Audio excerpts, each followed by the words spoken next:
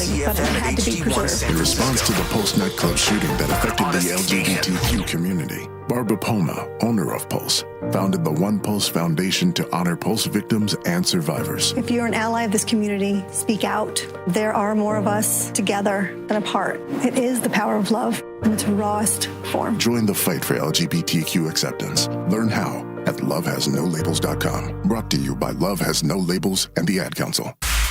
You're listening to 95.7 The Game, KGMZ-FM and HD1 San Francisco on Odyssey Sports Station and the home of the Golden State Warriors and Valkyries. Always live on the free Odyssey app and now coming to you live from the Laughing Monk Studios.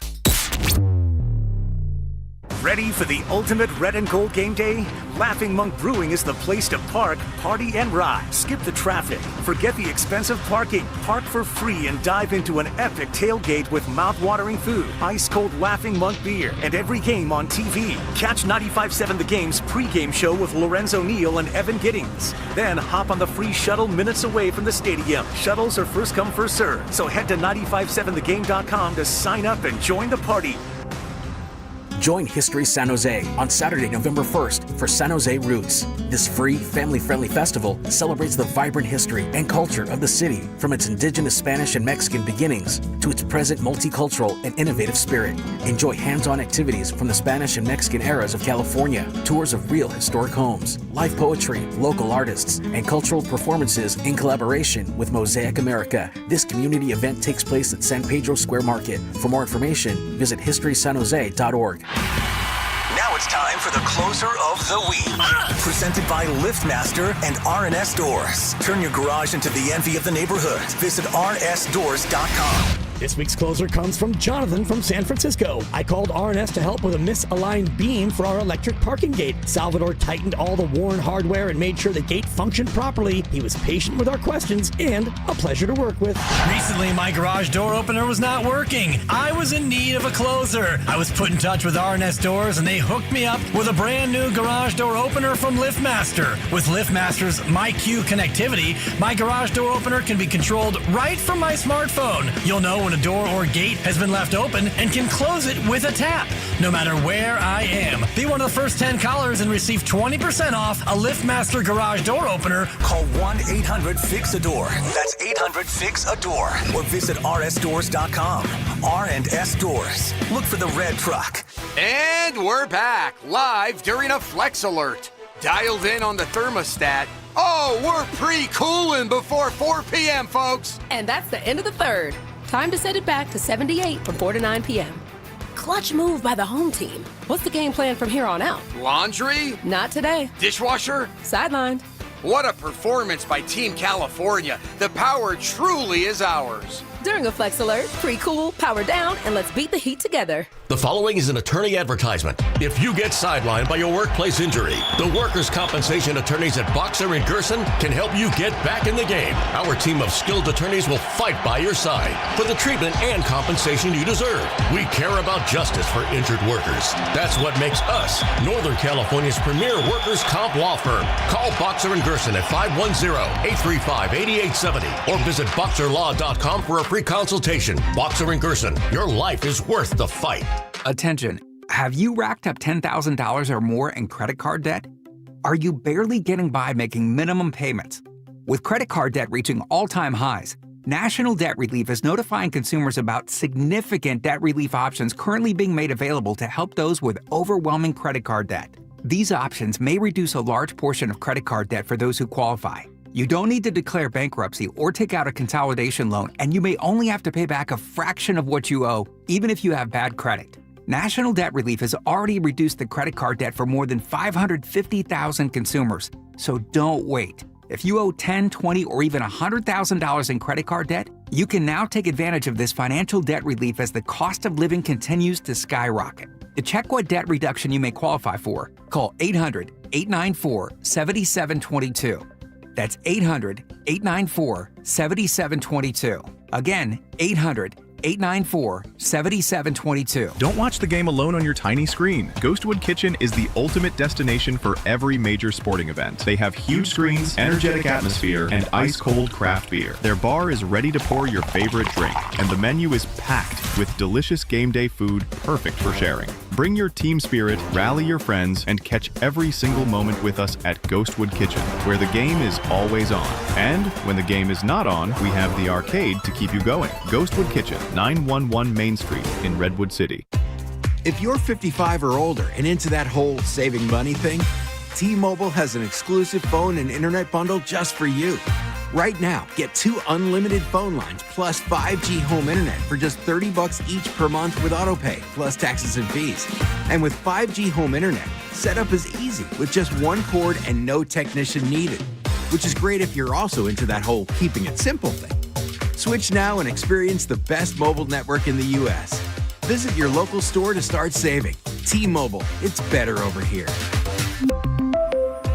Based on analysis by Ookla Speed Test Intelligence data Q4 2024 to Q1 2025. Ookla trademarks used under license. Unlimited on our network. Customers on voice plan may notice speeds lower than other customers and further reduction if using more than 50 gigs a month due to data prioritization. Video streams and SD on this plan. Home internet pricing after $20 and monthly bill credit plus $5 per line without autopay. Debit or bank account required. See 5G device coverage and access details at T-Mobile.com. In San Francisco today, early clouds, then sun with a high of 65 degrees. Weather brought to you by Staples. Have you heard? The Staples Easy button is back with even more easy. Press it for custom prints, shipping services, even passport photos. Staples. That was easy. Rise. Wake up.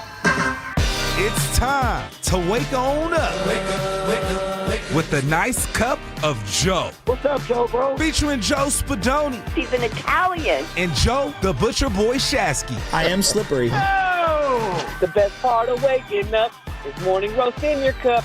It is the Morning Roast, man, on 95.7 The Game. 120 to 110. 2 days after they had a 121-111 win over New York, the fans clapping in approval, and the Bucks get one without Giannis.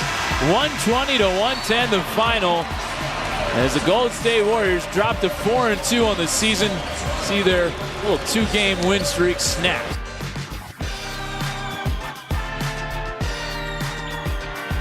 Oh my God, Kevin Dana on the call right here on 95.7 The Game, filling for the great Tim Roy. Warriors fall in Milwaukee last night, 120-110 the final. You heard it right here. Again, you're home for Golden State Warriors action, 95.7 The Game. And happy Halloween to all you lovely people just getting off work, getting ready for work, getting ready for the weekend.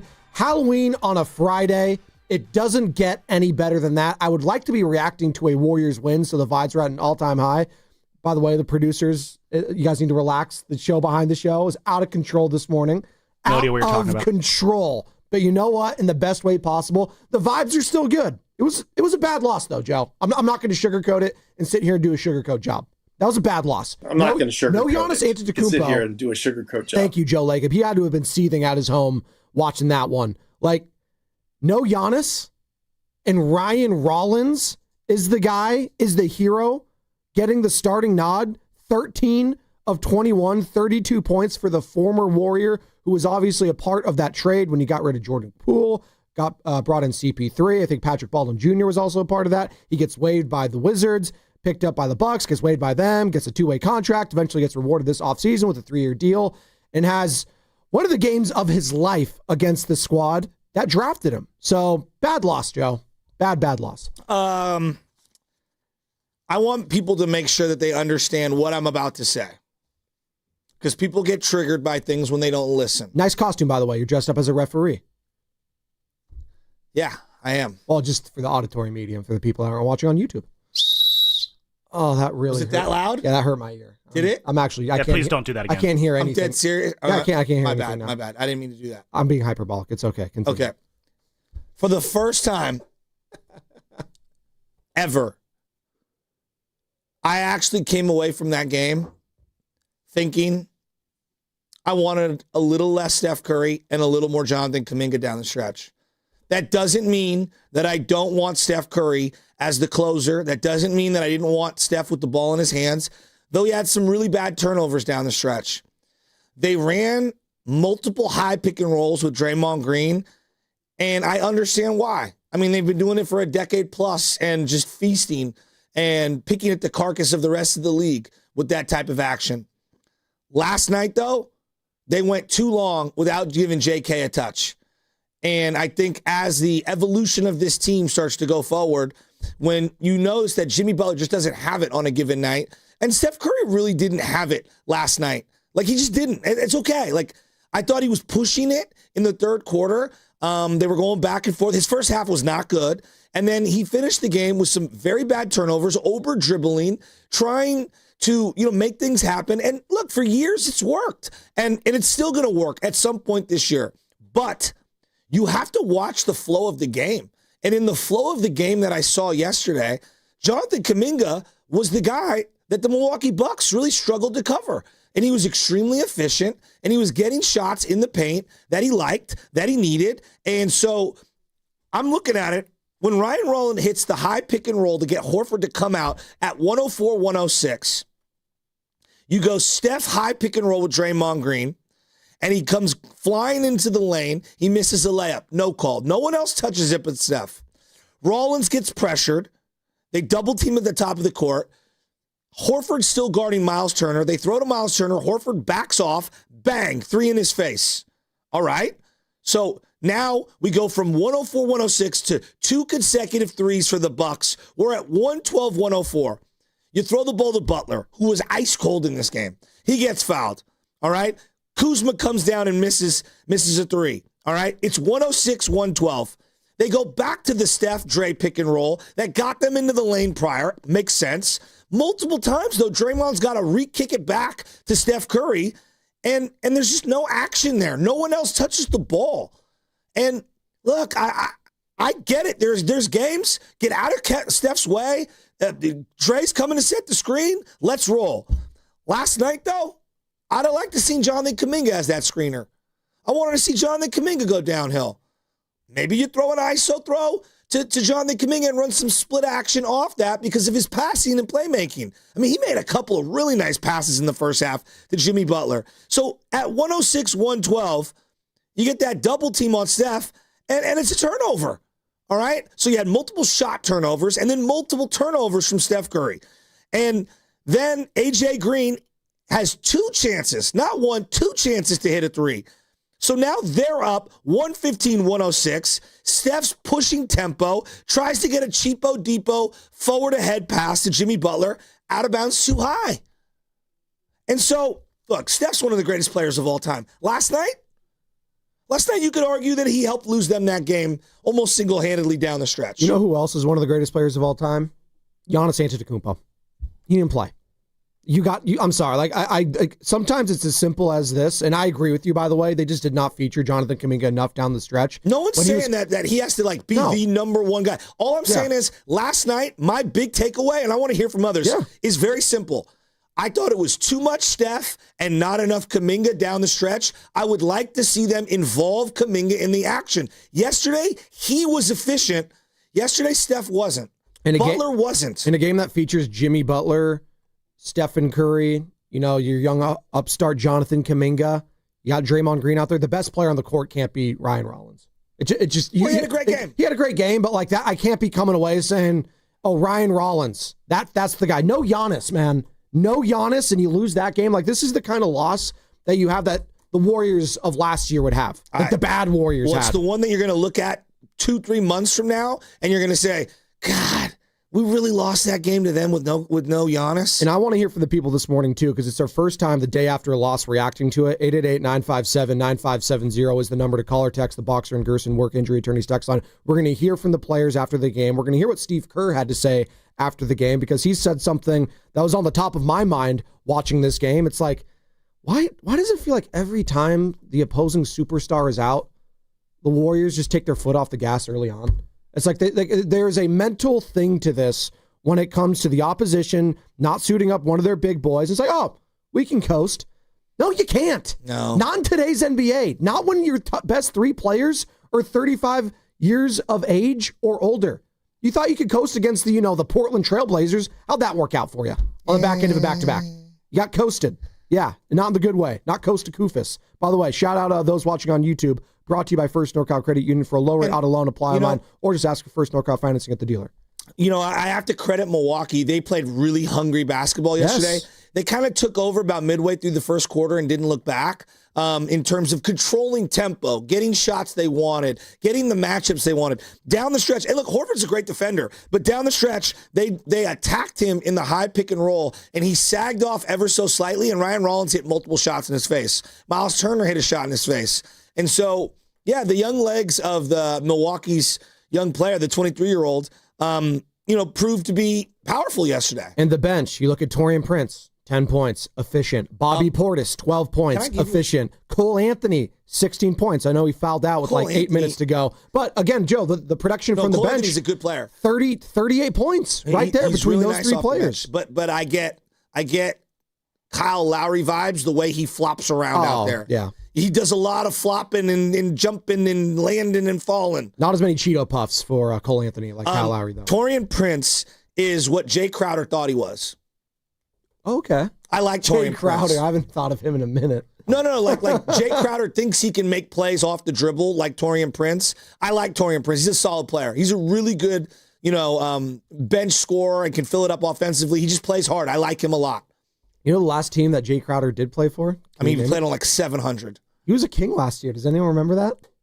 Exactly. Carter's shaking his head. No one remembers.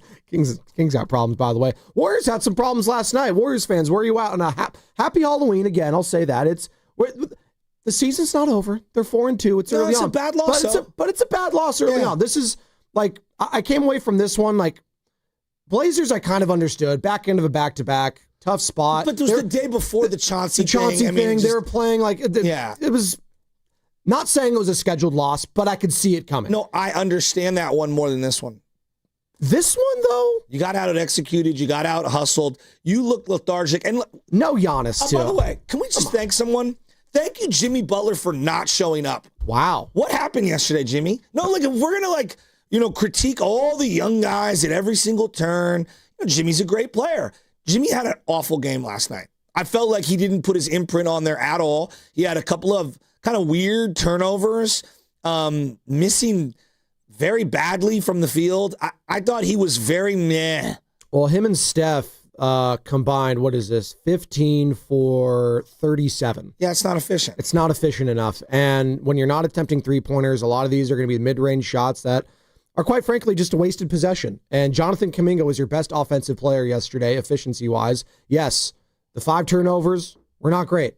I understand that. But Steph also had 5. Yes. So, and again, well, that's Steph, one's JK. Yeah, it was sloppy all around. I think we could agree on that. When you have 11 turnovers basically in the first half, that's not a recipe. On the road, you're not going to win games. Whether it's against the Milwaukee Bucks, and maybe, if it's like the Wizards or some team like that, you can overcome it. But even then, when you beat yourselves, you're going to lose. And, Ryan Rollins gets paid too. Kyle Kuzma, Miles Turner, Gary Trent, AJ Green, the white AJ Green. Yeah, he'll make you pay. He had a couple big shots late in that game, and it swung in their favor. I just keep coming back to the lack of a superstar with Milwaukee, and it's a superstar-based league. And you know what? Maybe they played invigorated too. Maybe people are sleeping on them, saying, oh, they don't think we have a chance because it's Giannis and it's Steph, and maybe Doc Rivers, a.k.a. Mock Rivers, said something with, I don't know if his voice is already shot this early into the season, but I keep forgetting that Doc Rivers is still coaching this league. As we were talking about yesterday too, like, I want Giannis on the team. I want Giannis. I don't know. It's just something about the lack of a superstar with the opposition. The Warriors still, to this day, not rising to the occasion. It's just like, come on, you can't sleep on any team now, guys. Come on. Joe, I also think that we need to be fair here. We were talking about how, hey, you won the Wiggins trade. I mean, you won that deal for D'Angelo. It was a great deal. Oh, yeah. We were playing all the, we were singing the praises of Jimmy Butler yesterday. And I think I'm seeing a lot of misguided stuff regarding Ryan Rollins. Ryan Rollins was traded in the Jordan Poole trade to the Washington Wizards and was essentially waived multiple times. He's on a 2-way deal right now. I think he signed a contract that's guaranteed. He did. But he was on a 2-way deal to start with. This offseason, he signed a 3-year, $12 million contract. What happened standard last NBA. year, though? So I'll give it to you. Yeah. All right. I'm going through it right now. So he was signed to a 2-way with the Milwaukee Bucks. There you go. And then he was waived and then signed to a 2-way and then eventually signed the deal that's awesome. So, This has got a lot of Jeremy Lin, the Warriors had Jeremy Lin for 6 seconds and no one knew what he was. Yeah. So I will defend the Warriors in this. No one could see what Ryan Rollins was going to end up being. That being said, he couldn't even crack the Wizards rotation back in 2024. Well, and he was hurt. Yeah. He didn't play for the Warriors at all. He was hurt. He had the foot injury. That being said, it is both are true. I don't blame them for the Ryan Rollins deal, meaning trade away. But it is also one of the worst trades in the last decade in the NBA, the CP3 for Jordan Poole trade. You gave up Patrick Baldwin Jr. after 1 year. You gave up Ryan Rollins after 1 year. You gave up Jordan Poole. You gave up a first-round pick, and you got the carcass of Chris Paul, and you let that contract money expire, and you didn't fill that vacancy. Well, it is an awful trade no matter how you slice it up. That doesn't mean that they're quote-unquote guilty of not allowing the Ryan Rollins things to kind of play out. I don't know. Maybe he has a spot here. Maybe he doesn't. Maybe he doesn't become the player. I mean, multiple teams had him. He had to go down to the G League. Just give Ryan Rollins credit. But that Warrior trade was an awful trade. Both things can be true to me. And Ryan Rollins had to do some maturing. I don't know if you guys remember any of this. It was kind of swept under the rug because he was already out of here. But back in 2024, in early part of January, he was charged with 7 counts of petty larceny after being caught shoplifting household items from a local Target store on 7 different occasions. Wait a minute. No, I didn't seriously, know this. yeah. What? Yeah. And in February 2024, he pleaded guilty to a single count of misdemeanor larceny. Wow. Yeah, that was Ryan Rollins. So he had some maturing to do clearly then as well. And hopefully he's got his head on. He got rewarded with the contract. He looked good yesterday against his former team. Sometimes, change of place, change of scenery. He looks like he's got his life on track now. Credit to Ryan Rollins. At no point in yesterday's game I was like, God, we really need Ryan Rollins on this Warriors team. The one thing the Warriors don't need is another 6'3" ball handling guard. I don't need that. They've got plenty of those. Hey, we're good. Hey, LeBron, we're good over here. Don't worry. Hey, Ryan Rollins, we're good. I think last night was a great example of, as this team kind of figures out who they are, because every year is a little different, and you go through streaks throughout a season.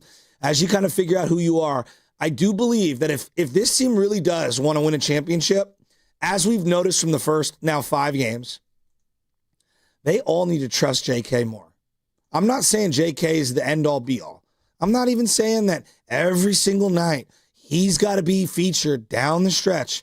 But in games where he's got it going, and he's clearly the mismatch opportunity to feature, they've got to find a way to work him in. He can't go 6 possessions, 7 possessions in a 1-2 score game and not touch it. 2 reasons. Number 1, he gets to his spots on the floor. Number 2, he gets to the free throw line. Yeah. Slows things down. Allows this team to set up their defense. His free throw percentage has been awesome this year, too. 8 of 8 yesterday. So, look, Steph's the man, but I think Steph needs to have a come to Jesus with himself that, hey, there are games where, hey, dog, you ain't got to force it. We love you. You're an all-time legend. Just trust in your teammates a little more down the stretch. And I thought that he was trying to put on the show last night. And look, you don't get the Denver performance without him trying to put on the show, right? Of course. So you're going to get way more than you give. I just came away from last night's game. First time ever, I was like, hey, look, man, Steph, you're the greatest. Love you. Just a little less of you and maybe a little more Kuminga. I think we pull that one out. We are coming to you live from the Laughing Monk Studios, Laughing Monk righteously brewed in San Francisco. We have a lot to get into today on this Halloween. Tony Vitello introduced yesterday to the media. Very interesting stuff coming away from that. Him, Buster, Manassian, all of it. I got a bone to pick with And somebody. we got a game behind the game when it comes to that. Yeah, I got a bone to pick. Well, both of us do, and we're up against it, and we're going to because I'm mad on behalf of someone. And this someone doesn't have to say anything. He doesn't have to address it at all. But I'm mad on behalf of this person, and he was in attendance yesterday at the presser. We're going to get into that, what Vitello had to say. Plus, we're going to talk some Niners with Jennifer Lee Chan. 8 o'clock covers the team for NBC Sports Bay Area. Brock Purdy, Mac Jones, what's going on there? Ricky Pearsall, MetLife Stadium, that turf. Oh, my God. And did you guys hear what Phil Simms had to say when he joined us yesterday? Pretty interesting stuff from a backup and starting quarterback perspective when it comes to quarterback controversies. Hey, Phil Simms is a guy that's won a Super Bowl and had to sit on the bench and watch someone else win a Super Bowl as well. Very interesting stuff from Phil Simms. You missed any of that interview, find it on YouTube or the free Odyssey app. That's what's coming up, brought to you by Fremont Bank, which is here for you and here for good. The NBA season tips off, and so does DraftKings' newest fantasy game. DraftKings Pick 6 is the easiest way to play for big wins, with every possession giving you a shot at real money. Here's how to play. Just pick more or less on 2 or more stats, and unlock the upside every game brings. The better your picks, the bigger your payout. Pick 6 is available in your state. Plus, new DraftKings customers can get $50 in bonus picks with just a $5 entry on your first pick set. Don't just watch basketball, cash in. Download the DraftKings Pick 6 app now and use code THEGAME. That's code THEGAME. Play just $5, get $50 in Pick 6 bonus picks. Make the call. Ride the upside. In partnership with DraftKings Pick 6. The crown is yours. Gambling problem? Call 1-800-GAMBLER. Must be 18 and over. Age and eligibility varies by jurisdiction. Void where prohibited. 1 per new customer. Bonus awarded as non-withdrawable Pick 6 bonus picks that expire in 14 days. Limited time offer. See terms at pick6.draftkings.com/promos. Joe Shasky here for Golden State Lumber and Showroom. Consider their Stockton Yard as the go-to resource for building professionals in San Joaquin County, with over 40 acres of premium building materials available to the public. For bigger jobs, you can count on Golden State's large fleet of trucks for timely delivery. It's their goal to keep your project on time and on budget. Building a better Bay Area for over 70 years. Golden State Lumber and Showroom. When you succeed, we succeed. Looking for lifelong financial guidance? Look no further than Pettinelli Financial Partners, your dedicated financial coaches for every stage of life's journey. Whether you're planning for retirement, starting a family, or buying a home, we're here for you every step of the way. Visit PettinelliFP.com. The financial consultants at Pettinelli Financial Partners are registered representatives with and securities offered through LPL Financial. Member FINRA SIPC. Investment advice offered through Stratos Wealth Partners, a registered investment advisor. Stratos and Pettinelli are separate entities from LPL Financial. Join Spadoni, Shasky, Steiny, Guru, Willard, and Dibbs for the Blue and Gold Summit live at Jackson Pleasant Hill Thursday, November 6th. Willard and Dibbs from 2 to 4, the Summit 4 to 6. Talk hoops, grab a drink, and enjoy happy hour specials only at Jackson Pleasant Hill on November 6th. Don't miss it. Boxer & Gerson, Northern California's premier workers' compensation law firm, helping injured workers get their lives back for over 40 years. Tempted to decorate for the holidays early? We like your style. Right now at Kohl's, save 20% on decor, hosting essentials, and more. Plus, get $10 off $50 spent. So go ahead, hang up that wreath, swap out those couch pillows for ones with snowflakes. And while others are panic shopping later, you'll already be cozied up feeling pretty great about these early Kohl's deals. Select styles. Offers end November 2nd. Some exclusions apply. See store or Kohls.com for details. Jumpstart MD is your Bay Area expert in weight loss and hormone care. And October is Menopause Awareness Month. Let's be real. One size fits all doesn't work. That's why Jumpstart MD created a personalized program that combines weight loss and hormone optimization, all for one low price. Even better, you'll save $200 this month when you choose the plan that fits your life. With 13 Bay Area locations and online visits, expert support is always within reach. Call 855-JUMPSTART or visit jumpstartmd.com to reclaim your energy, your balance, and your confidence. Ragnar the Terrible is interviewing at a big bank. Let's listen. Everyone, this is 5th century warlord Ragnar the Terrible. He killed it in his first interview. Not literally, but close. Ragnar, what would you do if a customer complained about high loan rates? I make video presentation.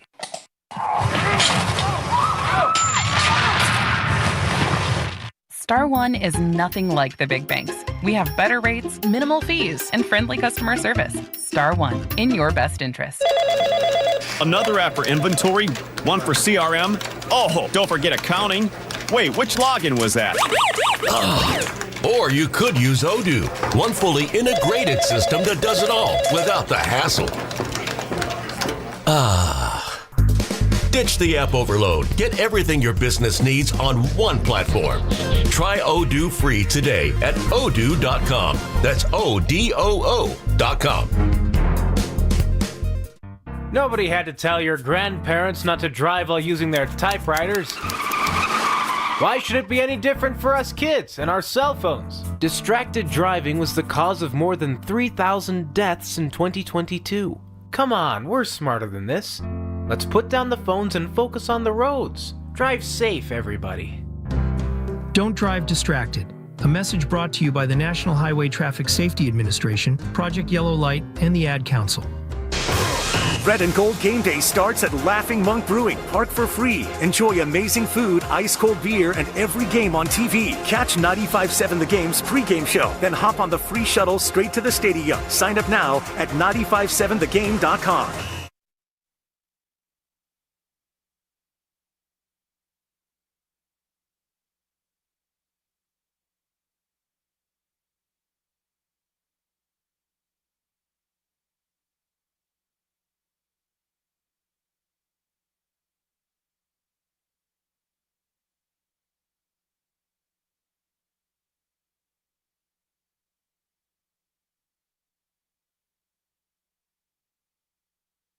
Ah, Monster Mash. It is Halloween. Happy Halloween to all you lovely people out there. It's the Morning Roast, Bedoni and Chasky. And what's that motto in Milwaukee? The Bucks have fear the deer. Well, I was fearing them yesterday. Hence Halloween today. 120-110, the final. Bucks improved to 4-1. Warriors fall to 4-2. No Giannis, no problem. I guess when you got Ryan Rollins starting, might as well have been Giannis yesterday. Dropping 32 points, 13-21, 5-7 from beyond the arc. I mean, there's a lot of Warriors fans hitting me up, DMing, we should have kept Ryan Rollins. It's like, you guys didn't even know. Before this game happened, Warriors fans, come on. You didn't know where Ryan Rollins was. You didn't know. Come on. I'm not tripping. I'm not losing sleep over Ryan Rollins. I'm happy for him. Sure, that is a great mindset right there. As you dressed up as a referee today. Yeah. Yeah, I mean, we've got our own young players that need to get minutes and time. Pajemski, it was a homecoming for him yesterday. Off the bench, 26 minutes. And like Will Richard made a couple of really nice plays. He had a steal. He did. At half court, pushed it forward. Like, I think Will Richard needs to play more. If there's one other takeaway over the first 4 or 5 games, and I know Pod's had a great game the other day. I'm sorry. Will Richard needs to cut into some of Pod's minutes currently if they're going to be playing similar positions. His defense is sorely needed on the perimeter for this team. I thought the big men struggled mightily yesterday. I thought Quinn Post got the start. He got iced out pretty quick. I know. Al Horford, 20 minutes, did not look very good. I know you guys were all encouraged the other day with Quentin Post. I kind of texted you guys on the side. I'm kind of out on him. Not on him in what way? Yeah. Last year, I got really encouraged. I was like, I think this could be a starting stretch 5 who could play 15, 20, 25 minutes. Yeah, I think you're looking at a 9th, 10th, 11th player, a rotational key. He's not tough enough around the rim in the paint. He's like Timu Brook Lopez. And I'm talking about like currently. You know what I mean? Like he's just not. I like him. He's just a random bench player. He's not a fringe starter. So like to me, there's levels, right? There's impact starter, there's fringe starter, or just starter, then fringe starter, and then there's like first couple guys off the bench, and then there's like situational spot player. I think he's closer to situational spot player than he is any of those other things. If I were to have like a hierarchy. We're reacting to a loss last night, Warriors fan. What was your takeaway from that? No Giannis, as he was probable earlier in the day, by the way, which I thought was very strange. Almost always, Joe, if you're probable, that's like 95% you're going to play. And then what was it? 30 minutes, an hour before tip-off, whenever you have to submit it. Giannis is out with a knee. I mean, thank God Stephen Curry was in the building for all the people that like paid tickets to see the Greek Freak play Stephen Curry. I don't think they paid to see Ryan Rollins and AJ Green and Bobby Portis. But that's not a good look for the NBA. It's just not. But I think we've said that a lot the last couple weeks. So, it's just... this is a bigger NBA conversation. Like I had like a tongue-in-cheek comment yesterday, like, are we sure they're all playing? You guys all laughed, and we just assumed that they would. And then, when I got the text message from Sam, I'm just kind of like, and people wonder why, the commoners scoff at the NBA at times. It's like, really? Like if Puka Nacua can go, what does Puka Nacua do? Even if he has a really bad ankle injury, what does he do? He's going to try to get out there. Yeah, exactly. Like, it's the nature of football. And I know it's different. Basketball, it's a long season. It's like, all right. Well, that's what I'm saying. Like, okay. Probable, you rarely get the downgrade to out after that. Like, that doesn't happen at all. Like, it's the conversely, when someone's doubtful, they like almost never play. Now, there's rare cases where that happens, but I feel like in the NBA compared to the NFL, that line is being blurred a little bit more. Just recently, remember Lamar Jackson and the Ravens got in trouble because I guess they were saying he was a full participant. But he was on scout team. And they weren't being like transparent. I don't know. It was all very weird. By the way, the Ravens looked really good yesterday, and the Dolphins just blow it up already. What are we doing? Like what are we waiting for? Get rid of McDaniel. Get rid of all these guys. Get rid of Tua, who sucks. Okay, you were excited for that game yesterday? Yeah, because the Ravens looked like I thought they would. 4 touchdowns for Lamar. Joe, look Count at me. them. Look me in the eye. I watched 0 minutes of that game. I watched a couple. And I'm proud of that. I watched a couple. Amazon Prime. 0 minutes. Crystal clear on Amazon Prime. We had our final K-2 clinic for baseball, and it was great. We did a big scrimmage. It was awesome. The kids had a great time. LJ got 2 hits. Oh, nice. And That's then, nice. I know, it was pretty funny. And then could use them. I came home. I watched the Warrior game. I did a thing that I've never done. Listen to this. I put my phone on Do Not Disturb and didn't get any updates on the wins, losses, whatever. Watched it because of YouTube TV from start, uninterrupted, and then slammed the iPad down at the very end when I realized they weren't going to win that game. When it was like 117-1. It was 117-110. I think Ryan Rollins or someone was it AJ Green or Rollins? One hit of a them. 3 to go. I think it was Rollins. Hit a 3 to go up 120-110. I just slammed it down. And I was just like, I think that was in Jimmy Butler's face too. Yeah. Yeah. And all I kept thinking was like, and again, like I love Steph. We all love Steph. Doc, in that game, get Kuminga involved. That's all. You can be the primary. Your secondary should have been Kuminga, not Draymond Green as the primary screener in that situation. Hey, Steve Kerr, what were your guys' biggest issues? It looked to me like fatigue, mental, physical fatigue. It did not look like our team out there. Our spacing was bad.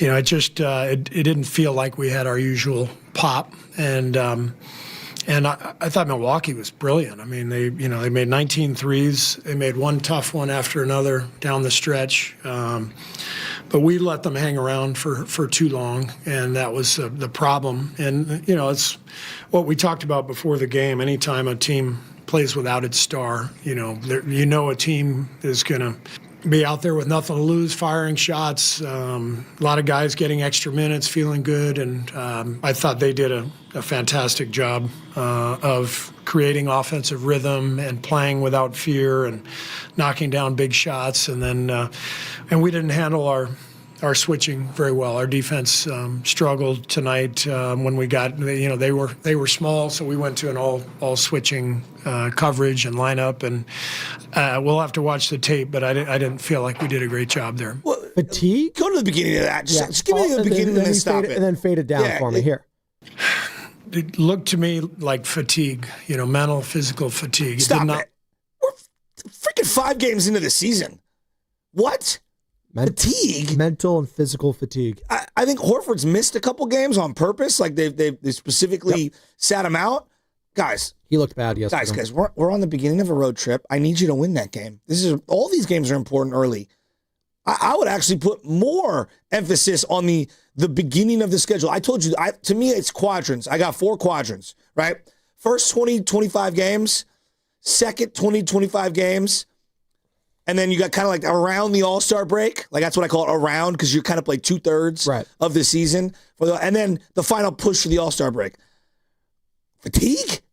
I mean, did JK look fatigued? The Bucks also played on Tuesday. I don't understand. The Bucks were without their best player. Like I don't. Fatigue is not registering for me right now. When the Bucks, again, I'm going to keep talking about this. No Giannis, man. Like they had the excuse built in. If they wanted to lose that game, they were like, okay, well, they didn't have Giannis, they have Steph, they have Jimmy, they have all the best players on their team. The Warriors had the best roster yesterday, and Ryan Rollins was the best player on the floor in a game with Stephen Curry and Jimmy Butler. That can't happen. When you have Jimmy and Steph, one of those guys has to be the best player. And actually, yesterday, I don't know about best player. I don't know about best because look, guys are going to have nights. Jonathan Kuminga was their best offensive player yesterday. Yeah. And he wasn't featured enough down the stretch. I think he had a turnover about 7 or 8 minutes. He was stripped down the lane. It might have been Rollins. I can't remember, but he got stripped down the lane.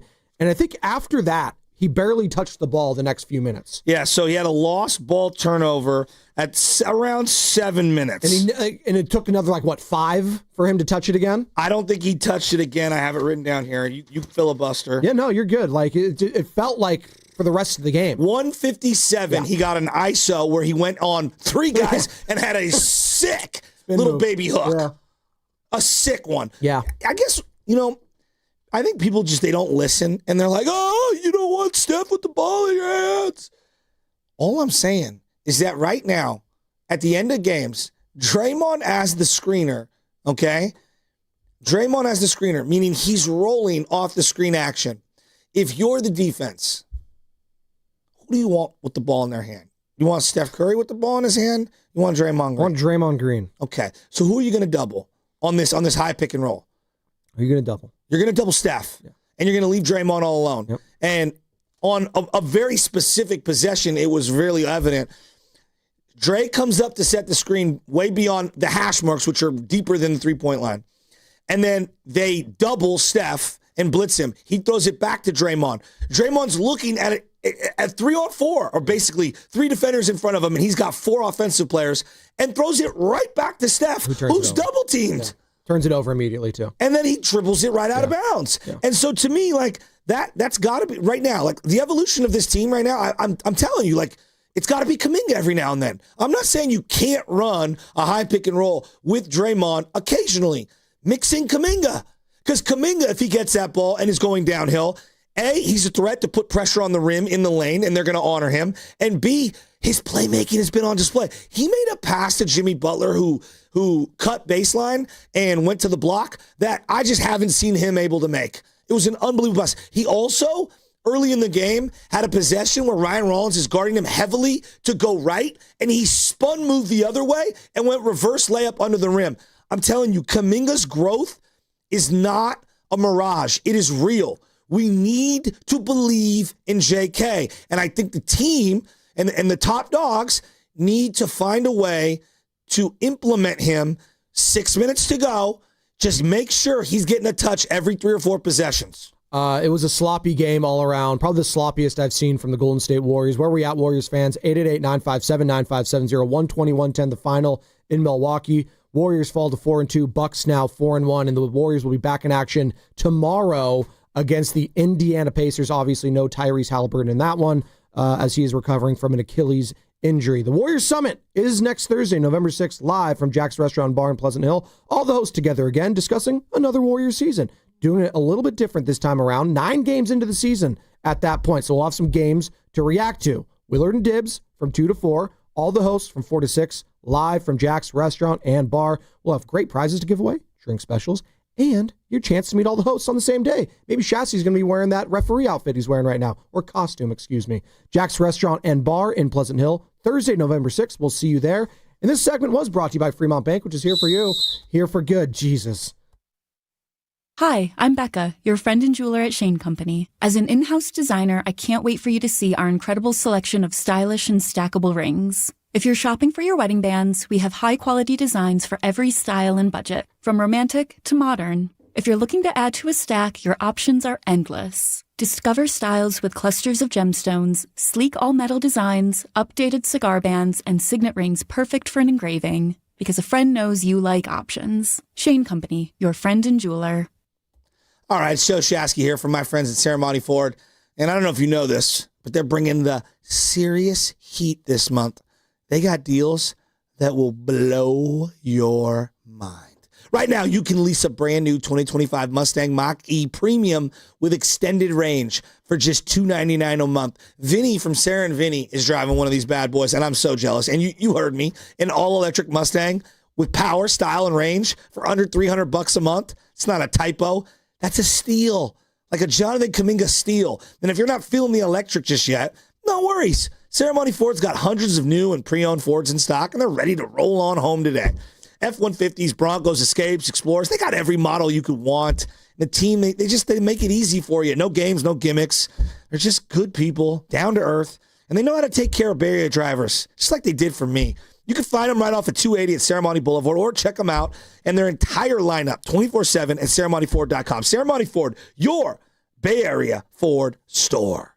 Prescription products require completion of an online medication consultation with an independent healthcare provider through the LifeMD platform and are only available if prescribed. Subscription required. Individual results may vary. Additional restrictions apply at lifemd.com. Read all warnings before using GLP-1s. Side effects may include a risk of thyroid C-cell tumors. Do not use GLP-1s if you or your family have a history of thyroid cancer. Confused on where to start with weight loss medication? 95% of LifeMD patients said starting their weight loss journey was simple. Go to trylifemd.com now and see the best options with or without insurance for Wegovy, Zepbound, and more. Brian was approved for insurance coverage and lost 100 pounds. I love the fact that insurance covered almost everything because pharmaceutical prices are going through the roof. The first time I realized that LifeMD was working for me was when the hunger started going away. I never thought losing weight would be this easy. It's given me more energy. I would recommend LifeMD to anybody. Nearly 96% of patients said they would recommend the LifeMD program to anyone who wants to lose weight. Get started right now at trylifemd.com. That's TRYLIFEMD.com. What if you had the smartest Wi-Fi? If you did, it'd be Xfinity, of course, and it'd come with their best state-of-the-art equipment. It would boost speeds to the devices that needed them most, prioritizing your most important connections, whether you were streaming, gaming, or gaming while pretending to work. And it would let you stream 4. That's right, 4 games on one screen. It would even power your mobile connection so you could bring faster, secure Wi-Fi speeds with you where you use it most.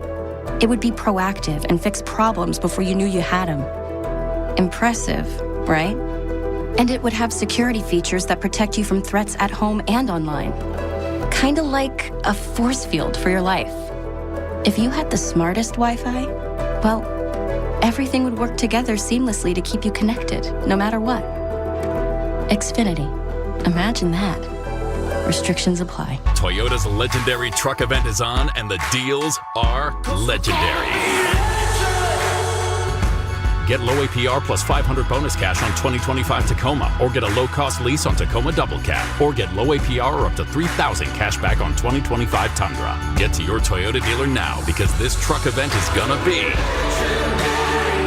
Toyota. Let's go places. Offers available through TFS to buyers with premium ready credit. Cashback available through TMNA and cannot be combined with other offers. Ends 11/3/25. There's nothing like when you get that part from eBay and it just fits. Yeah, the first time. So you can do less of this and get right back to more of this. At eBay, you'll find all the parts you need, guaranteed to fit, at prices you'll love. Sounds good, doesn't it? eBay. Things people love. Eligible items only. Exclusions apply. Nobody had to tell your grandparents not to drive while using their typewriters. Why should it be any different for us kids and our cell phones? Distracted driving was the cause of more than 3,000 deaths in 2022. Come on, we're smarter than this. Let's put down the phones and focus on the roads. Drive safe, everybody. Don't drive distracted. A message brought to you by the National Highway Traffic Safety Administration, Project Yellow Light, and the Ad Council. House stealing. It's a nightmare that's real. It's the FBI's term for thieves stealing your home's title and draining your equity. Just one fake document filed with a recorder, and scammers can own your home on paper, drain your equity, and do it all without you even knowing. Imagine waking up to a foreclosure or eviction notice. Listen to former title thief Matt Cox. What people don't realize is the ease in which this crime can happen. I can take the deed to your house and I can transfer that deed into my name. It's a great crime, and it's happening all the time. So how can you stop the nightmare and protect yourself? Find out if you're already a victim now at HomeTitleLock.com. Use promo code RADIO and get a 30-day free trial of their $1 million triple lock protection, a title scan, and access to a title specialist, a $250 value. Don't wait. Go to HoldTitleLock.com now, promo code RADIO.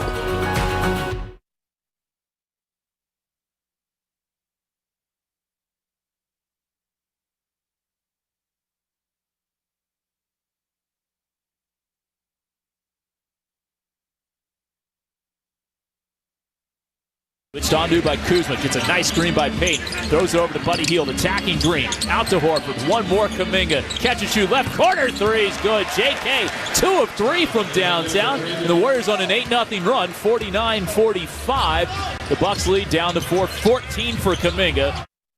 Bay Area, it's Jerry Stackhouse. You're listening to The Morning Roast with Joe Spadoni and Joe Shasky on 95.7 The Game. Thriller. Happy Halloween, Jerry. Kevin Dan on the call right here on 95.7 The Game, 121-10. Bucks win in Milwaukee.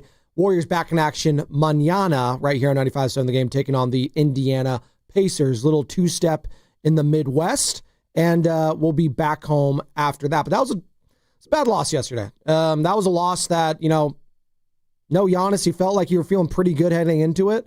With the way this team has been playing, with the role players, with Jonathan Kuminga, Jimmy, Draymond, Steph, the vibes were good. Season's not over. They're 4-2. Yeah, but you can't lose those games. But those are the kind of games where, I have Jimmy Butler here with Stephen Curry, with Draymond, with JK. Like, you had your starting roster. Like, you had your team ready to go. But they just came out flat. Like, I don't want to hear the fatigue excuse when the Bucks just played on a Tuesday, right? But to me, it's not just about how you come out, it's how you finish. And I thought how they finished was frenetically awful. Yes. Well, no, it started and finished the same way, Joe. Like, that's how it was. It was just bad. I think Steph needs to wear this one. I know people love him. He's great. And, it's like when your quarterback throws a couple of picks late, like, it's okay. Like, sometimes you do that. You misread the defense. Even Tom Brady made mistakes, people. I know. Yeah, he chose football over family. But like, that's the game. I'm not going down that road. Okay. He's talked about it. It's the sacrifices that he made. The thing that I keep coming back to, Steph played terrible down the stretch, and he needs to trust in Jonathan Kuminga. And like you referenced Jimmy Butler. I didn't think Jimmy Butler had anything going yesterday. Anything. I thought he was a bystander. And so to me, like, you have to have a feel of the game and understand who's hot and where my matchups are. And, if this team wants to truly believe in JK, and hey, JK, you guard the best perimeter offensive player all game.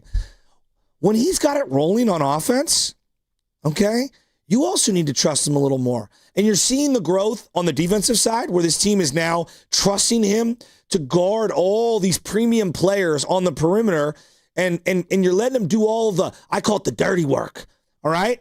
Well, now you need to reward him late in games occasionally and add him into the mix offensively when he's got it going and he's the mismatch that you need to exploit. And I didn't think Milwaukee had anyone who could slow him down yesterday. And I thought that it was just a terrible decision to have Steph Curry and Draymond Green as the multiple high pick and roll, half-court set offensive go-tos yesterday. I didn't think that was the play. And after Steph turned it over the first time, when Draymond was unwilling to even square up to the hoop, it's like, hey, now, okay, next possession, run Kuminga up there as the high P&R guy. Kuminga right now is a better offensive playmaker than Draymond. Yeah. That's not a hot take. That's called I'm watching the games. Yeah. And the growth is real. I'm asking the team, Warrior fans, and the players, can we trust JK a little more? I think he's earning it. And give him a little more. And he's getting into lane. He's drawing fouls. 8 of 8 yesterday. That's what he's been doing all year long, putting the opposition in foul trouble. And that was the thing I come away with yesterday. You look at the final box score, the free throw attempts were doubled in favor of the Warriors, Joe. The Bucks without Giannis, they weren't getting to the foul line. They were 9 of 13. Warriors are 25 of 26. Steph getting to the rack. JK, Jimmy, all that going. The only thing that was different was JK was actually being efficient shooting the ball as well. We got actually a special guest on the line. This? We're going to go to him in a second. This segment is brought to you by Golden State, serving the Bay Area for 3 generations. When you succeed, we succeed. Visit goldenstatelumber.com. So Joe, we were playing a lot of callers' reactions yesterday because, we were feeling good about where the Warriors were at with Jimmy Butler. Okay. And where Warriors fans were at when the trade went down versus now. It's just funny to look back on, right? A lot of people were very upset when the Warriors made the trade for Jimmy Butler, getting rid of Andrew Wiggins. They thought, wow, we just got even older as a team. We don't have any chance in this West. I think was a fair point of view the day of the trade. Sure, but it's just funny to look back and just how wrong sometimes we are. And you and I all the time. Exactly, we all are. I mean, look, I was probably one of JK's bigger fans on the air, and then by the end of the summer, I was so exhausted with the whole contract thing. I was like, get him out of here. How dumb does that sound now? You know? I mean, like, I'm willing to wear it. Here is one of said calls. Okay. Oh, can you pop me up, Carter? Hold on. One more time. One. There's no snare in his headphones.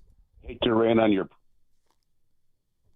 I don't know what's going on. I don't hear anything. I hate to rain on your parade, fellas, but that's the worst trade I could ever think the Warriors making. Wow. I've been watching that. Wait a minute. We gave away Robert Parrish. What are we talking about? We gave away Spreewell. We gave away Hardaway. We gave away Chris Webber for Daniel Marshall eventually. Jordan Poole for Chris Paul? I mean, Jordan Poole for Chris Paul, the worst trade ever? Hey, I'm talking about today's. It's the worst move they could have made. Okay. I'm 70 years old. I was a ball boy for the Warriors. I've been watching them for a long time, a lot longer than you two. Wow.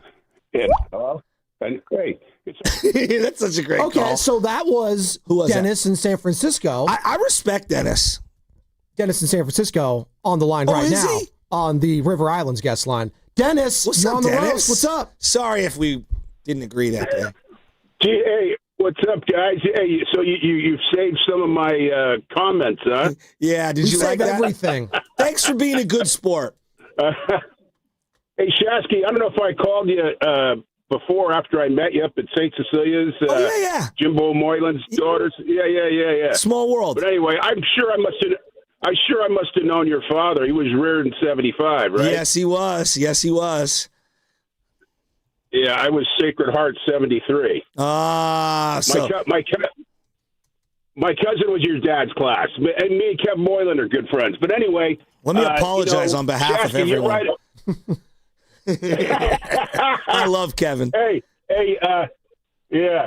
But anyway, you're right on the money, Shasky. I mean, you know me. I've been a JK fan for a long time, but I look at it. I mean, Steph Curry's one of the greatest players ever to play. Yeah. But what drives me crazy? How many times have we seen that movie that we saw last night with Draymond and Steph playing catch? It's the turnovers. Draymond and Steph playing catch, and Steph throwing the ball away. Yeah. And as great as he is, that's what he drives me crazy. But it's not, and J.K. standing on, he had 16 in the first half and hardly saw the ball in the second half. Exactly.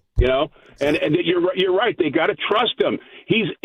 I'm hoping that Butler can really mentor him. If you could put Jimmy Butler's brain in Jonathan Kuminga, he'd be unstoppable.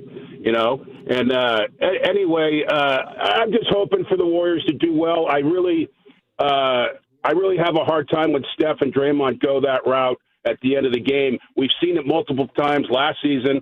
It ends up in turnovers. Yep. They're both throwing the ball away, and they're getting old. I mean, Steph, how can you expect Steph to do this night in and night out? He's going to be 38. It's a great point. You've got to have another option. Yeah, you've got to have another option. And J.K. has shown us so far, and they don't even feature him at anything. And it looks like this whole season so far, it looks like Steph still doesn't trust him. The Denver game, he was open. He wouldn't throw him the ball. Last night, he was open several times, and Steph didn't throw him the ball. So, I don't know. What do you do? No, you know Dennis, I think this is going to all come with time, right? It's going to take time. So, the first point. Dennis is a good sport, by the way. No, he is a good sport. And it's random that I met him, and he knows Small a lot world. Of people I know. There you go.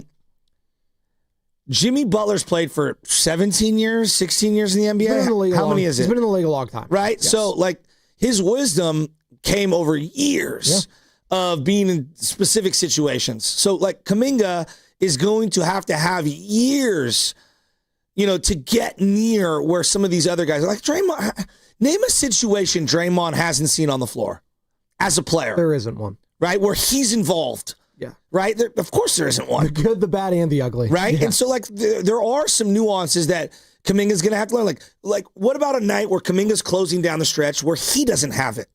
Yeah. And his jumper's not falling. And he can't get to the rim. Right? That's going to be a nuance for him that he's going to have to overcome.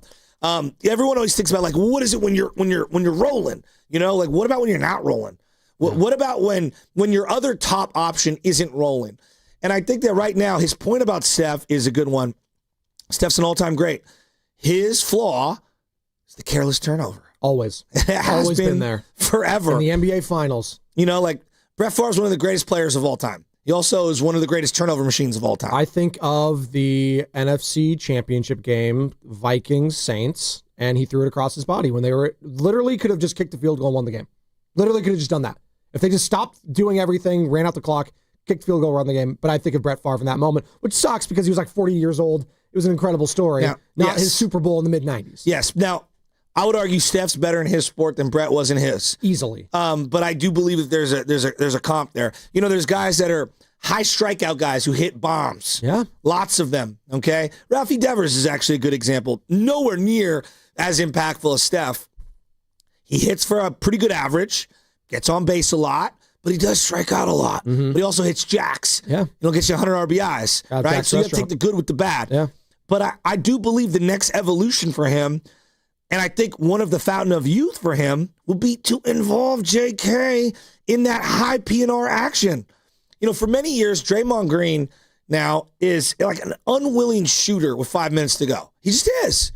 The first half, Draymond, and then there's second half closing Draymond offensively.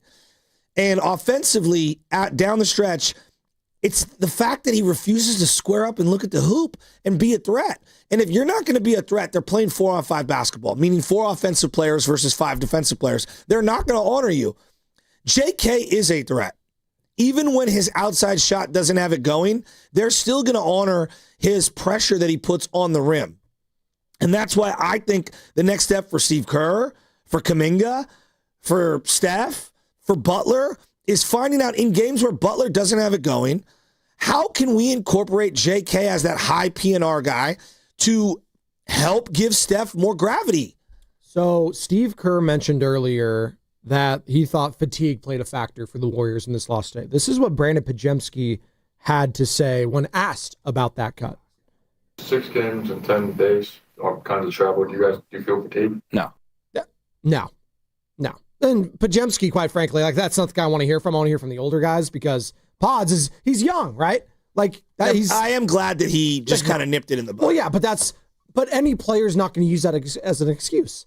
The other guys are probably tired. Like that's always the comparison. Like, oh, are you guys tired? I was like, well, they just played Tuesday. I get it. It's at home, but like we're acting like a 4-hour flight is so damn draining for these guys when they had a day off in between.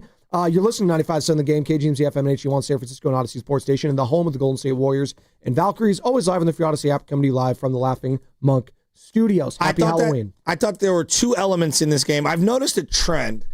The Eastern Conference teams really do have a good feel for how to defend Jimmy Butler. Whether it's Miami.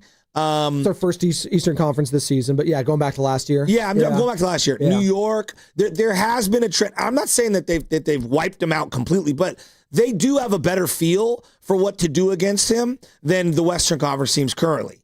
Now, that might sound really nuanced, like, Joe, come on, everyone's got this guy to report. No, I really do think that there's like a little something there. Horford played horrible yesterday. Awful. I thought he was a giant, like, negative. And defensively, he's been really good, I feel like, early on in the season. Yesterday, not so much. And they really attacked him in the half court. I thought it was just on the perimeter. I thought it was just a bad matchup for him. Just the entire game, they isolated him. I thought Ryan Rollins, whenever he wanted and he saw the switch, he's just, hey, give me Horford. Step back 3, boom. Like, you know who killed him? Who? Bobby Portis killed them yesterday. Bobby Portis. I mean, Bobby Portis was hitting threes. That's another big guy. He went into the lane. Yeah. Bobby, I would love to get by. He's the stretch 4 we've really lacked. What is he? 6'10"? I love him. He's huge. I love him. Miles Turner. Like these are big, even without Giannis. Like that is what makes that Bucks team intriguing to me. Still, I think everyone says, and it's a wide open East, by the way. Like anyone that's shoehorning in the Knicks or Cavs, like okay, sure. Like, are you going to trust those teams? Giannis is actually it's one. Too early for me. It's too early. But like, it is intriguing when you think of like how big and powerful that team could be. Turner, Giannis, Portis. It's intriguing. Now, we'll see because the Bucks have been one and done and struggling to make the playoffs the last couple of years as it is. And no Giannis yesterday. We'll know. That just sucks. I didn't get to see him on the court, by the way. And this is one I wanted to play because I mentioned it earlier. Steve Kerr. Like, what is it with the Warriors when they play teams without their stars?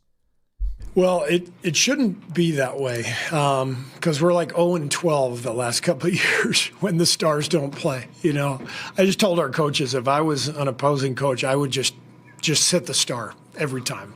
It's these are games that as a coach, you know, as a staff, As soon as you hear that the star is out, you're terrified because we've just seen it a million times. Every NBA team is loaded with talent. You saw those guys out there, firing threes, and everybody can play in this league. And when the star sits, everybody gets excited. This game did not surprise me, frankly. Really? This game did not surprise you? Okay. There's part of me where I get it. I don't want to. He's laughing it off. It's early in the season. They're 4-2. But being like 0-12 or whatever, it's hyperbolic. Why? Why is that? I want to find the root of the problem, Steve. Do you just not want to say your players are they take their foot off the pedal when the stars are out? I do believe like when the boss here isn't here, like at this station, we all goof around a little more. Maybe a little bit. Come on. Maybe a little bit. Is he out today? Is he here? No, he's here. I told him we're going to get breakfast. Is he dressed up? And he's like, tell Carter to not leave the board. I can't have him just walking out of the studio. Carter's face. I love you, Matt. Is he dressed up today? I need him more worried about cuts and less worried about food. Wow. Hey, the guy's a large man. He's got to eat. Come on. Yeah, but he's giving me a Quentin Post performance today. Well, hey, 9 minutes too many. He's got a couple rebounds. He had one offensive. Yeah, QP was terrible. He was bad. He was 10 minutes, 0 I know, points. like everybody was turnovers. really excited the other night, and I get it. He plays with a little bit of passion. I'm so iffy on him right now, and I was really high on him last year, and I feel like I'm walking that back currently. Their two bigs just struggled yesterday, and Milwaukee's were balling. Who was the second big? I mean, Al Horford. Yeah, that's true. I thought you meant TJD. I was like, I don't even think did TJD even play? I don't even remember him playing. Has he? Yeah, no, he hasn't played. And your boy Pat Spencer There you go. Did not play as well. Will Richard, 12 minutes. Pajemski, 26. Moody was not very good. Yeah, 10 minutes Moody off the bench. went, But he was that thumb, man. I don't know what's going on there. Like he was questionable with it. Is that bothering him? Oh, if that's something. Do you need to put him on ice for a few games to get that right? Well, I don't know. Yeah. You might have to. The other guy that I keep looking back at, and I know he led the team in plus minus last year, and I was always like, guys, combinations you play with, the bulk of your minutes do matter. Like last night, I think Will Richards is, Will Richard, minus 10. I didn't see minus 10 production. No, that's where the plus minus lies. You have to watch the games. Al Horford was a minus 20. That felt right. But that felt not right. Maybe not that large. Not that bad, yeah. But yeah, I would agree with you. Assist to turnover ratio. Right now, Pods' assist to turnover ratio to me is in the danger zone, and I'm really worried about him. He's taking a lot of shots, which are, I guess, good shots. The ball's in his hand. He's going to be left open. I want him shooting when he's hitting. Like, there's a happy medium. Assist to turnover. That's the area that he specifically has got to clean up. He's a good rebounder. I think defensively, he's overzealous. That's the way I would describe him currently. He plays way too tight on guys, too far away when they're not threats. I think he needs to do a better job understanding who is the player he's guarding. What is that guy's strengths and weaknesses? I think he's struggling there. I think defensively, his IQ is not great. He goes out on guys who are non-shooters. They blow by him. He gives too much room to shooters. He's, hedging on some of these screens and leaving the wrong guy. I think defensively, I'd love to just sit in the room with him and whoever the Warriors are and see what are they emphasizing, because I don't get it. He's in bad positions, and I think he's too smart of a player to play that poorly defensively.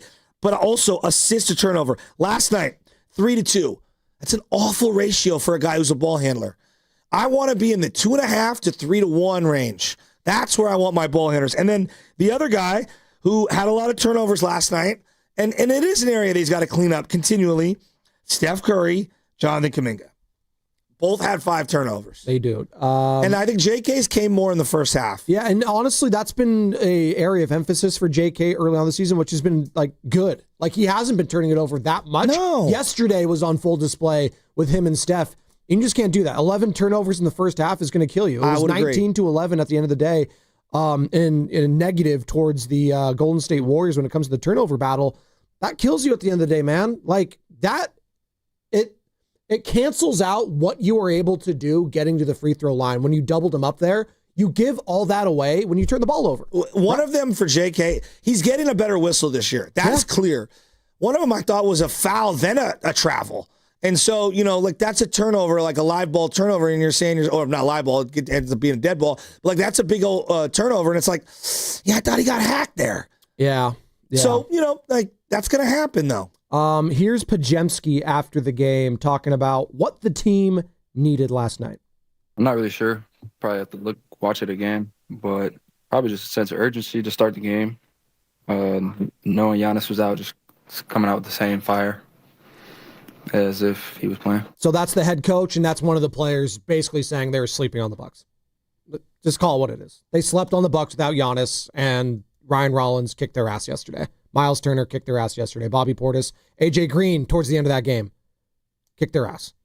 And you lost the game when you had Stephen Curry, Draymond Green, and Jimmy Butler all in your starting lineup. It's a bad loss. Like, if you just put it like that, straight up, Joe, it's just a bad loss. There's no sugarcoating it.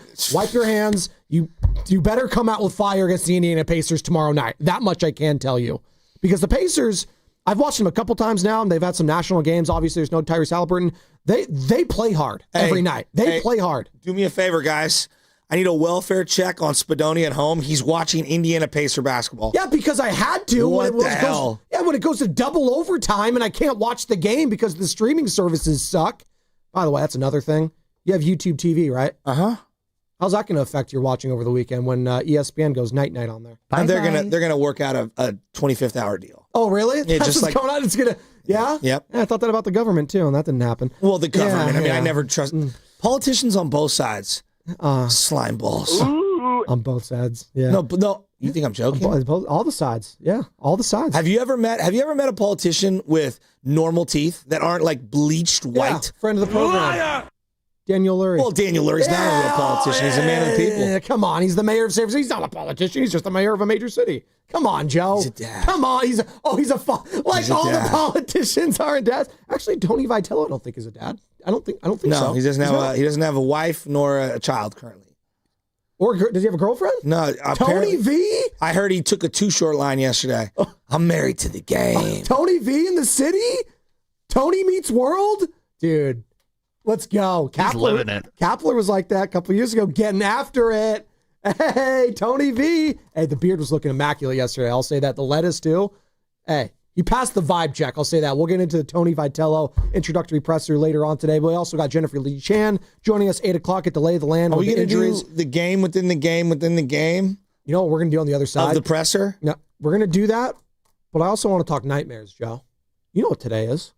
It's Halloween. Okay, Meek Mill. Give me your greatest sports nightmare scenario on the other side. It's easy. Brought to you by Crystal Geyser Alpine Spring Water. What makes Crystal Geyser Alpine Spring Water different? We always bottle our Alpine Spring Water less than 1.5 miles from the spring source, and all our bottles are made with 50% recycled plastic from our own recycling plants. Crystal Geyser, bottled at the spring source. Hi, I'm John with Jack's Restaurant and Bar. My brothers and I recorded our first commercial a while back. It got a little chaotic, so I'm here today. What's going on here, bro? Are you recording a commercial without us? Guys, no, I'm just trying to what? Take all the credit for our half-pound all-natural burgers? Or the best fish and chips or around? 7 mac and cheeses and 14 sandwiches, including a French dip that will change your life? Or our homemade meatloaf, pot roast, and next-level lamb chops? Or that chops? people can order takeout and delivery by visiting ilovejacks.com? Guys, no, I'm just went behind our backs. I knew he would. Wait till we tell Mom. Oh, please don't tell Mom. Real family, great food, ilovejacks.com.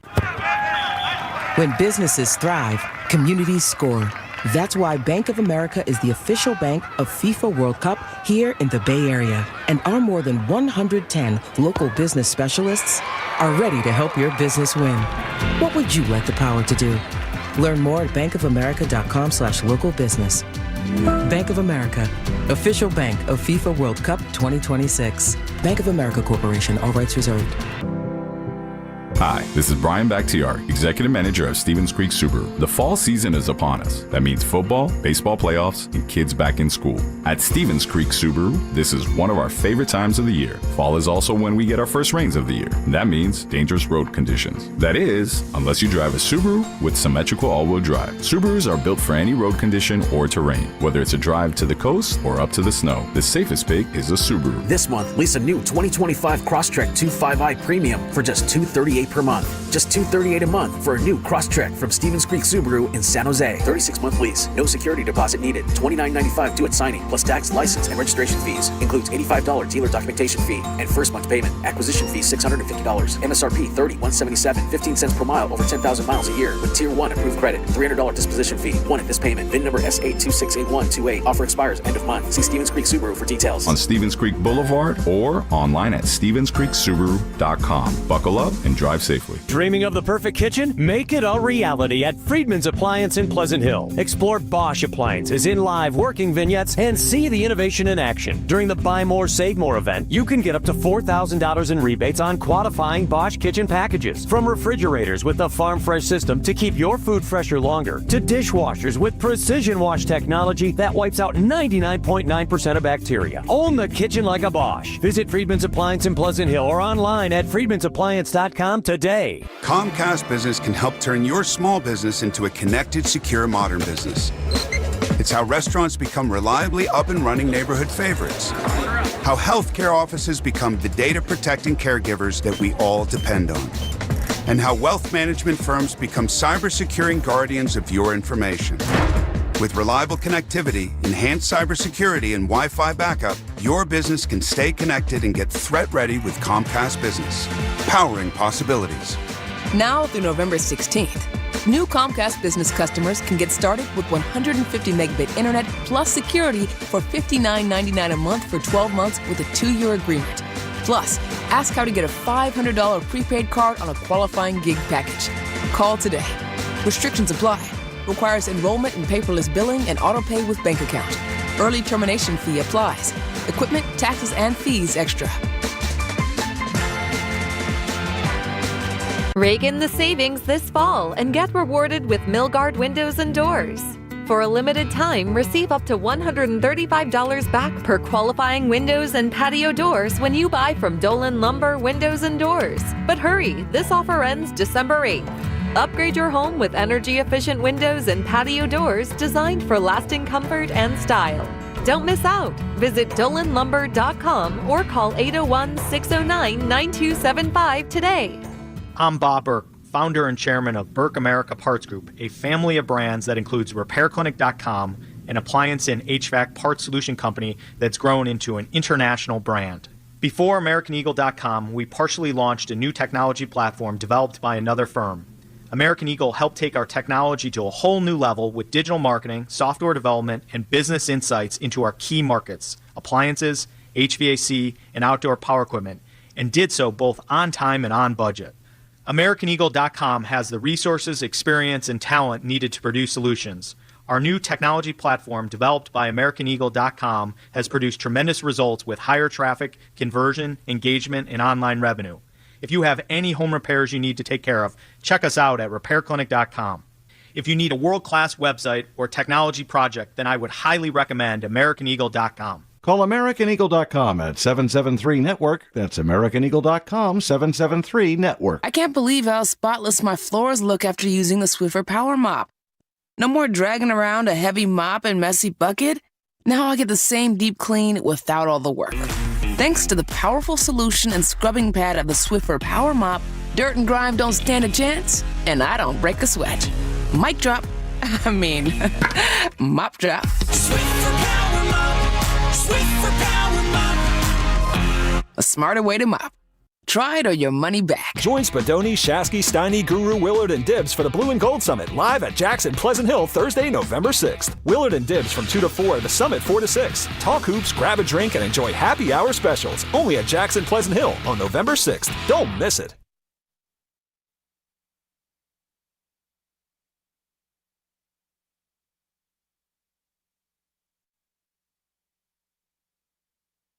Absolute banger of a song. Dub Nation, it's Quinton Post. You're listening to the Morning Roast with Joe Spadoni and Joe Shasky on 95.7 The Game. Okay, so you could go the Flying Dutchman, Quinton Post from the Netherlands, which is the ship of Davy Jones. So we're going cross correlation here with some Halloween spooky stuff. Ghost to the Post, famous play NFL history, Dave Casper the Friendly Ghost. There you go. Also, this rejoin, Nightmare Before Christmas, all time. You know why it's a great movie? Because not only can you watch it during Halloween time, you watch it during when? Christmas time. Because it's both a Christmas and Halloween movie. And today, by the way, lost Joe, his mind, dude. But by the way, young Benjamin, my son Benny, going to be dressed up as Jack Skellington today. So there you go. Shout out. Sounds like a new album that's being debuted. Young Benjamin. I know. I like calling him Young Benjamin because it sounds like a rapper. Young Benny, all about the Benjamins. Can we have Money in the Bank? Young Benny Blanco. That's right. Oh God, not Benny Blanco. Yeah, White Mike. Benny Blanco from the Bronx. Yeah. You don't know the movie? No. White Mike, Benny Blanco. It's just Blanco means white. Thanks, Coach. I just didn't know. Do you know knew where that. Benny Blanco came from? Hey, how about you educate the audience? Do it. Come on. Carlito's Way? Carlito's Way. Yeah. Sean Penn. Yeah. Johnny Depp. All those guys. There we go. John Al Pacino. Leguizamo. Yeah. It's okay. Benny Blanco from the Bronx. Bang! And he shoots him right at the end. Sean Penn's hair is my favorite part of that entire movie. The perm. So he's still doing it. His best role, by the way, Spicoli, Fast Times at Ridgemont High. He'll never top that one. It's a great role. It probably is his best one. I would nominate Mystic River as a classic. Very good movie. He won an Academy Award for that one. And Colors is super underrated. Oh, with not Robert Duvall. Robert Duvall? Yeah, Robert Duvall, right? Yeah. That's the older guy in that. Shout out Tom Hagen, Godfather 1 and 2. And 3 was he? I don't care. I don't watch Godfather 3.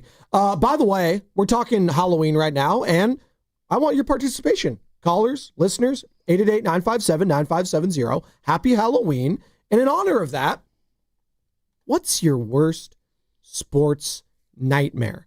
So you can give me any scenario, sports nightmare. It can go from, personal Little League stories. It could go from soccer. It could be sports, Niners, Warriors, Giants. Doesn't matter. Shasky, you had one last night on the show call that if it happens, I am sorry to all these fans of this certain team because that would be a nightmare scenario. Go ahead and lay it on. In no order, but given that tonight is one of the games. Which is pretty cool, by the way. World Series on Halloween is pretty sweet. Yeah, it's awesome. It's awesome. So. Do they celebrate Halloween in Canada? Let's say it's game 7. Series is tied. Bases loaded. Oh, so the Dodgers win tonight in this scenario. Mm-hmm. Okay. You're talking about nightmares. Okay. It's game 7. It's the 9th inning. Bases are loaded. They're down 3 runs. Shohei Ohtani steps to the plate, and instead of walking him, they pitch to him. He hits a grand slam. They go up 1. He comes out in the 9th inning. He closes the door. They win the World Series. Back to back. Wow. Oh, my God. And it's a ground ball to Mookie Betts. That would literally be remembered as maybe the greatest World Series performance ever then.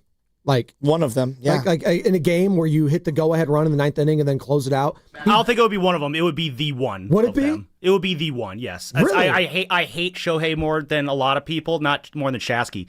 But even I would have to admit that I don't know if you top that. God, and that would be a nightmare. That might be my nightmare. The heartbreak in Toronto for that. Do they celebrate Halloween up there, by the way? Is that a thing? I'm asking. I don't know. And why are you looking at me like that? I don't know. It's an American thing. Do they celebrate Halloween in Canada? Oh, who cares? 888-957-9570. Everyone gets full candy bars up there. Jeez. God, well, you guys are all Canadian fans, apparently. You guys are singing Oh Canada. I hear Willard singing it. You guys singing it. You guys love Canada so much. You should know about it. Just asking. I'm just a fan of the country. I don't care about their Halloween practices. You're not a fan of the country. You're a fan of any team playing the Dodgers. Don't lie to us. You don't like Canada. You don't care about the Vancouver Grizzlies. All right, let me paint another picture. Another one. Let me paint another nightmare. We're doing nightmare scenarios in honor of Halloween. Nightmare sports scenarios. 888-957-9570. I think the Super Bowl's February 8th this year. Oh, I got one for that. Yeah. It's Fat Andy and Patrick Mahomes. Hold on. We cannot be just calling a guy Fat Andy who's not Italian. All right? It's not PC anymore to call his own Fat Andy Reid. All right? It's the big fella. It's Fat Andy coming for that 4th Super Bowl to tie Joe Montana for him to eclipse Bill Walsh at Levi Stadium. And it doesn't matter to me. It could be the Eagles going for back-to-back, or it could be versus Sean McVay and the LA Rams. We would lose in any of those scenarios. Whether Mahomes wins and he gets his 4th, he ties Montana, and Andy Reid jumps over Bill Walsh with a 4th ring, or McVay wins his second at Levi's with his grandfather's McVay retired Ring of Honor plaque up there near the press box, or the Eagles win back-to-back and Sirianni wins 2. I got a unique one. 2! I think potentially, and I know you might be rooting for him or this team. What if Harbaugh and the Chargers win it at Levi Stadium? I don't think that really. No, I mean, you don't think Niner fans would be calling the day after that saying we should have never gotten rid of Harbaugh? That's a different. No. But you're asking about the list of nightmares. That one's relatively low currently compared to the other ones. I think most Niner fans would root for Harbaugh to win it all. Really? Yes. Okay. I do. I think that they like a lot of. I personally would root for Harbaugh to win it. If that were the scenario, I'm with you. I would root for Harbaugh to win it. I like Harbaugh. I've always liked Harbaugh. Now, would I then also simultaneously say Jed was so dumb for what he did? Yes. Let me be clear. That's Jed York's nightmare scenario. There you go. How about That's that different. one? Is that better? That's totally different. That's Jed York's Totally different. nightmare scenario. Totally and different. I actually kind of like to just throw that to the callers. What would be the nightmare sports scenario for the Warriors, for the Giants, and for the 49ers? For the Niners, with this year, the Super Bowl being at Levi's Stadium, if somehow, some way, and it's not going to happen, but we're doing nightmare scenarios, and this is all hypotheticals. The Dallas freaking Cowboys won at Levi's Stadium. Are you kidding me? I know what you're saying. Like, no. Just think This about is it. not happening. Okay, but see, you can't even play the game. Because there are certain things that I know. It's like, for example, Joe, I want you to pretend like you could fly. No, I'm never going to fly. So I'm not going to grow wings, and I'm not going to fly. The Cowboys will not go to the Super Bowl. Okay. And if they do and they win it at Levi's, how are you going to be feeling? Stop it. Stop it. If the Seahawks won it at Levi's, I would be hurt. Oh, and if Sam Darnold rebuilt, came back and then won it More before than we the did, I'd be Rams? pissed. With Sam Darnold at quarterback? Look, you know what? That one I would That's actually pretty bad. Yeah, that's pretty In a bad. weird way, I think, more than the Rams, because they would have gone through a whole rebuild and then won a Super Bowl before we did. Yeah, that would have been awful. That's a really good point. And they got rid of Carroll, they got rid of Geno, they got a new head coach and a new quarterback. Wow. That would be bad. I'll paint you another one for the Warriors. Paint it. Picasso. Any kind of off-the-court controversy for Steph Curry. Oh, yeah. Don't put that evil on him. No, I'm not trying to. I'm not on. even. You're asking about a nightmare, and I'm just That is a telling you. nightmare. We don't want that. He's so Suspicious poker games. He's just so perfect. It doesn't have to be. Yeah, I'm not going to get specific. He's just such a perfect role model for so many kids out there. Like, I just don't want him to be tainted with anything. Like, it's too pure. He's just a one of one. He's a unicorn. Like, I just don't want any scandals. Who would you hate losing to in the most in the playoffs this year if you're a Warriors fan?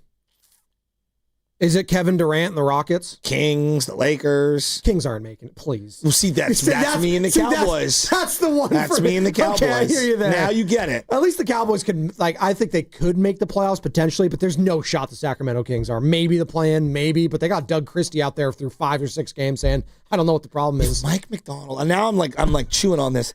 Mike McDonald and Sam Darnold win the Super Bowl, throwing to just Jackson Smith and Jigba. Yeah, that would hurt. Oh, no. Richie Rich is going to be too real with this nightmare right now. 888-957-9570. Your hypothetical sports nightmare is what? It could be national. It could be Bay Area. It could be anything. It could be your own little league team. Who knows? Carter, just say what you were about to say. Jimmy and Dre getting into it would be my nightmare. Creative tension? Or Jimmy and Draymond and Kuminga. You know what's the bad thing in all Jordan this? Poole? You know what's awful in all these things? Hey, there's the Sam. Not only we all knew where you were going, and then you just had to just ham-handedly just like. Well, there might be someone out there who doesn't know what I'm getting at, so I want to be specific for them too. My Warrior sports nightmare would be Draymond Green going Hawaiian with Jonathan Kuminga during practice and throwing a sucker punch at him. That would really, really suck. I don't know if he's winning that fight, by the way. JK is a large man. And JK, he's Charlie Brown in the area. YouTube Charlie Brown has an interesting one. Charlie Brown? Yeah, Charlie Brown. My sports nightmare is if the Warriors trade Kuminga. Oh, interesting. I don't think they're going to at this point. By the way, yesterday the Warriors exercised their team option on Brandon Pajemski. So there you go. Richie Rich, Livermore, your sports nightmare is what, Rich? What's up, fellas? Happy Halloween. Happy Halloween. We're living this damn nightmare, dog. Fred Warner and Bosa's the biggest damn nightmare there is. We can't wake up from it. This is the nightmare, fellas. We know come this, on. man. You got Jack the Ripper as your quarterback, a.k.a. Mac Jones, baby. Come that's on. a nightmare, too. Hey, that's a nightmare, too. He's Who going to knows be what the hell's 6-3 really going on after with this Burke, weekend, dog? Rich. They're going to be 6-3 Yeah, on he Monday. is. Come on. Yeah, we should win this, man. But, hey, on another note, I haven't really called it on the Warriors because, for me, I like to get a little footage and not premature call. But, what you seen yesterday is scary because that's like the Warriors of 23-24, right? And then another thing is if you rewind back to the Clippers, right, like we came out and smacked them that first quarter. And what happened at the second quarter, right? Like towards about 7 minutes, it was your Warriors that just start chucking up threes, dude. We literally gave them, I think it was a 22 to 6 point swing. You just seen 3 after 3 turnovers, and it was like, man, here we go. So that's why I'm not 100% sold yet. I got to see a little bit more action before I jump in with 2 feet because, man, we both know that team, right, that has turnovers and starts hucking up threes. Like they kind of revert back to like the Curry and Thompson days where, yeah, you could chuck them threes up and you could immediately, get up 15, but you can also live or die by that 3 man and get down. Hey, Shafty, question, brother. I want to get some breakfast Sunday morning out there, dude. So Little Goins got a college showcase, man, at SFU with probably about 10 colleges in attendance. But I got to get them there early. But I figure I want to take them to get a little breakfast before we go. What you got for me out there? Oh, at University of San Francisco? Yeah, he's got a college showcase, brother. Sunday morning, man. From So go to Haight Street. Go to Haight Street. Go to 1428 Haight. They got a little creperie. They got great breakfast, a little omelet. They'll make you whatever you want. They also have like preset stuff. Yeah, dude. Just don't leave anything in your car. Dude, perfect. Yeah, I know that, brother. That's the don't leave that hype fire in the car. That's the Bay Area in general. I kid you not. The $500 bat. I kid you not. I was getting back to my car yesterday. I was scooting. Pork Store is bomb. You know what? They're both good. What's it called? Pork Store. Ooh, that sounds. What do they sell? Chicken. It's like 12 diner seats. It's literally the best breakfast you've ever had. It's excellent. It's like a classic. Have you been to 1428? No, I got to try it. Yeah, my buddy JJ, I think it's his cousin owns it, runs it. They used to have a squat on Haight Street, but I don't think they do anymore. Your go-to diner, any diner, what's your go-to? You get pancakes, you get the omelet. What are you going for? Well, the Breakfast other day Sammy's? I actually went to the West Portal Squat and Gobble, and I ordered on the website ahead of time. Me and LJ went over, bang, picked it up. This is right before the Niners-Texans. Nice. What'd you get? Oh, dude, I got the same thing I always get. Oh, what was that? Soft poached eggs. Oh, God. Okay, I got the crispy potatoes. I got extra bacon. Soft poached. What? Oh my God. Fire. It is fire.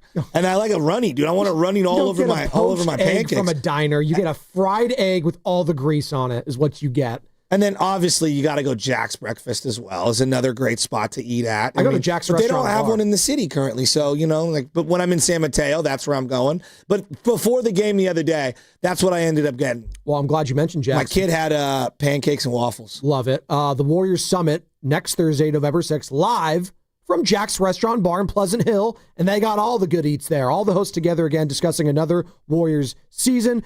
We're going to do it a little bit different this time around. It's going to be 9 games into the season, just to give it a little oregano, a little spice, if you will. Willard and Dibbs, 2 to 4. Then all the hosts from 4 to 6. Again, live from Jack's Restaurant and Bar. This one is in Pleasant Hill, guys. Pleasant Hill, Pleasant Hill, Pleasant Hill. They got the fire burritos at Jack's. Breakfast burritos are fire. Fire. So they bring them here for us like a little sampler. I think breakfast is the best of all the...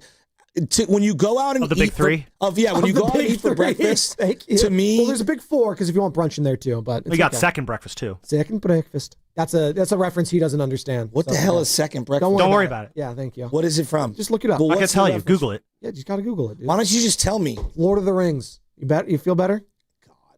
His nightmare was a Lord of the Rings reference. There's the tower. I tried to spare you of it. 8 hours later. Dude, there's the tower. There's the Death Star. Wait, they blew it up, but there's another one. Yeah. And it's bigger. And it's a bigger planet. this time, and it's a planet. Yeah, I'd reject the sequel trilogy. For what? For the Star Wars? Yeah. Thank you. Me too. It's awful. It's terrible. It's horrible. It's terrible. I did like Ray, but I just thought it was a very poorly written script. The only Ray I acknowledge is Rayman, the video game. You remember that one? Well, Ray Liotta. Oh, thank you. Yeah. Also, my brother, Ray Spadoni, who's pregnant, by the way. Shout out Ray and Alana. Oh, Ray's pregnant? Yeah, well, that's just what they say. It was a little cute announcement. They both had skeleton onesies, and Alana, my sister-in-law, her onesie had a little baby skeleton in the little tummy there, so it was very cute. RJ in Fairfield has a sports nightmare I want to get to. What's up, RJ? Hey, what's up, guys? Happy Halloween. And my sports nightmare is Steph Curry getting in his fifth ring. I can't stand Steph Curry. He scares me. He scares my team. I can't stand his little antics, his little mouthpiece. I can't stand that dude. Who's your team? And his little night little thing. I can't stand that either. So when he, every time we play him, it's win or go home. It's championship time. Go Kings. Every time. Wait, time out. RJ. Championship time with the Kings. Pump the brakes. Number 2. You root for the Kings? I root for the Kings, Shasky. If you're a Kings fan, when we play the Warriors, it's championship Sunday or whatever, championship day. Can I ask you a that's question? the only thing. We ain't never going to win the championship, so when we beat the Warriors, that is our championship. I'm going to get to the Kings in a second. You had a little one, didn't you? Yeah, 18 months. Okay, what are you guys dressing up as a family? I want to hear it. What are we doing? We doing a family outfit? I'm going to be a Costco card. My wife is going to be a Coke bottle, and my son is going to be a little hot dog. Oh, that's cute. Really Nice. cute. Shout out Costco. That is really cute. Now, RJ, one last thing. What the hell are the Kings doing with this roster? You've got Westbrook, Levine, Sabonis. Dude, it's the ugliest looking roster I've ever seen.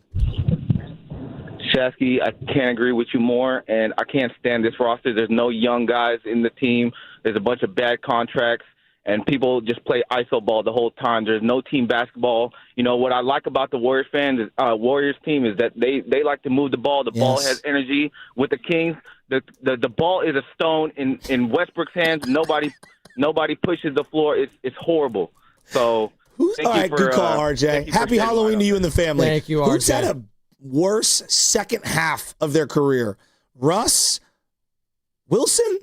Russ Westbrook. Oh, the battle of the Russells. Oh, my God. Talk about a nightmare career. So worse. I'll say this.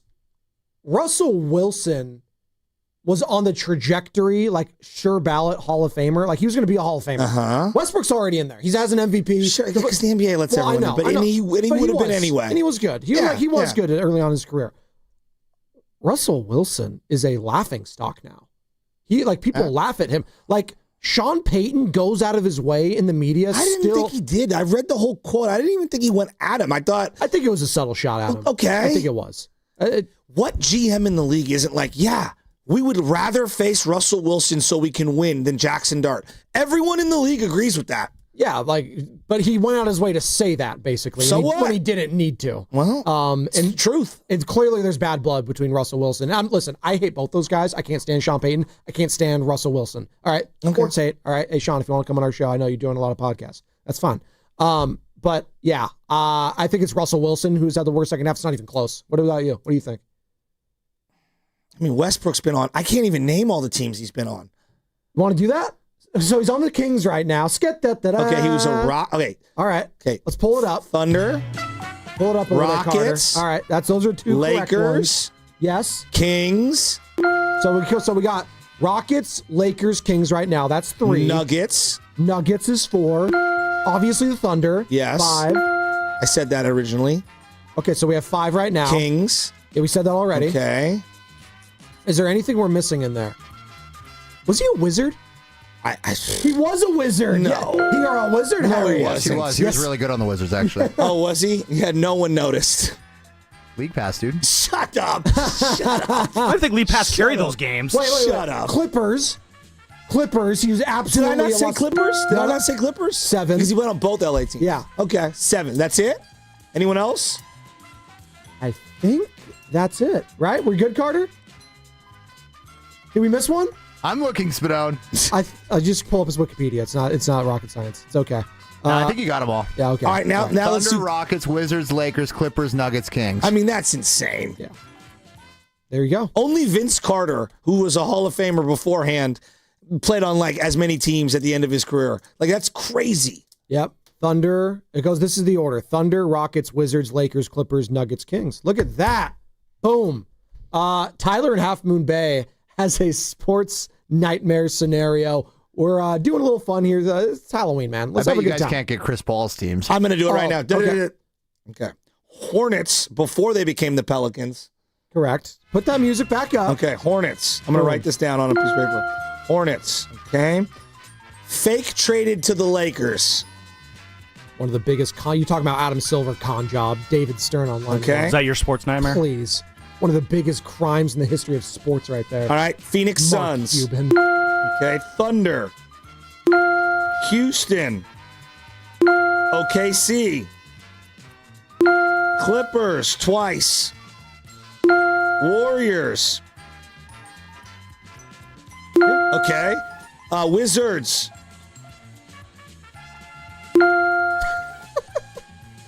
Pause. Who was he on last year?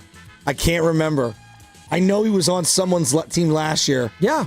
You come on, Wemby, dude. Oh, the Wemby, Spurs. come on. That's right. Am I missing anyone? I think that's it. Oh, wait. No, you didn't mention one team. Did you mention the team in the desert? I said Phoenix. Okay, never mind then. All right. Yeah, that's it. That's all of them. 1, 2, 3, 4, God, 5, he played 6, on a lot of teams. 7, 8, 9, 10 teams? Chris Paul's played on 10 teams? No, that can't be Hornets, right. Clippers, Rockets, Thunder, Suns, Warriors, Spurs, Clippers. Yeah. And then The you throw Clippers- in, and don't forget the Lakers. 1, 2. You know, all the That was- memed jerseys by sad Laker fans. Would have extended Kobe Bryant's career. Tyler, Half Moon Bay. What's up, Tyler? What's your sports nightmare? 10 teams. So the biggest sports nightmare I think has got to be the Giants being looking great in the middle of summer. We trade for Devers, and then just a complete collapse. Oh, like the real one. and Like then we just were doing collapse hypothetical, but completely. that was one for sure. Yeah. And one more thing, go Dodgers! Oh, wow. Look at that. Oh, he just screwed his own team right there. Why would he do that? What's his name? Tyler, Half Moon Bay. Tyler. I'm letting that guy call in again. So, you know, there's like Tyler the Creator. That was Tyler the Loser. I don't think that was a real nightmare that he had now. Thank you. I missed the flush. Remember they started getting mad at me when I kept flushing everyone? I love it. It was so great. When I was growing up, so fun. Sports Talk Radio was Pete Franklin. Pigskin Pete predicts. And if he didn't like you, he'd flush the caller. It was the best. Guru claims he got his name from Pete Franklin saying, "What do you think, you're a sports guru?" That's pretty good. What is like the nightmare matchup in the championship for like the Warriors fans? Who is it? Nightmare matchup? Yeah, for like the NBA Finals. Like it's happening and the Warriors aren't a part of it. And whoever wins. Oh, and the Warriors aren't a part Because I of don't it. think they care about any team in LeBron. the Yeah, but I don't think they care about any team in the East winning it. Yeah, it's just LeBron. Wherever LeBron goes, we're rooting against LeBron. Are people rooting against Kevin Durant? I don't know. Maybe there's a segment of people. I don't care. Well, you don't, but I'm saying, are there fans that are rooting against KD winning another one? Yes? We're all nodding? No? I'm probably going to root against OKC. Okay. Just like out of spite. Really? Yeah. They don't do anything for me. So it's No. like, I just don't want to see. I don't want to see that Shai Gilgeous-Alexander rewarded again. I mean, I'm shocked you didn't say the Clippers. I mean, they're not your boy, getting there. your That's boy like James the Harden. Cowboys. Does anyone feel like they have to root against Kevin Durant? Like, he's not going to get it done. Exactly. Really? Sam laughing in the back. 100%. We'll see. We'll see. No, we already see it. He's not going to get it done. Why? He's on the Spadoni, you do not think the Rockets are winning the NBA dude, Finals? Come on. I don't know why he does You guys this all thing. slept on the Rockets the first round. Could have easily beaten the Warriors without Kevin Durant. They didn't. Yeah, they didn't. It was They the first almost round. Dude, No they Fred couldn't VanVleet. shoot the No ball, Fred and they VanVleet. still They have no almost won point that guard. series. They couldn't shoot. They're not going to be close. Kevin is a great player. All-time great player. He's got this dark cloud over you him. guys can sleep on the Rockets if sure you he's want. gonna be I'm even not- like- you guys say, listen, Is he gonna be fresh let it enough in be the known- playoffs? Let it be known on Halloween, you guys are all sleeping and say the Houston Rockets have no chance in the West. All That's right, fine. where do you claim that you won this then? Like, how far do they need to go for you to do a victory Conference lap? finals. Yeah. I think they can get Okay, the I'll conference. take that bet any day of the week. I'm They're not betting getting on it. I'm West. just saying they can. You guys are saying there's Actually, I no wouldn't be chance. shocked if they made it. Yeah, that wouldn't surprise me. I would be shocked if they went to the finals. I would. Maybe. But if they're good enough to get to the conference I'm finals, telling you, I would be if shocked. they're good enough to get to the conference finals, then they could easily get to the NBA finals. They're not getting the conference I saw a Dallas Mavericks team get to the Western Conference Finals one year against the Warriors. That was just terrible. Well, that whole. That's because Chris Paul got So COVID. I don't know. I dismissed the whole getting to the conference finals means that your entire season you were incredible. So it could have just been matchups, situations, injuries. You never know. I do love that we've had the two different nightmare scenarios. We've had fans of opposing teams call in and say Steph is my nightmare, which is pretty good. I think we might have another one. Daniel in Santa Rosa. What's up, man? What's up, man? Good morning. Yeah, man, the Warriors, they're my nightmare, man. Steph Curry's always letting it fly from half court. Ball always goes in. I'm a Spurs fan, so hey, we're coming back from the West, man. We're standing up. Here we come, 5-0. Go Spurs, baby. That's Daniel in Santa Rosa. Carter just got me. You said the Spurs are their nightmare? So you fear the Spurs more than you do the Rockets? Come on. Wemby is my nightmare. If he gets in the postseason, OMG. We'll see. I'm curious to see how it would work in a 7-game series against a buttoned up like an OKC or hell, even a Warriors team. Can I just see him play 75 games? Thank you. And then get to the playoffs first? Yeah. Like he's great. He's amazing. He's really like thin. I completely agree with you. I've been on this train with you, but Stephon Castle has taken a huge step too. I love him. I He's love him way as a better player. than he was last and year. Wemby's amazing. I am, old enough to remember Greg Oden and you guys probably don't remember Big Continent, Big Country, Bryant Reeves from Oklahoma State, the Cowboys. I'll give you a harder challenge. Can you name a big man that plays the way Wemby does that stayed healthy? I mean, Porzingis has been injured, and he's not even close. But Porzingis, stylistically, I guess, would be one of the closer. He's gotten right? hurt a bunch. He's gotten hurt a ton. I know. That's my point. Is like KD. who else would you even who? KD, but he's not as tall. No, I said AD's AD. Yeah. Yeah, AD's lumbering compared to Victor. See, I think Victor is closer to like a Kevin Durant when it comes to the height and the body because of the frame. But there's so much of a gap with said height that I can't even. KD's dealt with a lot of injuries. No, he has. No, for sure. We're doing sports nightmares right now. Happy Halloween, 888-957-9570. There's like a sweet spot on athleticism and size, and it's just so hard when you're that large. Playing on the hardwood as long and as hard and as often as they do, it does no favors for your feet, your ankles, and your knees. Like it's hard, man. George Mirasan, Sean Bradley, Ralph Sampson. I just go right down the list of so many guys. Bill Walton, so many guys I thought would, I don't know, stay healthier longer, and they just couldn't. I mean, yeah, there's a Mount Rushmore of the what could have been when it comes to injuries. I was going like Brandon Roy. God, he was so good with the Blazers, so good. I think he's like a high school coach now. He's won some like state titles up in Washington. But yeah, Brandon Roy I always go to, who just offensively, defensively, could get any shot he wants. So sick. I mean, like Joel Embiid, we all agree he's a great player. Yeah. You guys' bodies just completely betrayed him. Right? Well, hell, another guy that's actually out on the market right now that the Pacers just waived, James Wiseman. I never really got to see James like what could have been because I'd bring him back. Why not? Like, why not bring him on back? the cheap, two-way deal? Why not? They're playing the Pacers tomorrow. Why not? Rather have him or Post right now. I lean Post, but I'm open to Wiseman. But you're intrigued. Like, it's not like Post is like ran away with the position. Like that you're like clamoring for him to be getting all Honestly, the I was a little surprised by the answer. I thought you were going to go to Wiseman there right now. Well, no, but I think that is your answer. The fact that he's considering Wiseman. Yeah, no, I guess I thought, I want to make it clear. I don't think very highly of James Wiseman currently. So I don't want to make this. It's just I'm kind of like all over the place with QP. His stock is at an all-time low right now. Like James Wiseman's. Like if you're going to get him, like you'd like toss him in the G League at this point. I do believe right now the NBA there's some weird stuff going on. How many different guys have gone like waived, two-way deal, multi-year contract? Like there's a lot. Like Ryan Rollins yesterday. I think because you bring these guys into the league so young and they're learning on the fly, I do believe that it takes 2, 3, 4, 5 years for some of these guys to stick. Well, similar to what's going on with the backup quarterback resurgence we're seeing. The guys that were left for dead. Actually, 4 or 5 years, just let them marinate. And Look at Kuminga. The speed slows down. Yeah. Look at Kuminga. And Kuminga was farther along than a lot of these other guys that have been waived, right? But like, it's all starting to click right now for Kuminga. Yeah. To me, that's not a coincidence. You're looking at 4 full years, basically, of college that he would have been. This would have been his rookie year. He looks like he actually knows how to. And I know he's done a lot of these things prior. Like I'm not everything, but he does just look calmer, and the game's slowing down, and he's understanding nuance. And I think he's realizing how athletic he is, and he's being a more assertive shot contester, rebounder, willing passer. He had elements of these things, but it just feels like everything's coming into focus right now for him. And I think 4 years is like probably about right. And, it's funny how we look at these things because there's all these phenoms that come in, right? And just instantly they get it. And I feel like the last decade, we've become so jaded with the guys that have just come in and dominated immediately, the Lukas of the world, right? Yeah, but Luka, unlike these other college he kids, played against grown men. Exactly. Again, I go to guys like that because we become jaded. Oh, well, he's a rookie. Oh, well, that person's a rookie. Oh, Jaden Daniels did it last year, so it must be no. Sometimes there's exceptions to the rule, and even those guys that come out and flash, they might have a sophomore slump. And then what do we say? Oh, maybe he's not as good as no.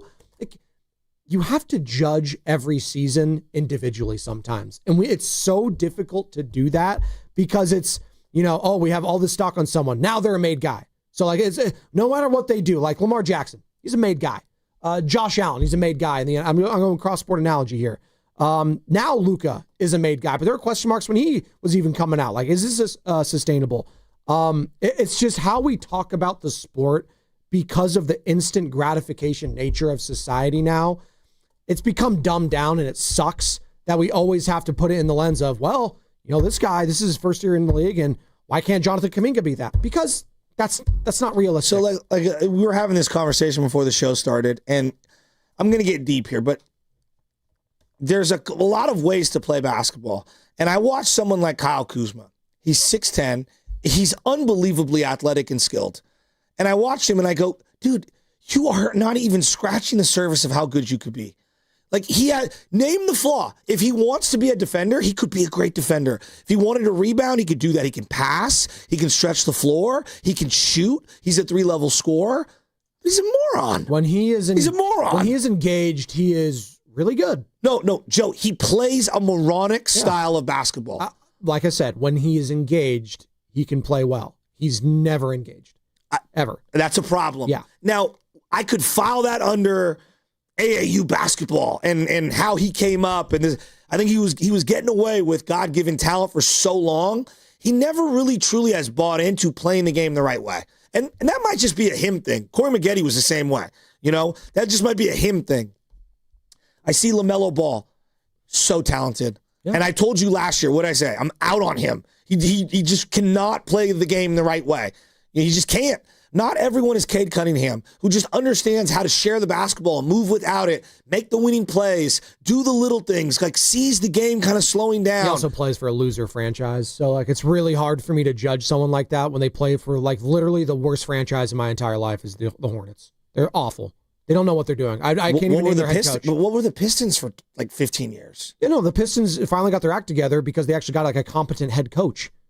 They that helped. I'm saying, Joe, I think I agree that the organizations stink. I'm not can dismissing. Can you meet me halfway that if we're gonna give credit to Cade Cunningham because of where they're at now, the head coach matters in these scenarios, and the organization you play for matters. The Pistons have if we're doing dumpster fire levels, the Hornets are so far ahead of the Pistons when it comes to being an absolute dumpster fire in my lifetime. Not even close. Okay. Just watch the guy play.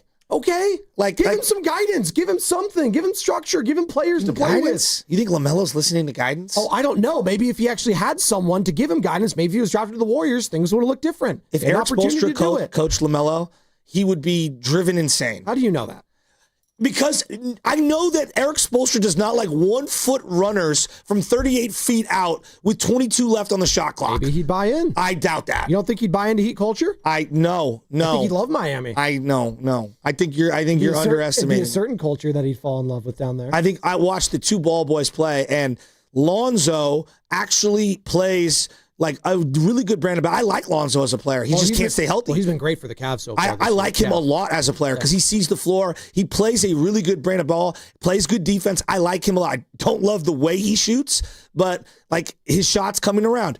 LaMelo is more talented and plays like he's in a pickup game at all times. He's just, I'm telling you, dude, the guy's IQ, basketball IQ is horrific. It offends my sensibilities. The basketball IQ collectively of the Charlotte Hornets have been horrific my entire life. Both are true. Yes. Let's go to Blake in Fremont before we hit the injury report. He has a nightmare scenario for the Super Bowl, Joey. What's up, Blake? Happy Halloween. Oh, it's Mike. Sorry, Mike from Fremont. Close enough. What's up, Mike? Yeah, why not? The nightmare scenario, I think we can all agree, would be if the Cowboys, for some reason, figure out how to make it to the Super Bowl and they play the Chiefs. Oh, God. And we got to watch one of those teams celebrate on the field at Levi. Yeah. No, that's a bad one, Mike, a.k.a. Blake in Fremont. Well, what was his name, Blake or Mike? It was Mike. I'm just giving him a hard time. My nephew's name is Blake. What's up, Blake? That's what I like to call him. Jennifer Lee Chan coming up in about 7 minutes, talking some 49ers. She's the insider for NBC Sports Bay Area. What's the status of Mac Jones? What's the status of D. Winters? What's Brock looking like in practice? What's going on with Ricky Pearsall? And this matchup, this is a big game, Joe. The difference between seriously, the difference between being 5-4 and 6-3, right ahead of the trade deadline. And I know you got Keon White. You're going to bring in Cleve Farrell in the practice squad.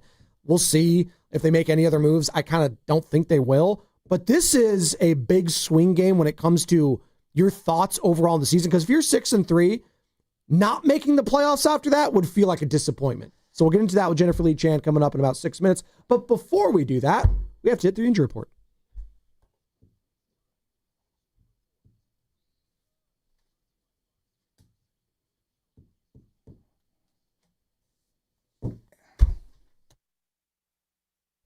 And yesterday was a good news for the 49ers on the injury front. D. Winters, who is dealing with a knee injury, returned to practice as a limited participant after missing Wednesday's session. Winters injured his knee. The 49ers lost to the Texans. His participation today will determine if he will have an injury designation for Sunday's game against the Giants. The injury report was brought to you by Boxer & Gerson, Northern California's premier workers' compensation law firm, helping injured workers get their lives back for over 40 years. What's coming up the game is brought to you by Fremont Bank, here for you, here for good. Jennifer Lee Chan, 49ers insider for NBC Sports Bay Area. She is so tapped in on all things Niners, all the injuries, all that ahead of the 49ers game on Sunday against the Giants at MetLife Stadium on 95.7 The Game. We finally switched to T-Mobile because with them, we can be connected here and there. ¡Listos todos! Estas son las mañanas. Now we just need to harmonize. Switch today. Get 4 Samsung Galaxy S25 phones with Galaxy AI. Plus, get 4 lines for just $25 per line. Visit a store, T-Mobile.com, or call 1-800-T-Mobile. 1-800-T-Mobile. For well-qualified customers with autopay plus taxes and fees and $35 per line connection charge. Minimum 4 lines on plan. Contact us if canceling lines. Plus $5 per line without autopay. Debit or bank account required. Visit T-Mobile.com. When you own your own business, you need to keep things moving. Need to book a last-minute flight? Earn a $300 travel credit to cover that. Need to take a meeting before takeoff? Do it from the comfort of the Chase Sapphire Lounge by the club. Need to catch your breath before you board? Done. With $2,500 in annual value, the new Chase Sapphire Reserve for Business is the card that gives back all you put in. Visit chase.com/reserve business to learn more. Cards issued by JPMorgan Chase Bank and a member FDIC, subject to credit approval. Terms apply. Want to interact with the hosts but can't call? Text the Boxer & Gerson Work Injury Attorneys text line at 888-957-9570. Boxer & Gerson, Northern California's premier workers' compensation law firm, helping injured workers get their lives back for over 40 years. Want to meet your customers where they already are? With Facebook and Instagram ads from Odyssey Digital Services, your message shows up right in their feeds in real time. From eye-catching videos to can't-miss offers, you'll reach real people where they scroll, shop, and explore. Whether they're just browsing or ready to buy, your brand stays front and center. Don't just advertise, connect. Turn thumbs into customers with Odyssey Digital. Email sfdigital@odyssey.com to launch your campaign today.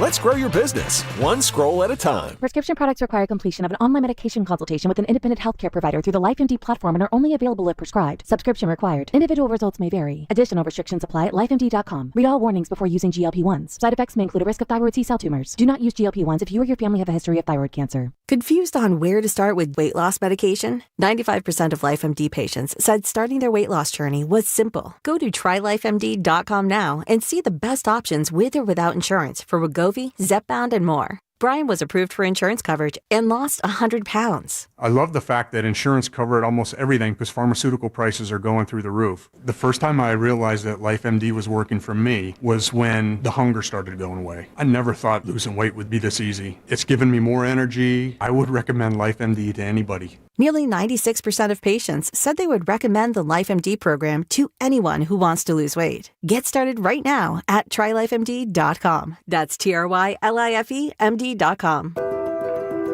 What if you had the smartest Wi-Fi? If you did, it'd be Xfinity, of course, and it'd come with their best state-of-the-art equipment.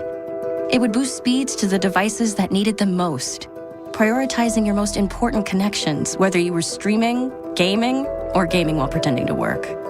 And it would let you stream 4. That's right, 4 games on one screen.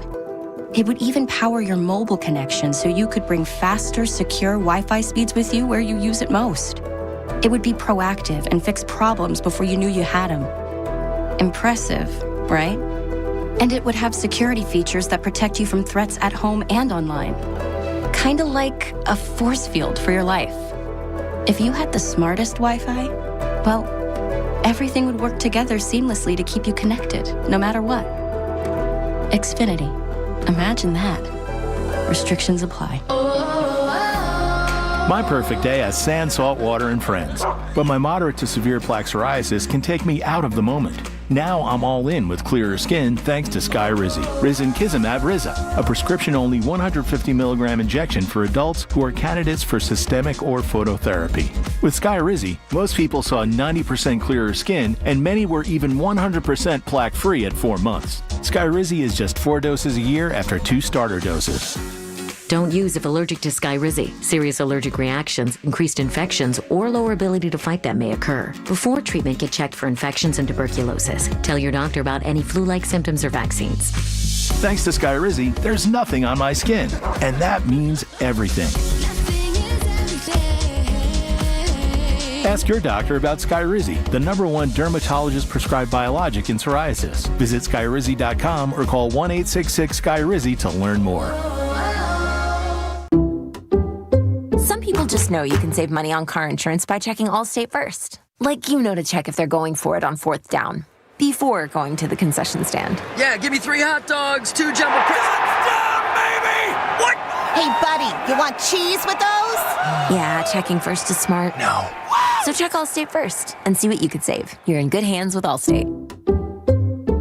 Potential savings vary, including based on how you buy, subject to terms, conditions, and availability. Allstate North American Insurance Company and affiliates, Northbrook, Illinois.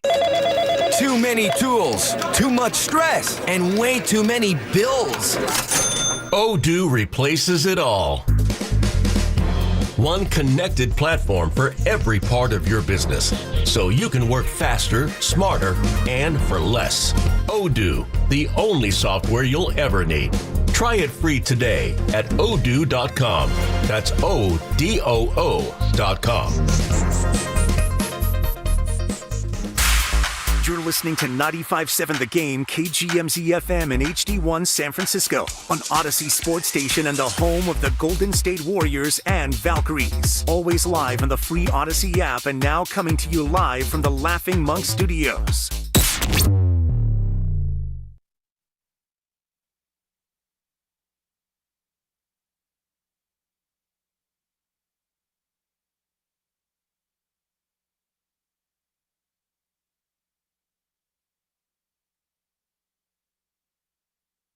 Hey, it's Sarah from Alice. Welcome back to the JoJo Show, the morning roast at the game.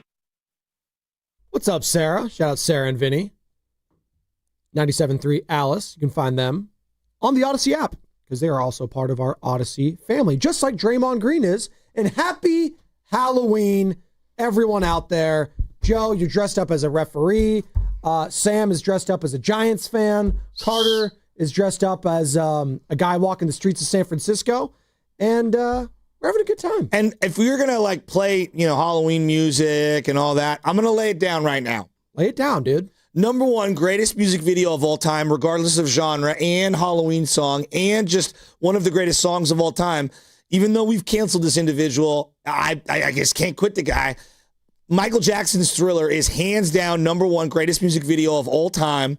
Greatest choreography, best banger of all time. He's not canceled because we still play his music all the time on radio stations. So that answers your question. Certain people that have been canceled, I don't think you hear their songs anymore. One of those songs being Ignition Remix. Shout out to those watching on YouTube, brought to you by First NorCal Credit Union. For a low rate auto loan, apply online or just ask for First NorCal financing at the dealer. And as always, coming live from the Laughing Monk Studios, righteously brewed in San Francisco, Spadoni, Chasky's The Morning Roast, and now joined by Jennifer Lee Chan on the River Islands guest line. Jennifer covers the San Francisco 49ers for NBC Sports Bay Area. Find all of her content there. We got a massive game this Sunday. The question is, who is suiting up not only for the Giants, but the 49ers specifically? Jennifer, good morning. What's the latest? Mac Jones, Brock Purdy. Is it looking like one more week of Mac as 49ers starting quarterback? I think so. The one quarterback that spoke to us yesterday was Mac Jones. So you speak to the starting quarterback, and so I think it is going to be him this week. Brock Purdy was limited. He does look better, though, watching him go through his handoffs to running backs, and he throws to tight ends and wide receivers during the warm-ups. We only get to watch about 15 to 20 minutes of practice, but he does look like he's more mobile and confident in his toe. Kyle Shanahan told us this week that he's going to let Brock determine when he's healthy enough to go back out there. He thought he was good enough to go back out, set him back a month, right? He's been out for a month, so for him to have confidence in his own body that he can survive a hit and still be fine, that's what they want to hear from him before he goes out there again. Do you think if, knowing everything we know now, I'm not saying there's bad blood, but do you think either party, Purdy or the Niners as a whole, has regretted not just going on IR way back when? Well, I asked Kyle Shanahan that specifically. I'm like, why did you not put not only Brock Purdy, but Ricky Pearsall, Yetur Gross-Matos, like all those guys, why did they not go on IR? And he's like, everything was kind of iffy. We thought they were going to be back faster than they were. And I think part of it is also, you think about when a guy is on IR, he can't practice at all. Brock being limited allows him to still work on his timing with guys like Kendrick Bourne, who he hasn't worked out with a lot. Right, because Kendrick Bourne got in week 2. So for him to be out there and be able to throw to guys that he doesn't have a whole lot of experience with, I think only sets him up for more success when he does get out there. So he's throwing to guys like Demarcus Robinson and Kendrick Bourne. So I think that helps him in his transition when he goes back in. So he's not going in cold. So if he goes on IR, he can't practice at all, and then they have to open up his window, and then will he be ready that week? Probably not. So it does make sense to have a guy not go on IR if it's a quarterback. And what's going on with Ricky right now? He was actually on the side field yesterday, and he was doing cuts and running. It's the most mobile that we've seen him. We don't see him out on the field much during that early portion of practice, but he did look like he was getting a lot closer, and that's what Kyle Shanahan said too. He's trending in the right direction. I think he would be back potentially for that Rams game next week. Jennifer Lee Chan joining us here on the Morning Roast, 49ers insider for NBC Sports Bay Area. And Jennifer, so they made the trade for Keon White. Obviously, they bring back Cleveland Ferrell to the practice squad. You foresee them making any other moves, buying, selling before the deadline on Tuesday? You never know. I think a lot will be determined by what they see on Sunday. Keon White is a guy who has had some pretty good production. He told us on Thursday, he's like, if it was up to me, I'd play all 80 snaps on defense. So he's a guy that wants to be out there a lot. When he was with New England, a couple different coordinators, so it was difficult for him in his, this season. He went from 75% of the defensive snaps to 40% this year. So he wants to be out there more. They used him on the outside, and he feels more comfortable on the inside. So if he can get production on the inside, maybe they don't need to get another defensive end. And it's got to be someone who makes sense. They're not going to do a half-season rental. It's got to be someone who will be there this year and again next year without costing them too much of anything. They really want to keep and hold on to that draft capital for 2026. They played Jason Pinnock and Marquise Siegel for the first 5 games. There were other guys that were getting in there, Tig Brown, and then Mustafa comes back, and it's been Mustafa and Tig Brown at safety. What would you do? Not what are they going to do? What would you do at the safety position right now? I mean, Malik Mustafa is a guy who has a history of being a really solid safety. Jair Brown has been, I think he's great at that big nickel position. He said that's what he played in college, so he feels really comfortable there. I think Marquise Siegel is their safety of the future. I remember talking to a couple coaches, and they said, wait till you see Marquise Siegel and Malik Mustafa out there together. Now, I don't think that Marquise Siegel is there yet. It's a lot to learn at that safety position. They have to know, how to read everything. And it takes a lot. It takes a lot when moving from the college to the NFL. So I think he'll get there, but I think that's what their vision of the future is. Jennifer Lee Chan joining us here on the Morning Roast. And Jennifer, I think a lot of Niner fans look at this game this Sunday and say to themselves, can we just get through a game without a crushing injury, right? You just look at the MetLife turf. Hell, Malik Neighbors earlier in the year. We saw Scadaboo. We've seen with Niners in the past. All this whole season's just been plagued by injuries. But if they somehow come away with this win and they're 6-3 on Monday, where do you foresee this team going? This feels like the biggest swing game of the season thus far is what I'm getting at. Does that feel right? I mean, it does this is the fork in the road, right? If they play not well again, like they did in Houston, is that their identity? And then if they play well, like they did in versus Atlanta, is that their identity? So it's kind of, it is kind of that mid-season judgment point. Which team are we going to see here in New York? And there's a lot of potential. I know there was a lot of people that thought after Fred Warner went down that the season was over. And then they came out and played with fire versus Atlanta. And then we saw a completely different team in Houston. So, who is the identity of the defense? We'll see that on Sunday. And, yes, New York, like you said, is dealing with a ton of injuries as well. A lot of their defensive backs are out. Hamstring, concussion, neck injury. So those guys are not going to play. But, yeah, this is a young team, and they have a lot to prove, and maybe they'll, put the right foot forward on Sunday. You think this is the final game in a 49er uniform for Juwan Jennings?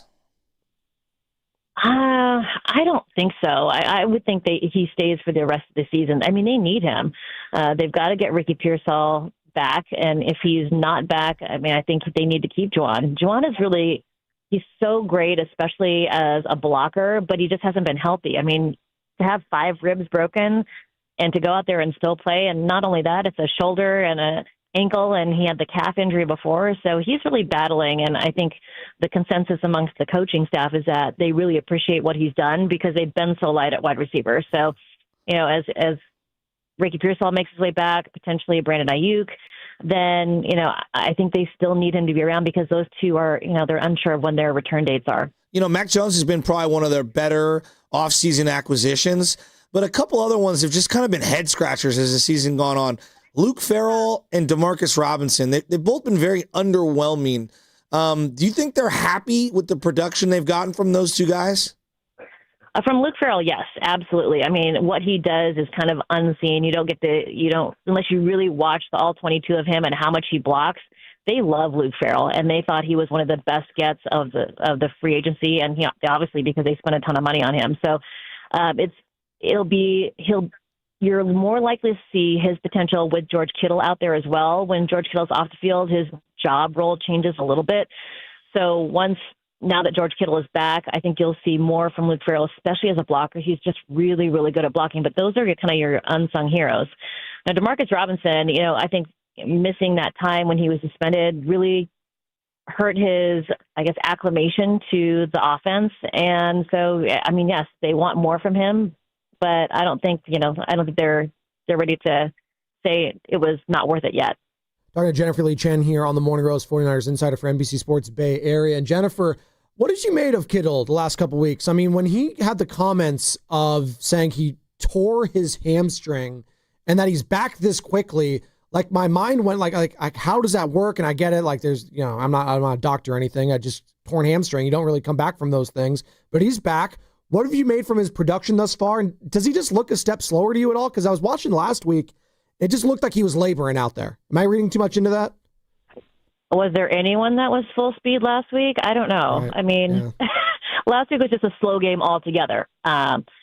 Kittle said it yesterday. I mean, we asked him, Tatum Bethune said, it didn't feel slow when we were on the field, but then I watched the film and it looked really slow. And George Kittle said, it was absolutely the slowest game I've ever been a part of in my NFL career. So Kyle Shanahan said it's one of the worst games that he's coached. So I think, throw out last week because it was just kind of an anomaly. But you look at when he came back versus Atlanta, I think he looked pretty good. Yeah, he was all right. I don't know. I feel like he's running in a box. Like he's not running really deep down the field. Like speed is a big element of his game, and we just haven't seen it displayed, and it's tough. I don't know where I'm at. They on just don't have Kittle. speed in general right now, Jennifer. That's the problem with this offense. Kendrick Bourne's your most explosive player. Exactly, and the guy can't be your number one wide receiver. So Jennifer, like they win this game on Sunday. No chance for like a big Trey Hendrickson type of deal. You don't foresee anything like that happening? I mean, that would be fun, but I don't know. I just don't think they're going to spend a lot of draft capital on a player and a lot of money when they've got so much money tied up in other players, and they want to keep their draft picks. I mean, they want to have another draft class like the one they have now, which sets them up for the future. It's not Super Bowl or bust like it was last year when they brought all those veterans in. It's different now. They've got to keep adding to the roster that they have so that they're set up for the future. It's not, this year is the focus. They've got to look forward, especially with Nick Bosa and Fred Warner out. Yeah, they really do. Is Jordan James ever going to suit up? Is Nick Martin ever going to play in base defense? Like, is that ever coming? It's bizarre to me. A team that had so many holes on defense drafts all these guys on defense to be plug and play, and none of them can get on the field but Upton Stout, it feels like, in the first two picks. Yeah, I mean, that's one of the positions that they have a lot of depth at, right? So it's, with as long as Dee Winters is healthy, Nick Martin's going to get some time on special teams, but Curtis Robinson is there as well, Luke Gifford. So I think I just think that he'll get his time, but he's got to learn how to contribute on special teams right now. That's what both Kyle Shanahan and Robert Saleh have said. Jordan James, again, like they've gone through seasons where we've seen them go through 5 running backs, and this year Christian McCaffrey's healthy. So it just they have him because they have experience where they've gone through 4 or 5 running backs, so they've got to make sure they have depth. But don't jinx it because, you want Christian McCaffrey to be healthy. Yeah, but they need some pop. I mean, like they had Isaac Orendo on the roster for some pop, right? Like a home run hitter, and it's just they're not even using him. I don't know. I just want to get a look at Jordan James. I mean, clearly, I don't know. We haven't seen him. I haven't seen him all year. Yeah, well, Bobby Turner's working on him to make sure he's ready when he gets out there. For sure. Hey, Jennifer, we appreciate your time this morning. Thanks, Good luck JLC. this weekend, and happy Halloween. Yeah. Thank you. You too. Talk to you soon. There she goes. Jennifer Lee Chan covers the 49ers for NBC Sports Bay Area and joined us on the River Islands guest line. So, yeah, she kind of said it right there. Like, this feels like this is the week. Are we going to find out whether or not this defense is going to show up for the Niners? And if they don't show up this weekend against the Giants, then they might just not be there the rest of the season. Kind of what it felt like. Because I don't know what version of Bryce Huff you're getting after his hamstring strain, right? Like, he's supposed to come back next week. He's going to be out this. No, I know. Like Keon White, so God love Keon White for saying, I'll play all 80s ball. But I was like, not on this turf you don't want to, buddy. Like, no chance. And by the way, the Keon White thing is, we haven't really talked about it, Joe. It's because no one knows who he is. Well, the fact that Mike Vrabel is getting rid of you, well, it's kind of a red flag. Mike Vrabel, I have a tremendous respect for. I think he knows when it comes to the defensive side, former linebacker. Well, what's their scheme? Right? Does it fit what they're trying to do? I think highly of Vic Fangio, don't you? Yes. Okay, he had no use for Bryce Huff. No. And right. Maybe that was a Howie Roseman special where he went over his head and got him and didn't even consult Vic. I don't know. Maybe, or you just get the guy on the field and for whatever reason he doesn't fit what you like to do. So I don't know. But I think the fact that he was traded for a 6th-round pick, he probably shouldn't get too excited. No. Well, they just need bodies. Like, that's literally what. Yeah, but Nick Martin can't get on the field. Well, Curtis Robinson, the guy's, he's a grizzled veteran. Luke Gifford. I'm gonna pull up Curtis Robinson. You got so upset when I said that. Coming to you live from the Laughing Monk Studios, Laughing Monk Righteously Brewed in San Francisco. If you missed any of that Jennifer Lee Chan interview, find it on YouTube or the free Odyssey app. Phil Simms talked to us yesterday, Joe. Phil Simms, Super Bowl MVP, one of the all-time Giants, Niners. Like this is a rivalry game. Like we don't think of it as it because it hasn't been the last decade, but this is a rivalry. Giants Niners, man. What? Before you get to that, what? You took a kid 75th overall. Yeah. 75th. All right? 2 first names, Nick Martin. All right, in Niner lore, third round, just to give you an idea of third round, like Joe Montana, Frank Gore, Fred Warner, Terrell Owens. Hall of Famers. You find some great players in the third round, okay? Curtis Robinson, who's now playing ahead of him, as well as Gifford, signed as an undrafted free agent in 2021, waived, signed again in 2022, just 2 months later. Placed on injured reserve, activated, waived in December. Signed to the practice squad, waived again. Signed a reserve future contract again. August 2023, waived, re-signed to the practice squad. Signed. No, I'm just saying, signed again. 2024, played in 3 games. Tore his ACL, ended his year. Yeah, man, you seem very emotional regarding this. Waived. Signed again in 2025. Are you noticing a pattern? Yeah. I think he stinks. I actually am noticing a pattern. It's called adversity. And being able to fight through there and sticking with it. I'm not trying to pick on him. What a great story Curtis Robinson is. I'm not trying to pick on him, but it's he's 27, 28 years old. You've been on the roster forever. I think we kind of know what he is. He's not that good. Just give Nick Martin a look. Joe. What is he not doing in practice is my question. Or is he is he showing up late? I don't is he even not care. doing little things? Well, then cut him then. I don't even care Well, because that's what I'm saying. This is the same organization. I know Robert Saleh wasn't running things. They told me that Devondre Campbell was the best they had on the roster. Nick and they were Sorensen, wrong. Yep. They were wrong. He was in over his head. First year DC, didn't know what he was doing. They were wrong. So I'm not saying that they can't have their own intuition and their own feel for it. I'm asking you, either you drafted the wrong guy 75th overall or you're making the wrong personnel decisions. It can't be both. It's not a good look. And if you were excited about this rookie class a couple weeks ago, especially on Sunday Night Football against the Falcons, I get it. Where are you at with this rookie class right now, Joe? Are you feeling like it's kind of underwhelming you thus far? It's just a big question mark. Watkins, James, Williams. I kind of like Collins. Yeah. But the first round pick, which is your highest first round pick in a long time, it's today, the day he was drafted, I thought he would play a little more outside. Yeah. Today, I feel you basically took 3 D tackles and CJ West, Collins, and Michael. Collins has been the biggest impact rookie they've had, and we thought that he was going to be the rawest. Yeah, that's why I said I'm the most surprised 100%. with him. So it's been Williams, I'm he's okay. He's whatever. I mean, all right. I think it's been kind of underwhelming. A double team run stuffing D tackle. I found DJ Jones in the 6th round to do that. Right. Well, I also had a 10-year NFL career. I also signed Yetur Gross-Matos. The guy can't even get out. Talk about the worst signings you've had. Oh my God. Gerard Encarnacion of the Niners. It's awful. He's back and he's out. He's gone. Did you hear what Phil Simms had to say yesterday? Oh, it's time for that's pretty good. Little pump fake injury report there. How many? I hate to be sadistic. It's Halloween, so it's fine. 2.5 over under injuries coming out of this game. For who? The Niners. I was going to say that's at least per team 2.5. So, how many close to season enders are we going to have this weekend? I think you have. I don't want to say it. That sounds horrible. I'm going to get in trouble here if I say I think they might have 1 coming out of this game.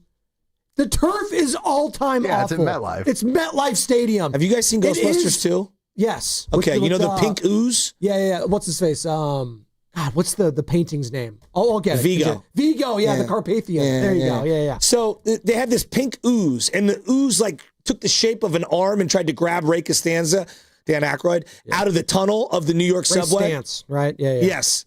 And Ray Costanza, I like. He kind of has George. Yeah. What do I call him? You say Ray Costanza, he's George Costanza. Right. Yeah. Seinfeld meets Ghostbusters. My bad. No, you're good. You're good. Ray Stance. I feel like the turf kind of takes the shape of an arm and just grabs someone in MetLife, similar to the pink ooze from Ghostbusters 2. Or you could go the Monstars in Space Jam, where it just sucks all the talent away from you. Yeah, that works. Or in this case, it's even worse because it's soft tissue injuries left and right. Honestly, they should have just played the game tonight at MetLife Stadium because it's Halloween, where people's careers go to die at MetLife Stadium. Does that sound horrible? Now I want to hear Jackie Wilson, Yo Love, lifting me higher. Oh yeah, because he sings Such a classic. Well, I think of my grandma. The pink ooze was supposed to make you angry and sad or whatever, right? Yeah, but they drowned it with positivity. Positivity. That's kind of, and then the toaster started dancing. The Statue of Liberty was there. That one was. No, that was a great one. What are you talking about? Someone was high as a kite who was writing that script. Ghostbusters is a banger, bro. The first one's all time. First one, second one's good, but first one's the best. Of course, not even close. Actually, the most recent one, they did two of them. One of them made me cry because they had Egon who passed away, and he's there as a ghost, and he's helping his it's grandkids. Like the daughter, right? Yeah, that one made me cry, and it was also emotional about my own life. Well, they also kind of, I don't know, they did the AI with him. I was like, he's kind of. I thought they did the character justice. Right, fair enough. I thought it was done in really good taste, and at the end, because all his friends, they're all that's the old SNL crew. Yeah, way back in the day, real actual comedians that were funny when it had social currency. Is that your favorite Halloween movie ever? Ghostbusters? Halloween movie? Yeah, just Halloween movie. If you like Michael Myers, you go Friday the 13th. I like all of those kinds of movies. No, but what's your I don't consider Ghostbusters a Halloween movie. Oh, it's absolutely a Halloween I know, but movie. I don't consider it one. Ghostbusters is just a banger. Okay, but again, it's the first movie I ever memorized. It's Halloween I know, season. but I don't consider it a Halloween movie. Oh, it's its own entity. I think you're in a minority there. No, I know I probably am, but I don't consider it. No, I watch it year round. Well, if you can watch it any time, it sounds like you could still watch it for Halloween. Yes. You guys have to understand. Ghostbusters was a phenomenon in the 80s. They had cartoons on Saturday mornings. I had to have cartoon the ghost hit so hard. I don't think you understand my son's obsession with Ghostbusters. Benny has all the old that's action now. figures. I'm talking about back in the day. Listen to me. I'm telling you, he has all the 80s toys. We go to vintage toy stores. He watches the vintage cartoons. And I'm giving you the perspective of, in the 80s, it was He-Man. Yes. Okay? It was He-Man. It was Ghostbusters. It was G.I. Joe. Yes. Those were the three. I have older brothers your age. I know. There you go. You're giving me a lesson. I already know about all these things. I know about your era. I have 9 brothers and sisters that are your age. I would put it this way, and I'll give Frank Grimes some credit on YouTube. Ghostbusters is a Halloween movie in the same way that Die Hard is a Christmas movie. No. Where you guys kind of are wrapping around. That's a movie that takes place on Christmas. It is not a Christmas movie. There is no Christmas-related things. Yeah, I agree with you. There's actually spooky-related elements in Ghostbusters that makes it a Halloween movie because it is ghost-related. We'll disagree there. By the way, I saw the new Frankenstein movie that's coming out on Netflix. They had it at Grand Lake Theater. I watched that. Great movie. Okay. Guillermo del Toro does it very well, does it justice.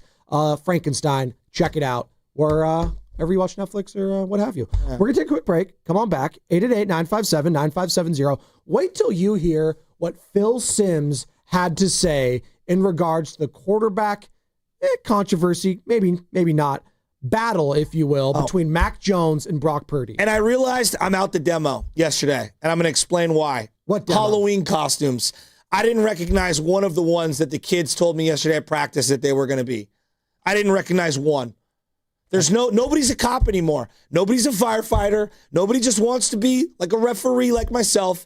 They're very specific characters, and I didn't know one of them. Kyle Brandt on NFL Network literally wearing a referee outfit just like you. There was 3 or 4 police officers / firefighters at Benny's little school get-together. That's good. So, yeah, there you That's go. That's good. Nobody wants to be a doctor? Yeah, Doc McStuffins. That's one of them. A vampire? A ghost? Yeah, those are all still there. Yeah. And a lot of princesses, because that's what happens. A lot of ninjas, too. This thing... K-pop demon something? K-pop demon hunters. I don't know what Very that popular. is. It's on Netflix. Unsucking you.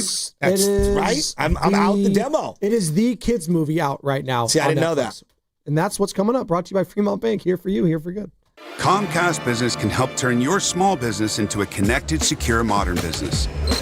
It's how restaurants become reliably up and running neighborhood favorites. How healthcare offices become the data-protecting caregivers that we all depend on. And how wealth management firms become cyber-securing guardians of your information.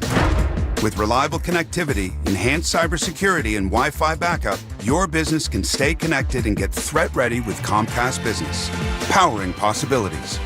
Now through November 16th, new Comcast Business customers can get started with 150 megabit internet plus security for $59.99 a month for 12 months with a 2-year agreement. Plus, ask how to get a $500 prepaid card on a qualifying gig package. Call today. Restrictions apply. Requires enrollment in paperless billing and auto pay with bank account. Early termination fee applies. Equipment, taxes, and fees extra.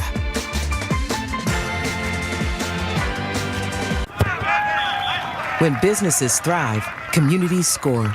That's why Bank of America is the official bank of FIFA World Cup here in the Bay Area. And our more than 110 local business specialists are ready to help your business win. What would you like the power to do? Learn more at bankofamerica.com/local business. Bank of America, official bank of FIFA World Cup 2026. Bank of America Corporation, all rights reserved.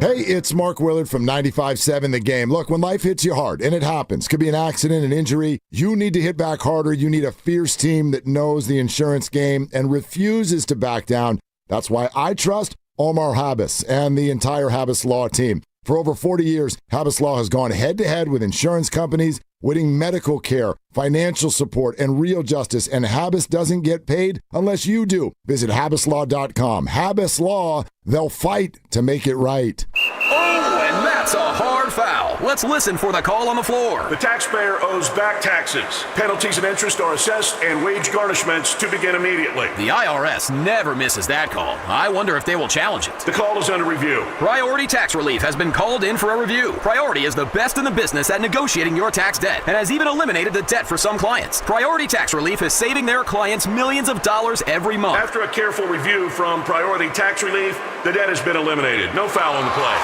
Whoa! That completely changes the game, folks. If you owe more than $5,000, call Priority Tax Relief, and in minutes they'll review your case for free with a direct line to the IRS to see if you qualify for life-changing relief. No more worrying about wage garnishments or frozen bank accounts. Call Priority Tax Relief today at 800-490-9877. That's 800-490-9877. We make your tax relief our priority. Call now. Priority Tax Relief. Hey, Bay Area, slam dunk and save lives with Stanford Blood Center. Donate blood during October, and you'll be automatically entered to win tickets to the Golden State Warriors game on Christmas Day. Every time you donate, you could help up to 3 people, bringing strength and support to individuals and families when they need it most. This is our way of saying thank you for being a hero in your community. Visit StanfordBloodCenter.org to learn more and schedule your donation today. That's StanfordBloodCenter.org. A lot of Bay Area banking customers are faced with a choice. Which financial institution best fits what they're looking for? It might make sense to consider a bank's history. Take Fremont Bank. For 60 years, we've provided stability and consistency with an emphasis on relationships. We've grown one customer at a time, not through mergers or acquisitions, because that's how you can do business when you're independently owned and community focused. Fremont Bank. Here for you, here for good. We all hear the radio ads about the IRS. They tell you to be afraid, to be scared, and they try to frighten you into calling. I'm not here to do that. Tax Relief Advocates is different. TRA is here to tell you that if you owe money to the IRS, whether it's $5,000, $50,000, or $500,000, we have a solution. It doesn't matter if you're sitting in your car, at work, or with your kids. No matter where you are, call now. 800-575-9834. Don't lose hope. TRA can eliminate or reduce what you owe to the IRS. Generous programs are now available that can give you a fresh start. Our passion is taxes and helping individuals fix their IRS problems. We have over 1,000 5-star reviews on Google and an A+ with the Better Business Bureau. You don't need to be afraid of the IRS any longer. End your tax nightmare today by visiting us online at TRA.com or call 800-575-9834. That's 800-575-9834. Tax Relief Advocates. Real solutions for real people. What if you had the smartest Wi-Fi? If you did, it'd be Xfinity and it'd come with their best state-of-the-art equipment. It would boost speeds to the devices that needed them most, whether you were streaming, gaming, or gaming while pretending to work. It would even power your mobile connection so you could bring faster, secure Wi-Fi speeds with you where you use it most. If you had the smartest Wi-Fi, everything would work together seamlessly to keep you connected. Xfinity. Imagine that. Restrictions apply. Red and Gold Game Day starts at Laughing Monk Brewing. Park for free. Enjoy amazing food, ice-cold beer, and every game on TV. Catch 95.7 The Game's pregame show. Then hop on the free shuttle straight to the stadium. Sign up now at 957thegame.com.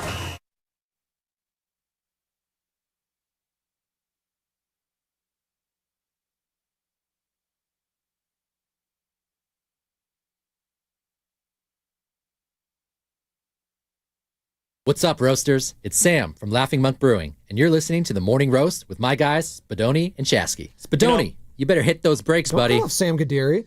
Look, when you're an adult, and you have to explain what your Halloween costume is, yeah, I'm out on that. And so I just saw Evan, and he's got this really nice like goatee thingy going. And I'm thinking, like, who are you? I looked at him. I was like, Are you Marv from the Wet Bandits and Home Alone? He's like, no, I'm Leonardo in the new movie. What is it? Oh, One Battle After Another. Yes. And I go, I haven't seen it, so I don't know. Yeah, I haven't seen it either. Yeah, I hadn't even. But he's obviously committed to the bit, and he, I guess, looks like the character. So love you, Ev. But I'm out on if you have to explain who you are. Then that means your outfit's not that good. You're a referee right now for those watching on the YouTube audience. It's very What are you talking about? I'm a zebra. You're a zebra? You're so funny. I thought you were a Chiefs fan. So funny. Get it? Because the Chiefs always at the ref's back pocket. You didn't hear about that one? Oh, no. Wow. Shut up. I figured I was LeBron James's personal assistant. You want LeBron on the Warriors so bad still. Don't even stop it. Stop. Breathing on LeBron. Back off, Draymond. That's a personal foul and attack. You know, Draymond would do nothing to LeBron James. Like, come on. That's not the guy you go to. You go to, like, Steph Curry. So it brings me to last night at practice. Okay. I didn't know where this is going. We're talking about adults in Halloween costumes. Now, kids. I thought it was the Evans story. Now we have another one. Exactly. Abby, the little fairy, is very popular too. The wand. That flies no around. question. Yes. And when I buy these snacks, I call them Elmo snacks. Yeah, because they are. Exactly. Because they are. And anyway, so for kids, it's different. If your kid is into something and they want to be something like very specific and dude, totally cool, lean into it. So yesterday, end of practice, we got the K through second graders. They're all out there. My boy Bellato's kid, my boy Della's kids out there. 5, 6, 7-year-olds, basically. 6, 7, 8. Okay, 6, 7, I would 8. say they There were you go. 6, 7, 8. Okay. Yeah, for the most part, 6, 7, and 8. And then my son, who's not even 2. So they're all out there. I'm like, what are you guys going to be? Yeah. Not one kid was, I'm a firefighter. I'm a police officer. I'm a doctor. That's so 1985, Joe. Come on. You gotta be more nuanced than that. Now, my one buddy, I think Della's kid's going to be a pilot, which is a good get. That's Nice. a good. You're like Top Gun, get the little jacket. Yeah, There I you don't go. even know. Yeah. But every other kid was basically, I am da-da-da-da-da-da from K-pop Demon Hunters. Oh, yeah. Where are you at, dude? And I was like, what? Oh, they got bangers on that soundtrack. Absolute bangers. Explain to me. I didn't know what it was. I still don't really understand what it is. It's a movie on Netflix that is catered. I know what K-pop is. K-pop. Okay, what is it? It's a genre of music coming out of Korea. There you go. It's Korean pop. It's Korean, but it's all it's boy bands and girl bands that are think Backstreet Boys. Yes. Korea. There you and go. one of the Spice top, Girls Korea. And There one you of the go. top Korean K-pop artists was on that TV show I love, White Lotus. There you go. Yeah, what was her name? Mook? Whatever. Yeah, Mook. yes. Yeah, Mook. Yes. There you go. White Lotus, the last season it was all right. Can't wait for the next season. So I don't know what K-pop Demon I'll tell you Hunters right now. was. So it's on Netflix. Okay. You can watch it. You're a subscriber. It is a movie, just like it sounds. They're a K-pop group, 3 girls that hunt demons. Okay. And they use their voices and they play all these cool songs. And then there comes this rival demon group that pretends to be humans named the Soulja Boys. That is also a K-pop group. Not the Soulja Boys. Yeah, no, not Soulja Boy. Master P. No. Turn My Swag On. No, they did not. But they have a lot of catchy songs and they have this rivalry.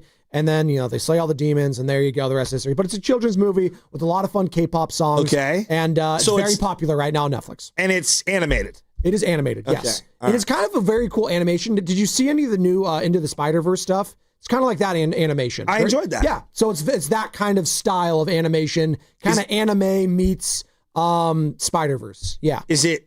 Is that drawn or is that graphics? Both, I think, is what or it is. Is there no difference anymore? No, there is I think they kind of do it like together now, where you can still have the drawings, but like you draw on a computer. I don't know, like a digital art I had a digital art class senior year of high school, circa 2011.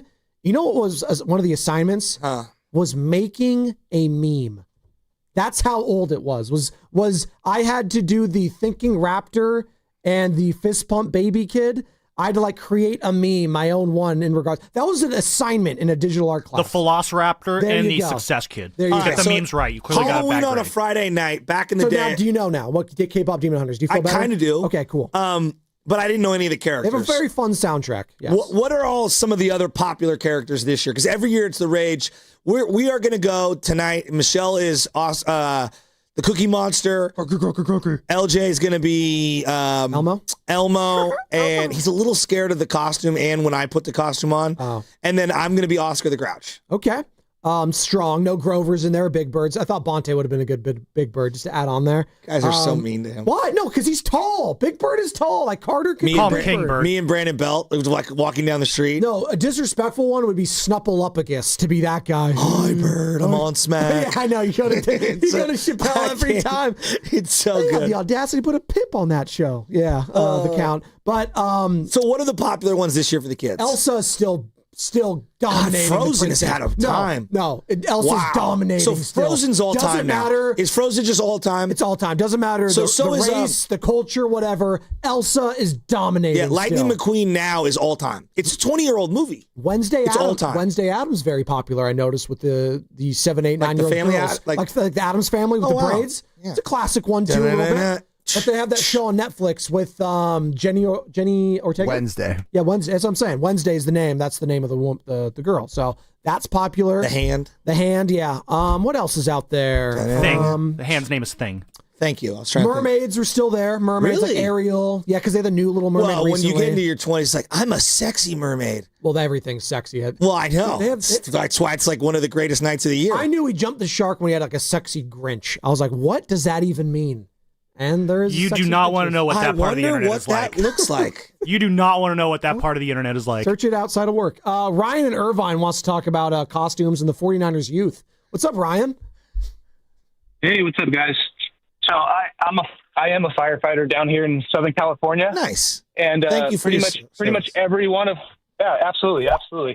Pretty much every one of my coworkers. Thanks for the drip there. Pretty much every one of my coworkers' kids are all doing the K-pop thing it's too, and I huge, had dude. no idea what that was. Me neither. Massive. Yeah. It's a phenomenon. Yeah, so no, they don't want to dress up like their dads, their moms. They want to be K-pop something, but no, this is what I wanted to say. Thank you from a fan. Thank you for kind of, I don't want to say pushing back, but asking some additional questions with that Jennifer Lee Chan interview right now, because I think as fans, we're starting to get kind of frustrated, and we watch football, and a lot of us, we watch a lot of football. So George Kittle doesn't look right. He looks slow. Exactly. So I appreciate you asking some additional questions. Why can't Garendo get on the field? Why can't Nick Martin get on the field? Thank you for asking those additional questions there. It's all good, man. And look, but the thing Jennifer, let me defend Jennifer for just a second. I think when you're covering the team every single day, like there's a way that you have to go about it when you're facing everyone every day. And if you're just out here just belligerently slamming everyone at every single turn, it's hard to walk into that room and have everyone's respect and have sources and get information. I think it's real easy for me, Joe Shasky, to sit here every day, not be in front of the players, critique this guy, critique that guy, slam this decision, slam that. But this is why I push back when people are like, Shasky, you should be at press conferences. No, I know where my place is. And my place is on the air, right here, doing the Lord's work, screaming and yelling like a maniac. And if I was around those people, I'm less likely to be as honest and as candid as I have to be for me to be the best version of myself for this show to entertain the audience. If I knew every single player on the team on a personal level and we were friends or I had any kind of relationship, I'm way less likely to rip them. I'm way less likely to call out poor play or things that I determine to be, I don't know, whatever, just out of pocket or whatever. And I'm not trying to rip those that are doing it. It's really difficult to tell people how to do journalism. I don't do journalism. That's not what I do. I do analysis. I do entertainment. I do critical thinking. I give you opinions. I am not a beat writer. I'm not reporting facts. That's not what we do. That's like the difference between a journalist and a columnist, where a columnist will have opinions off a certain thing. A journalist will just tell you straight the facts of what happened.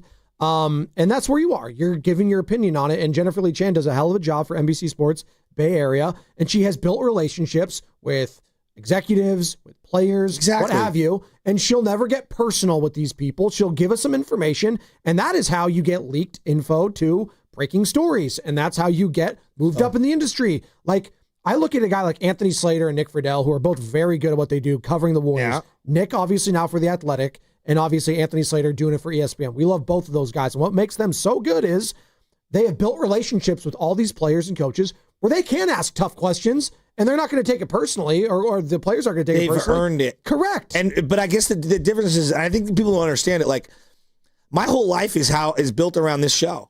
Yeah. Preparing for this show, building this show, creating this show.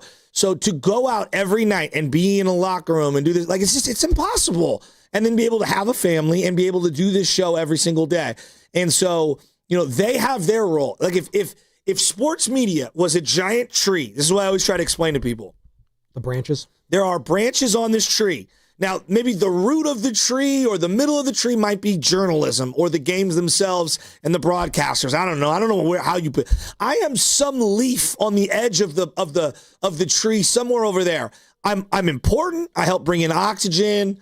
I can bring in liquid and hydrate the tree. Science over here, yeah. But I'm also not the most important part of the tree, okay? I understand that, and I acknowledge that. But also, the journalists have their point. Like Pablo Torre, who's doing a lot of journalism within sports, has his branch. And Jennifer Lee Chan has her branch. And someone like Sam Loveman, who grinds his butt off to do both and to try to be at AT&T, Oracle, whatever it's called now, as often as he can to ask good questions, but also as a podcast, also produces his show full time. Like, it's a tough balance. It really is. I don't think people have enough appreciation for the kind of grind that you're putting yourself through to do these things. And it's easy for Joe Shafty to come in. Why didn't they ask this? Why didn't they ask that? When I don't know what these guys are being told behind the scenes, and kind of like bringing into the table, like they'll tell you, like, hey, I can't go to air with this. The coach might tell some of the beat reporters, off the record, this is what's going on with my bullpen. But don't ask me about it because I don't want the public to know. So I just think there's a lot of like unknown parts of this that I think it's easy to pick apart from apart. So I'm trying to defend Jennifer Lee Chan. I actually think she does a great job covering this team. And I think when you go to games and practices, you see her on the sideline, she grinds. By the way, the latest out of the NFL, I thought that was well said. Chris Greer, out as Dolphins general manager, had been there the last 9 years in Miami. They're expected to keep Mike McDaniel as head coach for the remainder of the season. But Chris Greer, GM, gone. And I don't know how he stuck around that long. The Dolphins have been the laughingstock for years and years and years. And they haven't, like, that Tua pick, that was the one that did him in finally. Like that attaching him to that quarterback, that's a job killer right there. It is. Tua stinks. You mean signing him or drafting him? Drafting and signing him and doubling down on Tua. Look, the Chargers have admitted that they were going to take Tua if the Dolphins took Herbert. So I think, thank God they didn't. Well, no, I agree. The reason they got Jim Harbaugh was probably I didn't think Herbert right? would be Herbert coming out. I thought he was be okay. I didn't love him coming out. I think it's easy to point today and say, well, everyone knew Tua sucked. There was a tank for Tua clamoring. After that hip injury, I was very skeptical on him. Then he went like 6th overall? He went, dude, yeah, 6th or 7th, right? And I know. I don't know. I know. It's pretty crazy, but now we could argue about the contract. Once he started playing and then getting concussions, see, I think the bigger issue was the contract. I said he should have retired. Yeah, I straight up, I still think so. Like that, like the head injury stuff, that is scary. When his fingers start doing all that stuff, like, yeah. But if he resurfaced in the right system, I still think he could be good. Oh well, mine's all medical related. It's not even. It's more of just the concussions in general. Once it gets to a certain point, Aikman, Steve Young, all these guys, like age isn't even a factor for me. It's the amount of head trauma that you've had in your career. Might be time to step away. See, to me, he's the ultimate like good, not great. Which is what I fear in the Purdy situation. Solid, right? Yeah, but like he's not the same player, and I don't know. There's a lot going on there. You can't count on much, but you can always count on Sundays with the NFL and CBS and Paramount Plus. And Joe, I know you're going to be watching this weekend because the Niners are taking on the Giants in a juicy Week 9 matchup. Watch all your local NFL games all season long. Visit ParamountPlus.com/NFL to get started today. Ask the question you just asked me in my ear, Carter. Well, I mean, beside Aikman, I guess, right? But I'm just asking, like, have you ever seen a guy like have such visible concussions with like the hands? Oh, you're and talking all about the that? hands going like that. Well, I mean, think of Austin Collie got absolutely destroyed on the field. Multiple times? Yes. Yeah. Peyton Manning had him laid out. Medicine balls. Yeah, so you guys are too young, and I'm not trying to hate. Like, Altoon's career was ended, concussions. If I say Altoon, I immediately think concussions. And you could go... Which is a wide receiver from the Jets. Go baseball, Mike Matheny. Mike Matheny's a great one. He had the multiple concussions back to the face, ended his career. He was a great Giant. Not a good, great Giant. Former A's catcher, Pirates, other team, John Jaso, who's also really good. Joe Panic. One Joe that Panic. kind of fits Joe what Panic. Carter was talking about is Javid Best. I want to say it was Javid Best. 2009 2009 So- against Oregon State. Flips into the end zone, lands on his head. His arms just like spread out straight. It was one of the most horrifying injuries I've ever seen. I just mean, we see concussions all the time, obviously, and we can tell when someone's concussed. I just mean like so visibly with the hands. That's and that, Austin all that Collie. stuff. Yeah, and so the other one, I would go a step further. My mom's on her way to Puerto Rico. Otherwise, I'd tell you to call her right now. My mom used to say when we would watch in the living room. She's going to Puerto Rico right now? Yeah. I hope, like, storm-wise, like, she's I know. okay. I'm just, okay. She's doing like a, what are they called? She's flying to Puerto Rico, and then they're getting on a, what are those things Boat? called? Yeah, but what's it called? Cruise. Cruise, thank you. Oh, okay. My mom used to say in the living room, when they would do the road games, we'd be sitting in the living room while watching the game. Steve's got that look in him. And what she meant was he's concussed. And she could see by the wily eyes on the sidelines. And he would have this, he'd be like blinking and he'd be looking out into the abyss. I'm talking Steve Young. And my mom would always say, he's got that look in him, meaning he got rocked. Yeah. Like just absolutely wrecked and he's clearly concussed. Aikman, Steve Young, Altoon, there were a lot of guys in the 90s. They played on that hard, crappy surface. Yeah. And that was when also I felt like the television coverage did a great job panning to the sidelines, looking for stuff like that. Another guy that we haven't talked about is probably going to go to the Hall of Fame at one point, Luke Kuechly. He got bad. I mean, that was in like the 2010s. I know, but I'm going back to the 90s. He was 28. He was 28 when he hung him up, when he's just like, dude. Chris like, Borland. I mean, remember, like, I remember. 1 year. It was kind of scary. Like, the Kuechly one, he was like crying and like sobbing. And he looked like remember that? I know. Like, he was looking around like he didn't know what was happening. I've told you guys this, and you guys we can laugh about it now. I got multiple concussions, and one of the first ones I ever got, we were warming up for a baseball game. I don't even know if it was regular season. It might have been summer league.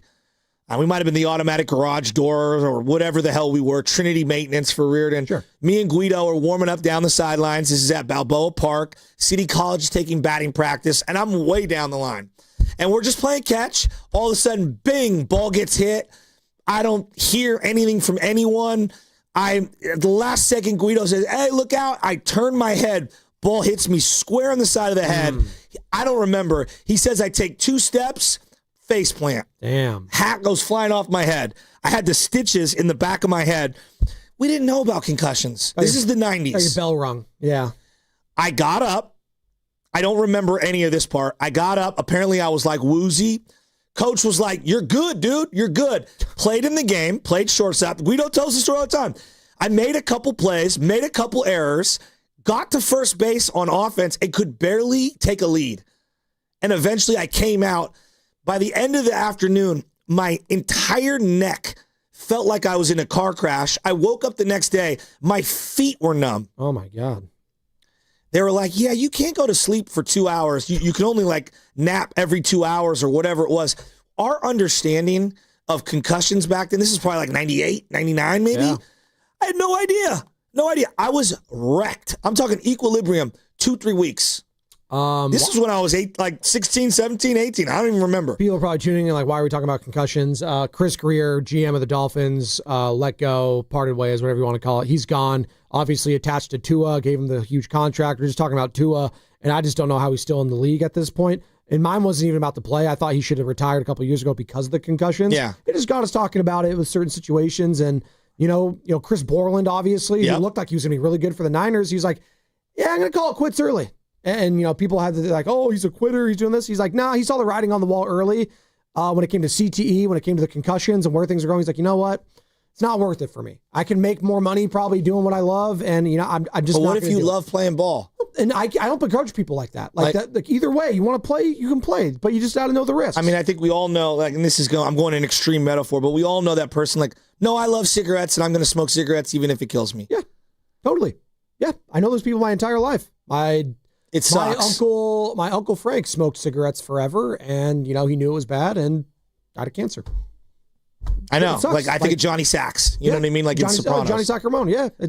Gonna keep doing it. What's crazy about the concussion thing, like we still don't even, we have a very small understanding of what's going on, but you're more susceptible every single time. And I've had probably 2 or 3 concussions since then. Yeah. It's 25 years. I had one on a softball field, knocked me out cold. My brother had to come pick me up and drive me to Kaiser, and I was messed up for like a week. My boy Martin, I dove for a ball head first. Martin kneed me in the face.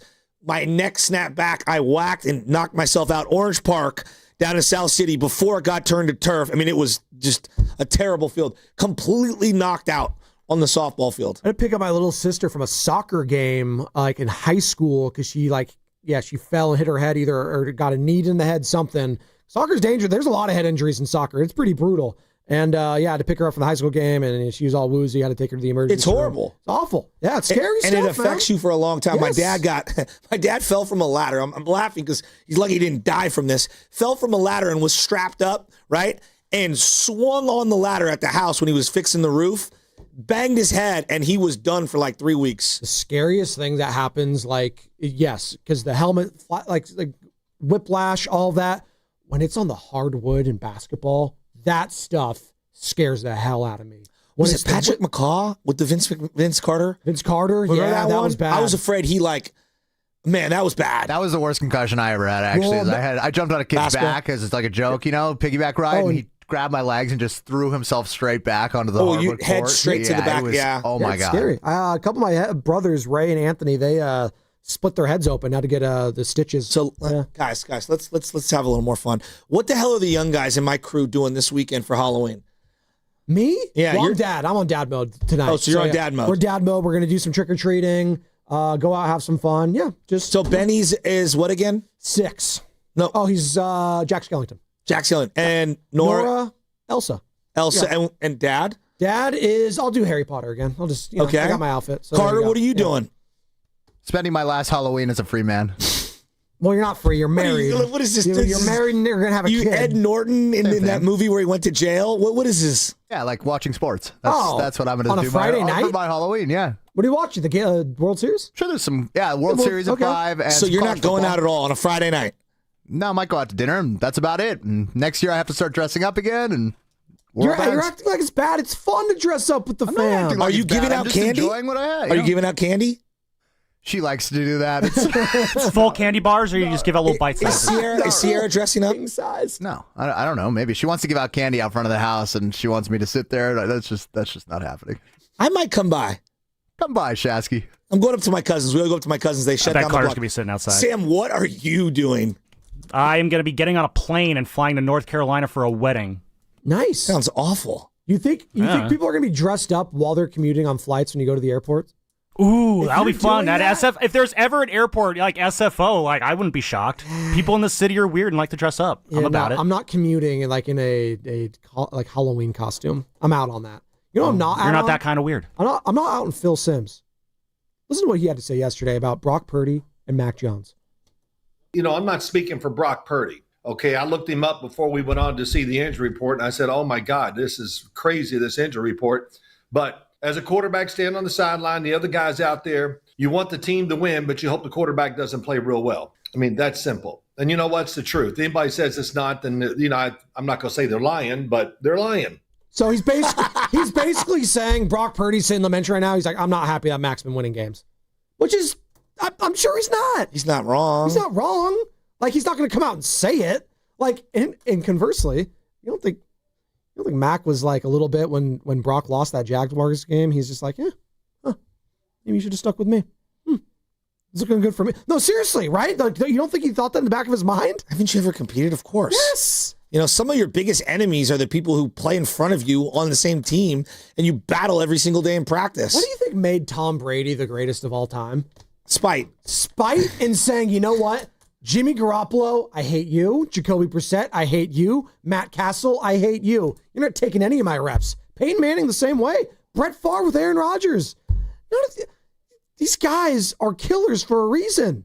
As they're going killer on the court. Who was my caller yesterday talking about Jimmy Butler? These guys are murderers. These guys are murderers on the field, Joe. Do you think the Warriors are dressing up for Halloween? What do you think that'd be? What would Steph would be Superman. Hold on. What would Draymond? What is the costume for Draymond Green? The Hulk. Hulk fist. Hulk? Yeah. You sure? Yeah. Like he turns into the Hulk. Okay. Oh, Mac Jones, by the way, is Two-Face, right? Harvey Dent. Come on. It's too perfect.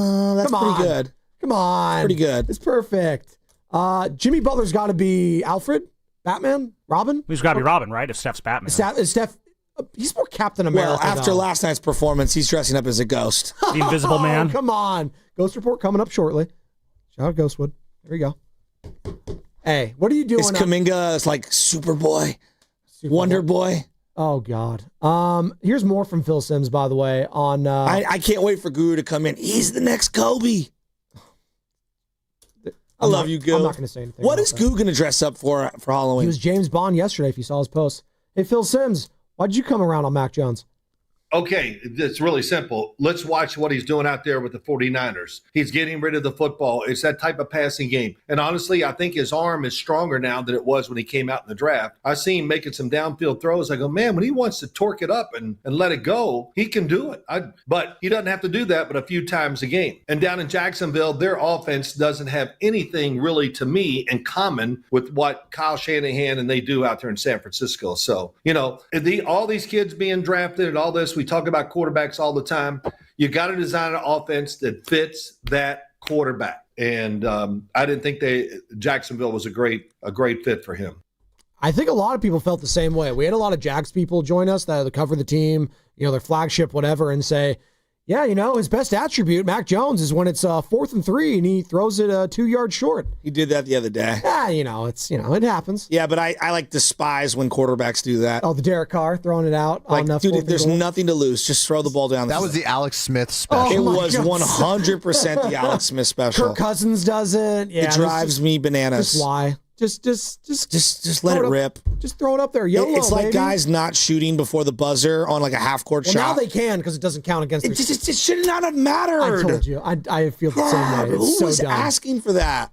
Well, Adam Silver. You're listening to 95.7 The Game, KGMZ FM and HD1 San Francisco, and Odyssey Sports Station in the home of the Golden State Warriors and Valkyries, always live on the free Odyssey app, coming live from the Laughing Monk Studios. We got Steiny and Goo joining us in about 45 minutes for the crossover every Friday at that time. We got the Ghost Report coming up shortly. It is Halloween. We're still doing sports nightmare scenarios, 888-957-9570. The nightmare scenario for Brock Purdy, I'll tell you what it is. It's Mac Jones taking this team all the way to the Super Bowl and winning it at Levi Stadium. I'm just telling you, that's his nightmare scenario. Because then you're gone. Sorry. If Mac leads this team to a Super Bowl win at Levi Stadium, he's your quarterback going forward. Not even close. Why? What are you looking at me like that? I'm just telling you, that's his sports nightmare. I'm just thinking about. I stumped you right there. I mean, you just came in with something I was ill prepared for. I was just sports nightmares right there. Like, I just thought of it from different individual standpoints. We always think of it from the fan, but from a player's perspective. Mm-hmm. When I heard Phil Simms saying, "Yeah, it sucked watching Jeff Hostetler win that Super Bowl. It sucked." Yes, because he thought like he was going to be his number 2. And if Phil Simms does win that second one as a starting quarterback, he's probably in the Hall of Fame. Yeah. He probably is. So I know that he doesn't think that way because he had a hell of a career and he's a Super Bowl MVP. But when you get 2, like Eli's probably going to go there because of that, right? Eli. And Phil Simms was a way better quarterback than Eli Manning, was he not? Yeah. Yeah, I'm saying because you watched him in the 80s. So I'm asking you. Yeah. Yeah, okay. You were going to say something. Did I cut you off? Sorry. Well, no, I've been thinking about Halloween a lot, and I think we need to get some music going. I'm going to give you the top 5 worst candies of all time. Okay, we'll get some. Give me some Halloween music. The top here. 5 candies that you absolutely despise getting. I know which ones I have. So. Oh, you do? Yeah. So then maybe we'll just put together the comprehensive list. Any list has to include. Yes. Yes. I guess this is Halloween music.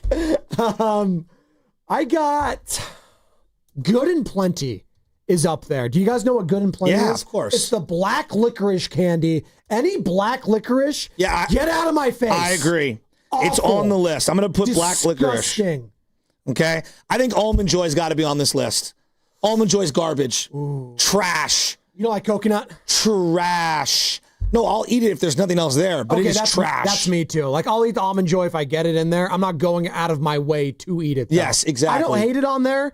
I'll also have to put candy corn. Candy corn Yeah, that's garbage. 100%. Disgusting. I agree. What about Twizzlers? Twizzlers are fine. I don't mind Twizzlers. They're fine. Red Vines are so much better. Yeah, they're better, but like I don't hate eating a Twizzler. Like it's fine. Like I don't. Give me a sour punch straw. No, but I'm saying like all those are true. But like you're eating a Twizzler, I'm not hating eating it. It's fine.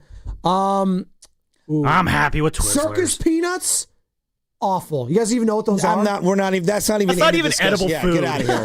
That's like display food you put out. That's not real. I think Milk Duds, and saltwater taffy both need to be on this list. I love Milk Duds. Milk Duds really? are so What good. about saltwater taffy? I'm down for taffy. I don't get saltwater taffy though in a Halloween all over my candy. teeth. I hate it. Saltwater taffy's whatever. I don't go out of my way to eat it. Another one I do hate though, Whoppers, disgusting. I'm okay with Whoppers. Gotta have milk though. Absolutely awful.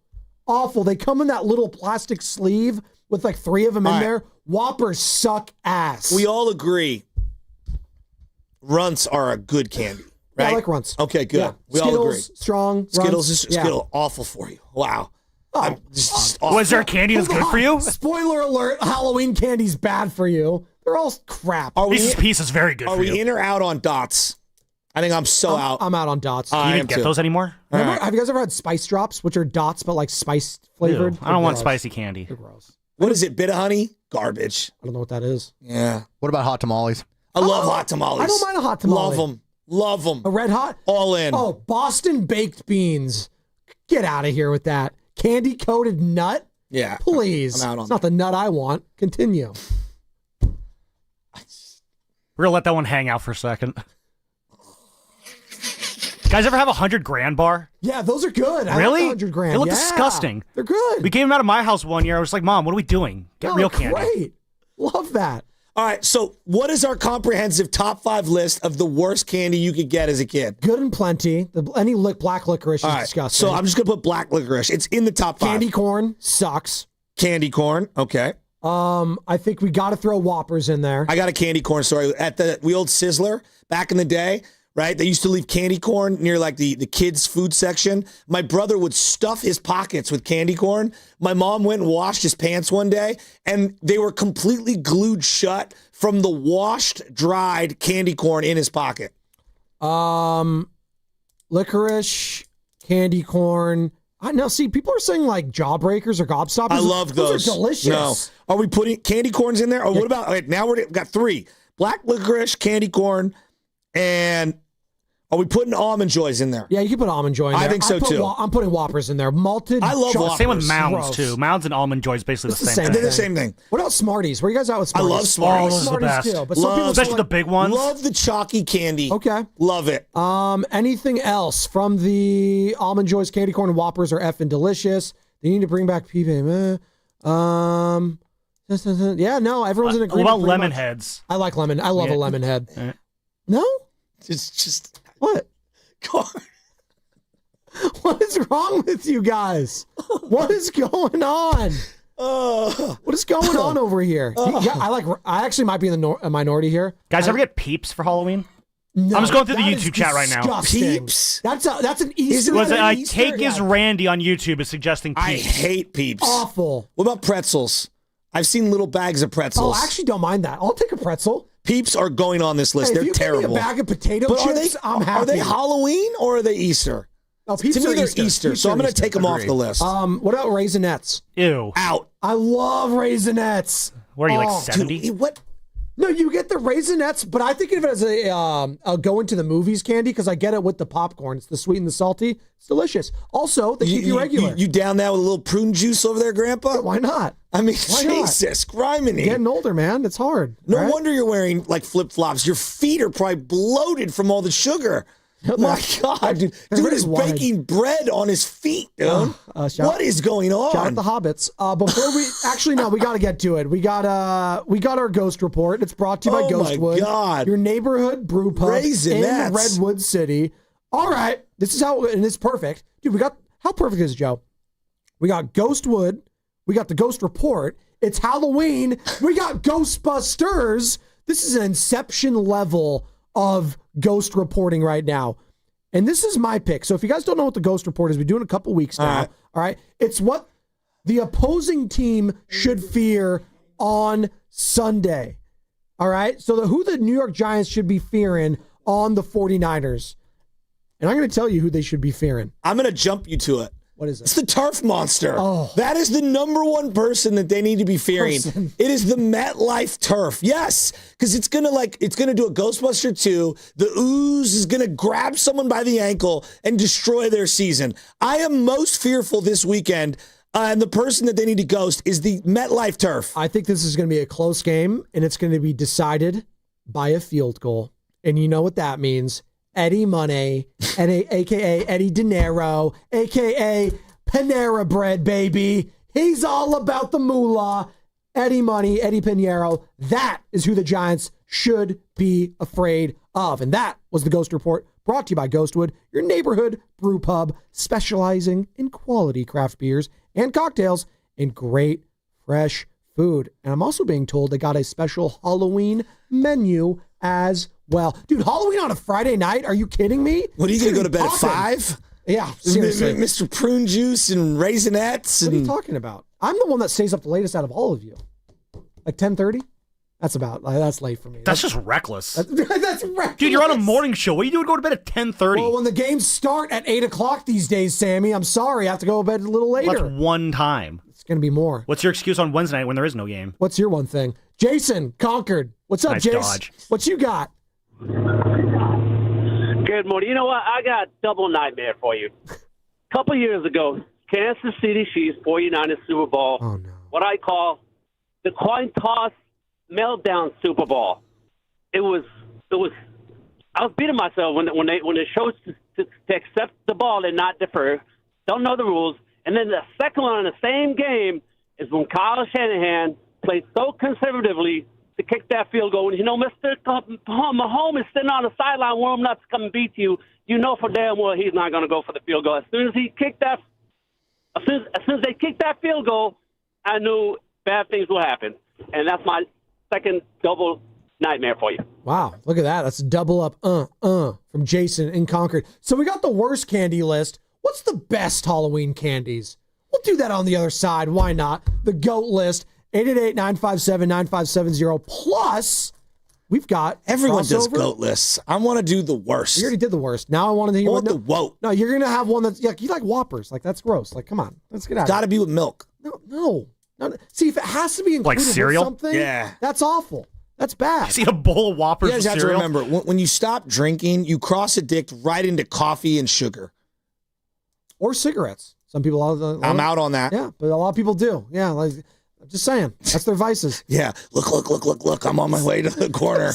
Get me Stop some airing out Newports. dirty laundry. Come on. He knows I love him. I also love what's coming up next. Brought to you by Fremont Bank. Here for you. Here for good. More of your calls. More of your texts. Happy Halloween, baby. Let's go. Hi, this is Brian Bakhtiar, Executive Manager of Stevens Creek Subaru. The fall season is upon us. That means football, baseball playoffs, and kids back in school. At Stevens Creek Subaru, this is one of our favorite times of the year. Fall is also when we get our first rains of the year. That means dangerous road conditions. That is, unless you drive a Subaru with symmetrical all-wheel drive. Subarus are built for any road condition or terrain, whether it's a drive to the coast or up to the snow. The safest pick is a Subaru. This month, lease a new 2025 Crosstrek 2.5i Premium for just $238 per month. Just $238 a month for a new Crosstrek from Stevens Creek Subaru in San Jose. 36-month lease. No security deposit needed. $29.95 due at signing, plus tax, license, and registration fees. Includes $85 dealer documentation fee and first month payment. Acquisition fee $650. MSRP $30,177. 15 cents per mile over 10,000 miles a year with Tier 1 approved credit. $300 disposition fee. One at this payment. VIN number S8268128. Offer expires end of month. See Stevens Creek Subaru for details. On Stevens Creek Boulevard or online at StevensCreekSubaru.com. Buckle up and drive safely.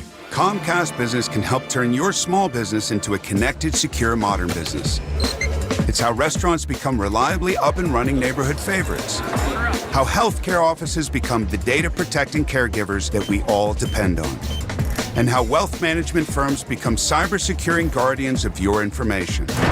With reliable connectivity, enhanced cybersecurity, and Wi-Fi backup, your business can stay connected and get threat-ready with Comcast Business. Powering possibilities. Now through November 16th, new Comcast Business customers can get started with 150 megabit internet plus security for $59.99 a month for 12 months with a 2-year agreement. Plus, ask how to get a $500 prepaid card on a qualifying gig package. Call today. Restrictions apply. Requires enrollment in paperless billing and auto pay with bank account. Early termination fee applies. Equipment, taxes, and fees extra. When you own your own business, you own every decision. Catch the red eye or take the 6 a.m. Make a new hire or promote internally. Celebrate a win with a toast at the gate or unwind at the lounge.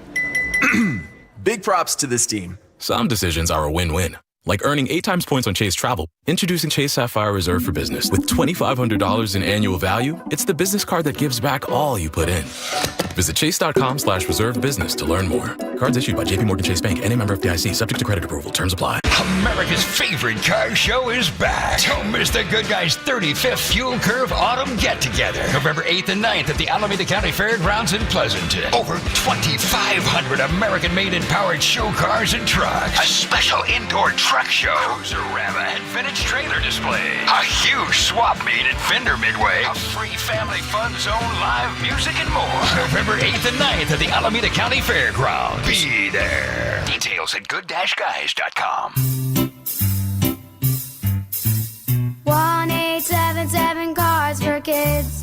KARS Cards for Kids. 1-877 Cards for Kids. Donate your card today. 1-877 Cars for Kids. KARS Cars for Kids. 1-877 Cars for Kids. Donate your car today. Ready to get rid of that old car? Donate it to Cars for Kids. Call 1-877-CARS for Kids to reach a friendly live agent. Donation's super easy, and your car can be picked up as soon as tomorrow. Call us now, 1-877-CARS for Kids. That's Cars with a K to donate your car today. 1-877 Cars for Kids. Donate your car today. Did you know you can donate real estate too? Go to carsforkids.org. That's carsforkids.org. Deadlines move fast. So should your takeoffs. With Lowe's Blueprint Takeoff, you can turn blueprints into competitive quotes. Bring us your plans, and we'll generate itemized material lists to make quoting faster and easier. And when you're ready, we'll deliver everything you need straight to the job site. Visit the Pro Desk today to get started. Lowe's, we help, you save. Okay, I have to tell you, I was just looking on eBay where I go for all kinds of things I love, and there it was. That hologram trading card. One of the rarest, the last one I needed for my set. Shiny like the designer handbag of my dreams. One of a kind. eBay had it, and now everyone's asking, ooh, where'd you get your windshield wipers? eBay has all the parts that fit my car. No more annoying, just beautiful. Millions of finds, each with a story. eBay. Things people love. Spreadsheets, clunky software, 100 different logins just to run your business? Ah. There's a better way. Odoo. One simple, connected platform that handles sales, inventory, accounting, and more, so you can focus on growing, not juggling. Make the switch today at odoo.com. That's ODOO.com.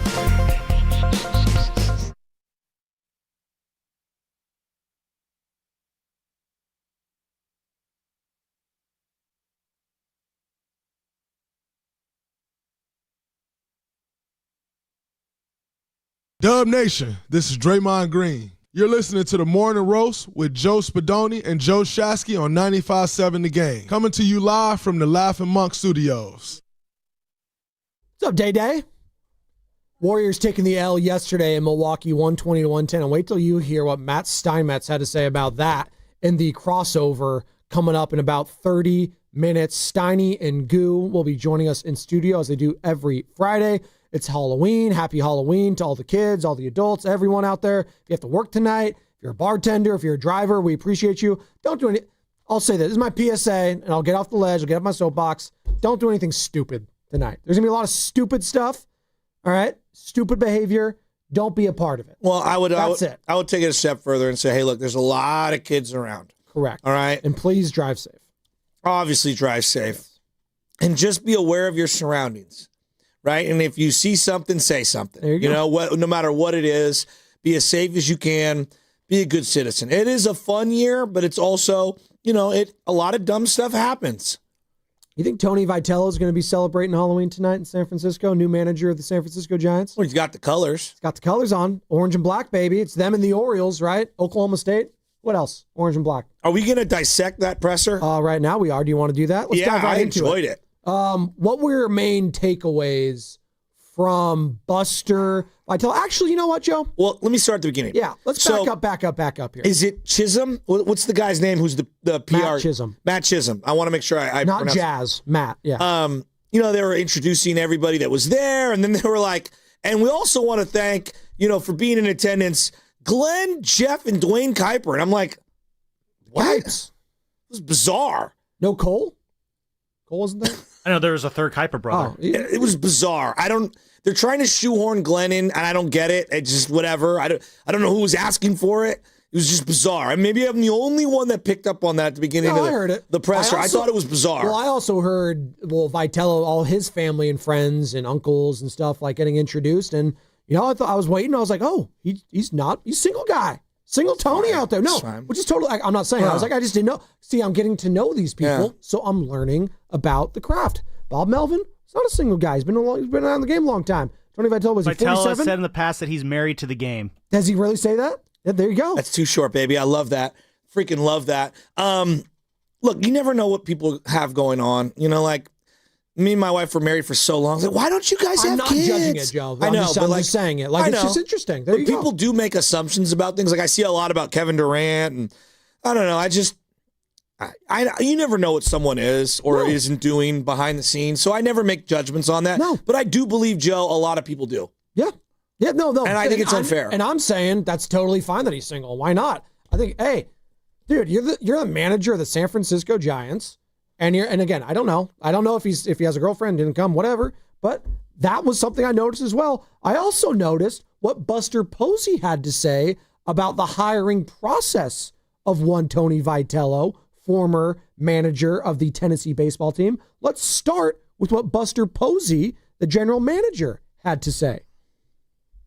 When we first started talking to Tony, it was abundantly clear that he was a natural leader. Wide range of topics, and I think some highlights that I came away with from those conversations were, some of his vision, his conciseness, and plenty of other leadership qualities.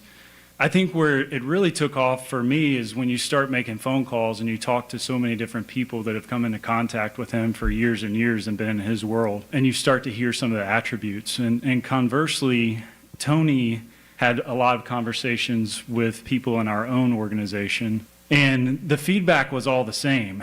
The response was, this guy's a winner. He has a vision to be great, and not just for himself, that's going to rub off on those around him. There's an expectation that he'll get the best from everybody that he comes into contact with. Tony's a teacher, he's a motivator, tireless worker, and someone who understands how to build culture. We believe his leadership is not only going to impact our clubhouse, but it's also going to impact our organization and our entire fan base as well. Thrilled to have Tony as our manager. High confidence that together we can build something really special here in San Francisco. And so now it's my pleasure to introduce Tony Vitello as the next manager of the San Francisco Giants. Hey. And let me correct myself. I said general manager, president of baseball operations, Buster Posey there, alongside general manager Zach Manassian. All right. So very nice. Very well put together. I love Buster just being a no-nonsense guy. It's just what he is. And Tony, conversely, is the personality-wise, they could not be polar opposites sitting next to each other. And that was what was kind of fun in that, where Tony's just a guy you want to hang out with, man. He seems super chill. And we're going to hear from his opening statement, but what did you hear from Posey there, Joe?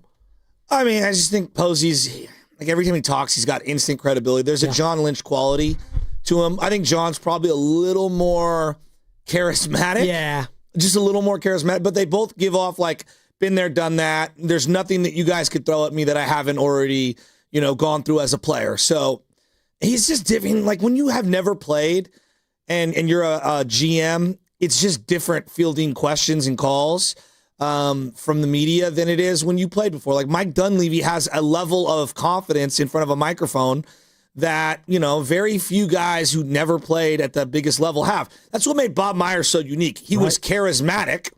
Yeah. And he didn't really play at the highest level. Right. And was an agent and kind of came from another world. And so I think he offset whatever his lack of credibility resume-wise was as a player with charisma. So I think you need to acknowledge that although the number one thing in terms of job requirement is like, do you put together a good team? Do you build good staffs? Part of doing the job is being charismatic with the media. And I think it's less of a requirement when your resume as a player speaks for itself. Do you get what I mean? Yep. No, I completely agree. And I love that word you use right there, charismatic, because that's immediately what I took away from that interview. Just a lot of charisma. From Vitello. Yeah. No, seriously. Now, I saw Vitello is how he correct. Vitello. I want to make sure I get it right that's on the front end. The fam, it's probably been Americanized, right?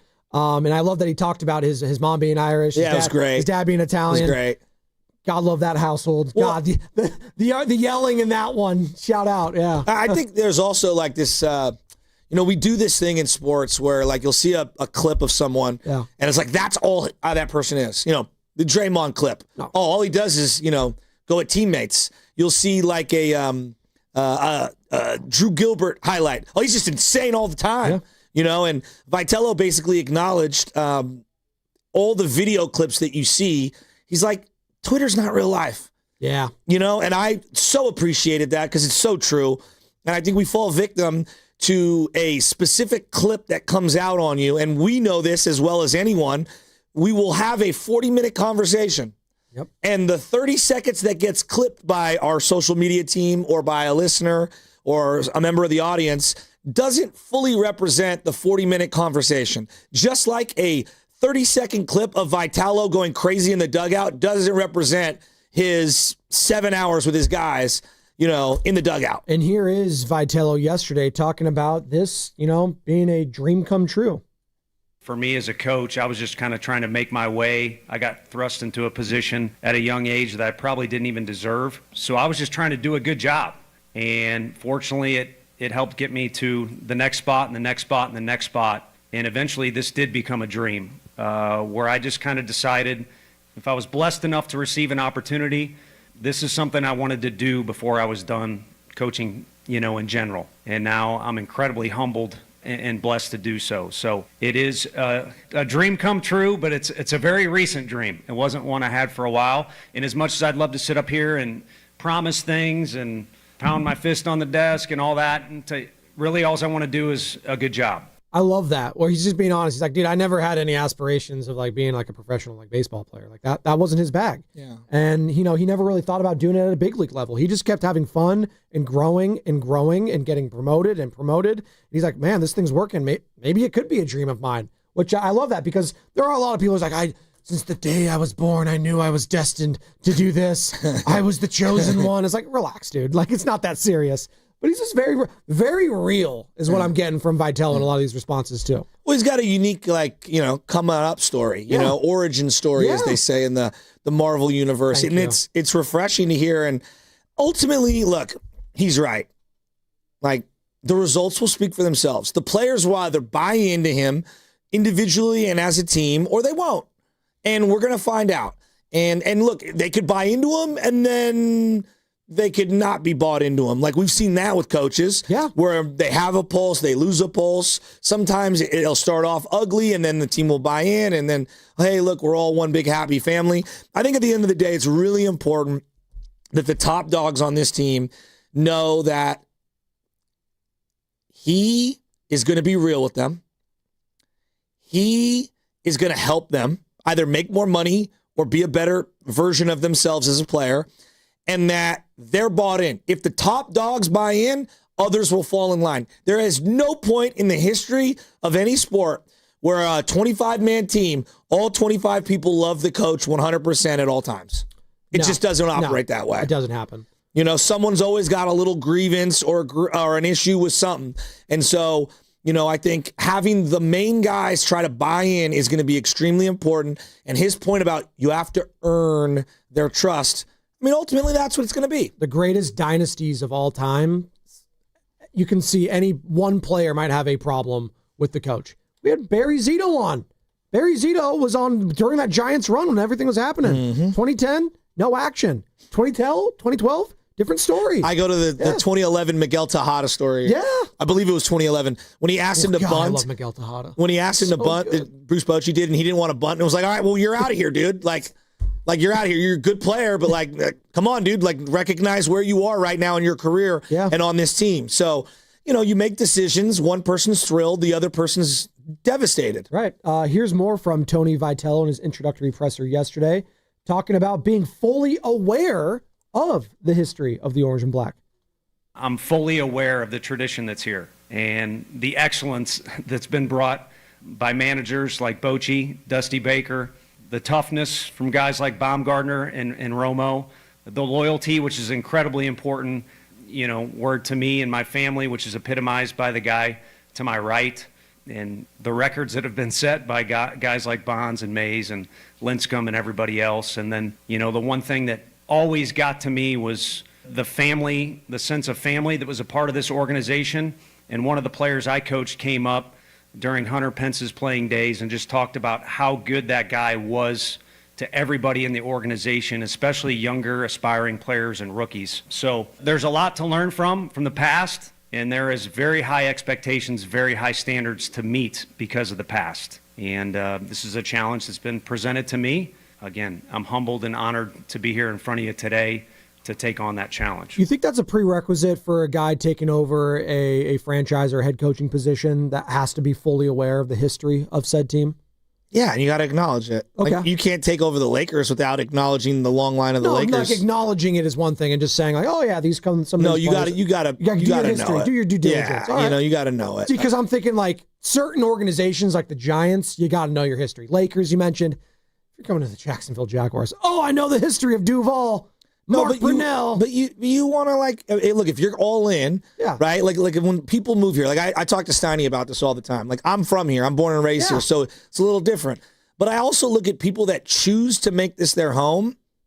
I look at them special too, because they've chosen, they can live anywhere, and they chose to come here, and this is where they wanted to set down their roots. And then now he is a part of this community, and he cares about the history of this community. Why? Because he's invested in the current and future of this community. And so I think it's just the appropriate, tack that you'd want to take. If I took over the Red Sox or the Yankees or whatever, I would want to have a feel for what I'm stepping into. Why do you think Brian Kelly, why do you think it was so fake when Brian Kelly took over the LSU Tigers? The Southern draw was first and foremost. Dude, you're from Massachusetts or whatever. You're a Yankee, basically, as they would call us from the north. And you can't take a dump on the history of what an program, organization, college, or whatever, because there are a lot of people that cling on to the past, and those are their most fondest memories. And so I think it'd be poor PR to not acknowledge it. And he hit every single note. He hit all the 2010s, the 90s, the 80s, the 70s. He brings up Willie McCovey and Willie Mays. I thought he nailed it. I thought so too. And yeah, you and I are in agreement. Certain franchises, you just have to know and you have to acknowledge it, especially at the presser. Even if they are like an expansion team from the last 25, 20 years, whatever, you got to acknowledge the history from those diehards. Self-awareness. And that's another thing that I took away from it was the self-awareness. Let me stop you real quick. What's up? I think in a long time has come, and we finally have given him the appropriate just due. When Mark Jackson took over the Warriors, one thing he says, like, I know that this organization has never really cared about defense. Yeah. And I'm paraphrasing. Like, he knew that. Yeah. And I think he made defense an emphasis. And one of the things that I give him a lot of credit for is emphasizing the one giant flaw they've had forever. Yeah. Not that they didn't have decent defenders and guys that could defend. They just never bought in on that as a franchise. And he knew that. And things started to really change when they did it on both ends. Right. And you saw that immediately early on when Shanahan took over a team that just didn't have any direction at all. And he prides himself on physicality on both sides of the ball. And yeah, do they have the talent? No, but they're going to play hard every single time. And you saw those early stepping stones in that first year. And with Vitello, big question for a lot of fans is the energy and the passion. He's a rah-rah guy. How's that translating to 162 games? Here he is talking about it. I think if you ask my mom, she'd want me to tone it down. But if you ask my dad, he'd say kick it up a notch, I think it is completely different. So I think the one thing about each game unto itself, whether it's high school, college, or pro, is it's kind of got its own personality, its own flavor. And you have to adapt to that particular day, especially in our sport. The one common theme that I always, when I first started coaching that I didn't like is when you you lose, 9-6, it's the pitching let us down. And then when you lose 3-2, it's, pitchers did their job, but the hitters didn't hit. You win and lose as a team, and every game, for whatever reason, kind of has its own vibe to it. And I feel every day is like that too. And whether it's 162, 56, or whatever, baseball is a sport that is built on sample size, and you have to be willing to separate each one as a mutually exclusive one and attack it for what it is at that particular time. So I wish I had an answer in my own head, to be honest with you, because as I first got here, I was like, man, there are a lot of unknowns and just a lot of wonder in my mind. And of course, you can ask people and draw on previous information, but until you live it out, you don't know what it's going to be like. He nailed something that God speaks of. 50 games or 45 games to 162 is just night and day. It's totally night and day. 5-man staff, you're going to have 6, 7, 8, 9 starters throughout the totality of a year. Totally different than a 3-man staff, right? Like there's so much that's different. What I love that he said, you have these small sample sizes, but you have to also understand like where we are in real time on that same sample size. So like each individual situation is unique. So for example, one thing that I pushed back on, these guys are not widgets, meaning you can't just plug and play certain guys in certain spots. We all acknowledge the 9th inning is different than the 6th inning. The 8th inning with the bases loaded is different than the 2nd inning with no one on. Yeah. Right? Your batting average is not the end-all, be-all of the whole season if you're in a 3-week hot stretch or a 6-week, like, real cold stretch. How many times do we see that guy is trusted in the bullpen only 2 days later to be not reliable at all? Yeah. Right? And so I think what he's doing there is so smart. Like, he's saying, yeah, like there's a lot of like little samples and things like who's hot right now. Like right now, Trey Savage for Toronto. He's their best pitcher. Yeah. This guy started in single A to start the year, and he's meteorically risen throughout the year, and he is their hottest guy right now. And that's who they're rolling with. How many times do we see a bullpen? That guy is unplayable right now because of what we've seen the last 4 or 5 outings. He had a great year. Yeah. He was our all-star. I'm thinking like guy Mantiply from Arizona a few years back. And then like 2 weeks later, done. Right? And so like him talking about, hey, it's all these little sample sizes and we're making the best move. And what I need today might not be what I need tomorrow. I couldn't agree more. Here is more from Vitello. Before we hit Fast Five, one more on the Giants' culture being abnormal, but in a good way. It's different up here. It just is. Abnormal may sound like you're saying weird or in a bad way, but very abnormal the last couple days since I've been here. The attention to detail, the people at the hotel that have either been tipped off or maybe already, I'm like, how much did you give these guys but it's not random, it's not coincidental, it's culture. And again, that's also a vague word and one that's overused a lot, but it's abnormal here. And I think it's probably fed into the success of the organization, which has also been abnormal. And the Giants fans are hungry to get postseason baseball back at Oracle Park. I mean, they were selling out and selling out and selling out. Some of the biggest crowds has steadily risen ever since the pandemic. Every single year after that, the attendance has increased. And I think it's going to increase even more with this new manager. And what are they going to do in the offseason? You got to add some pitchers. You got to add some more pieces. And I think there is a level of excitement around this team now, Joe, that I haven't seen in a while. Like legit excitement about this squad and what they can be next year with all the new pieces, with this upstart head coach that no one knows a lot about. No one knows anything at a professional level. Obviously what he did in baseball, but Tennessee baseball, it ain't resonating out here in the Bay Area. So the fact that he has a personality and he's got a big smile, he's a good-looking guy, it's going to translate very, very well. He needs Willie and Raffy and those guys to buy in. Yep. I think the co-signing, Bonte was talking to me the other day, and he's like, Max Scherzer being so in on him, I think that does resonate. A lot of guys look up to him. Yeah. You hear him reference that yesterday, by the way. He said Verlander and Max Scherzer. God, I'd love to get him. Can he stay healthy? Healthy enough for Fast Five?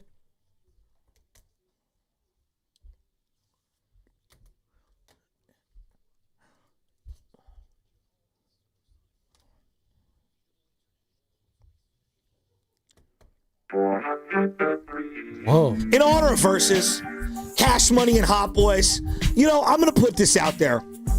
There's this old guard in the media. It drives me nuts. Newsflash, America. Newsflash, Bay Area media. We're all in a dying medium in an ever-changing landscape. And when I saw some of the pearl clutching going on the video yesterday, as people from 95.7 The Game were asking questions, having their hands raised, and I see some boobs out here who are disingenuous and pretend to be aw shucks guys and really aren't, and are sadistic and are behind the scenes, backstabbing and politicking for nothing. Put some respect on Sam Lubman's name. Put some respect on Mark Willard's name. Put some respect on 95.7 The Game's name. We've been out here crushing you for the last 6 years. You've never been more irrelevant, and you're worried about where the flag champ. I don't know. Why are they asking questions? Newsflash, dummy. The pearl clutching era is over. The youngsters are here to ride on out. So like Juvie, I'm spinning 400 degrees today, and you know who you are. In the words of Corrupt, I don't need to call out no names. I don't need to say them. Put some respect on 95.7 The Game's name. We came into the market. We've been here over a decade. We're legitimate. We have been the sports leader. I'm not saying that you guys didn't help forefather things. We know where you guys, I would not be here without you.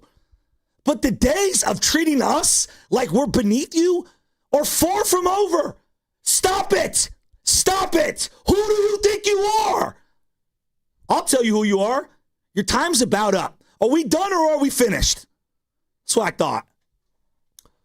Sam, I thought it was wacky you didn't get a question yesterday at the presser. I'm just going to straight up. I think it's horse bleep. It's crap.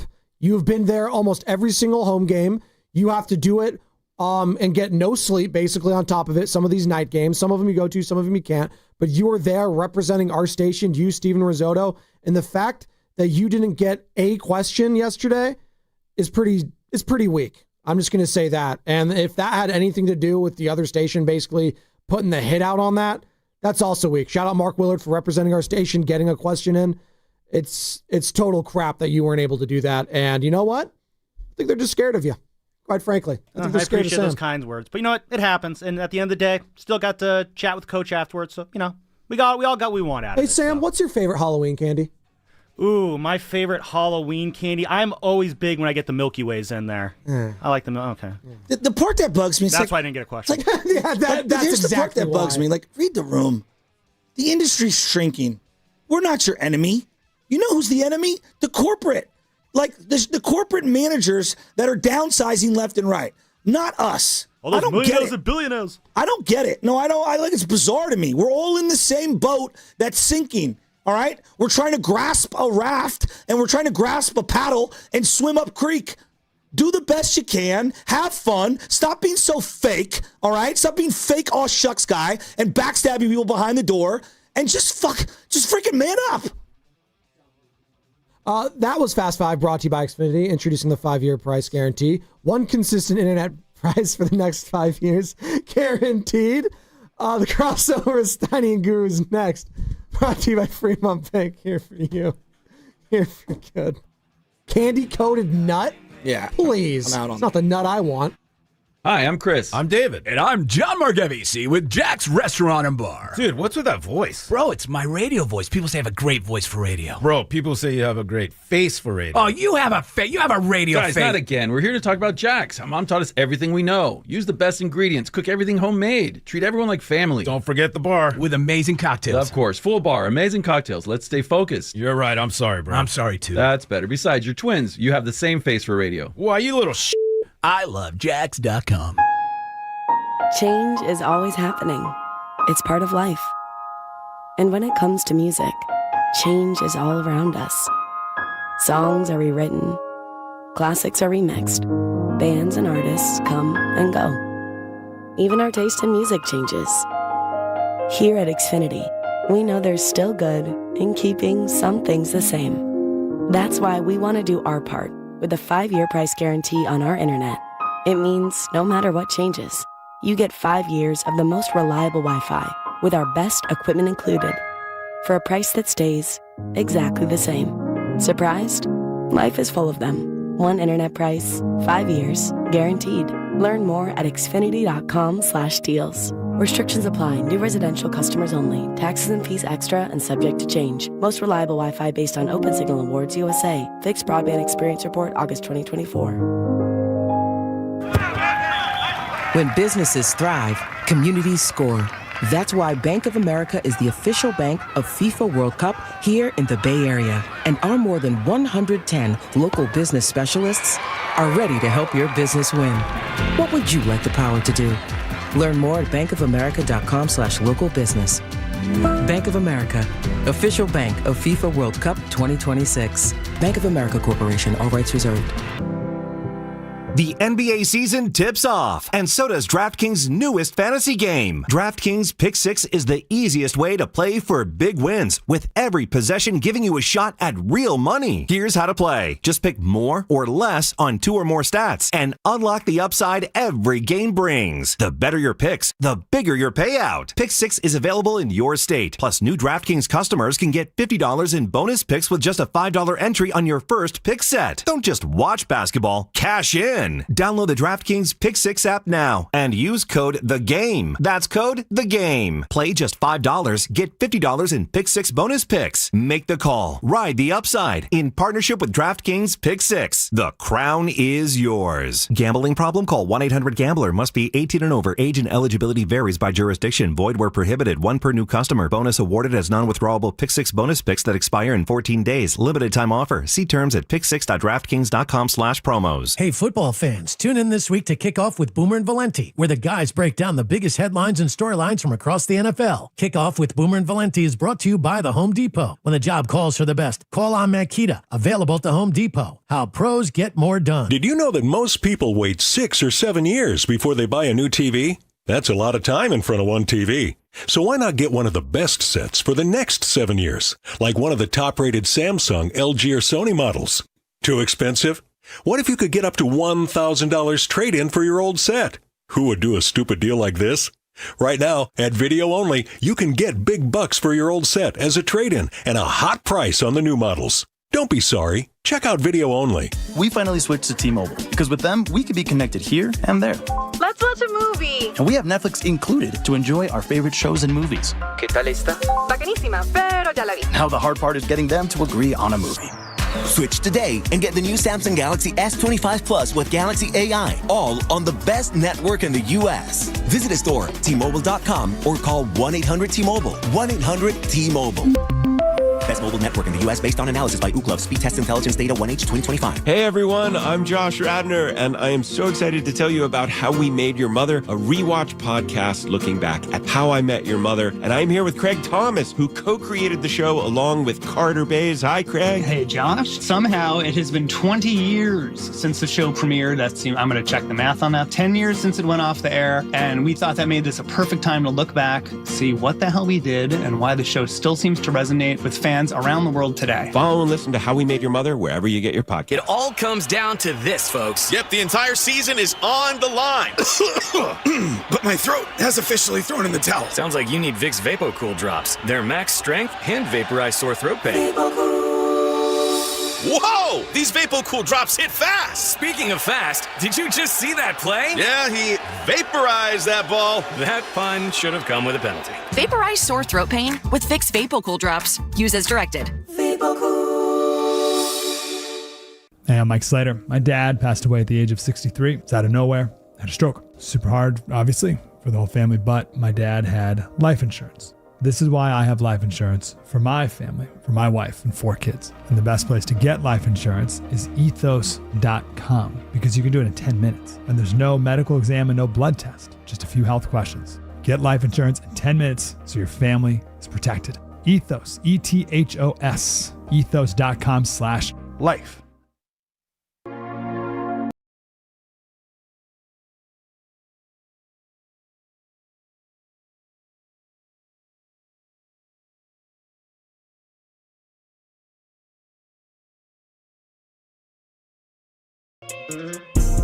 Bay Area, it's Stephen Curry. You're listening to The Morning Roast with Joe Spadoni and Joe Shasky on 95.7 The Game. Come on, Dub Nation, what are you waiting for? Download that Odyssey app now. What's up, peeps? Happy Halloween. Got the crossover. Steiny and Goo in the building. What are you guys dressed as? Radio? I'm assistant coach. Assistant coach. Yeah, for the Warriors. They don't wear jeans on the sideline, dog. Oh, my. Steiny said the same thing. I need a nice pair of sweats there. Oh, Do they wear chains either? I don't think is Stackhouse wearing a chain? chain, 12 inches, baby. Oh, man. Yeah. Steiny, we dressed up as I dressed up Ghostbusters. Tuesday as my Shea Gilders-Alexander because I have my Canada basketball shirt. Well, today's Halloween, so why would you do it Tuesday? Well, because as a station, half our company doesn't come in Maybe today. because I'm a grown-up. Yeah, I said it. What does that mean? Yeah. It means pay it off. Every once in a while, there's a time to put things in the past. What's in the past? What's the phrase about when I grew up, I left my childish ways behind? Something I don't know like what that There's is. a phrase. Are you doing like cats in the cradle here? What's going on? Banger. Yeah, it's a banger. All right, I got to change the subject. Please. Oh, I don't. Yeah. Go ahead. I missed you. And I don't want to take over the crossover here, but I You do. go Westbrook. Hey, it's no. Harden, let's hear it. All right, so MVP. So Matt Steinmetz, the basketball lover, hit a tipping point last night.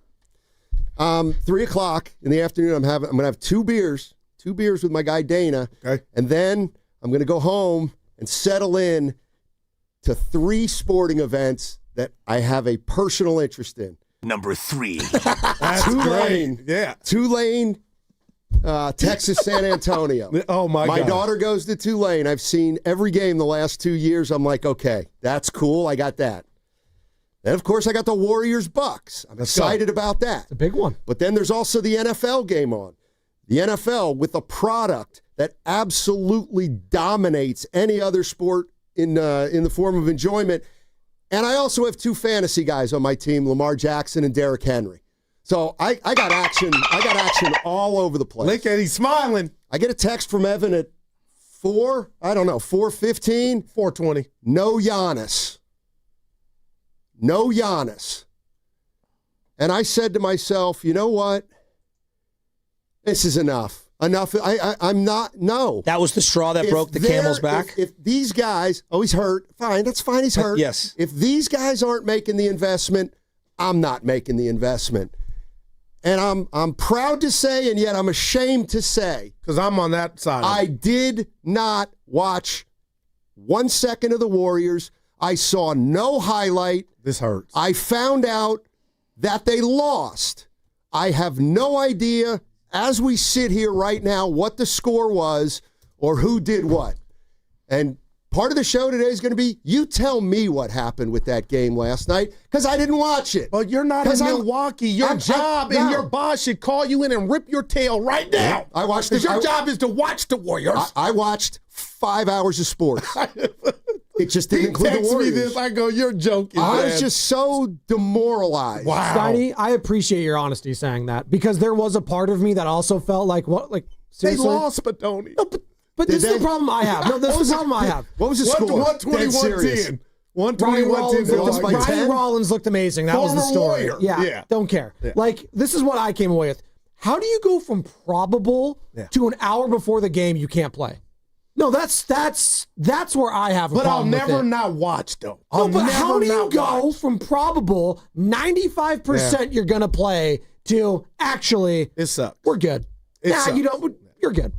That's what I have a problem with. Yeah. And then the game happened, and then they played like Giannis wasn't there. They got humbled. Steve Kerr talked about it. Pajensky talked about it.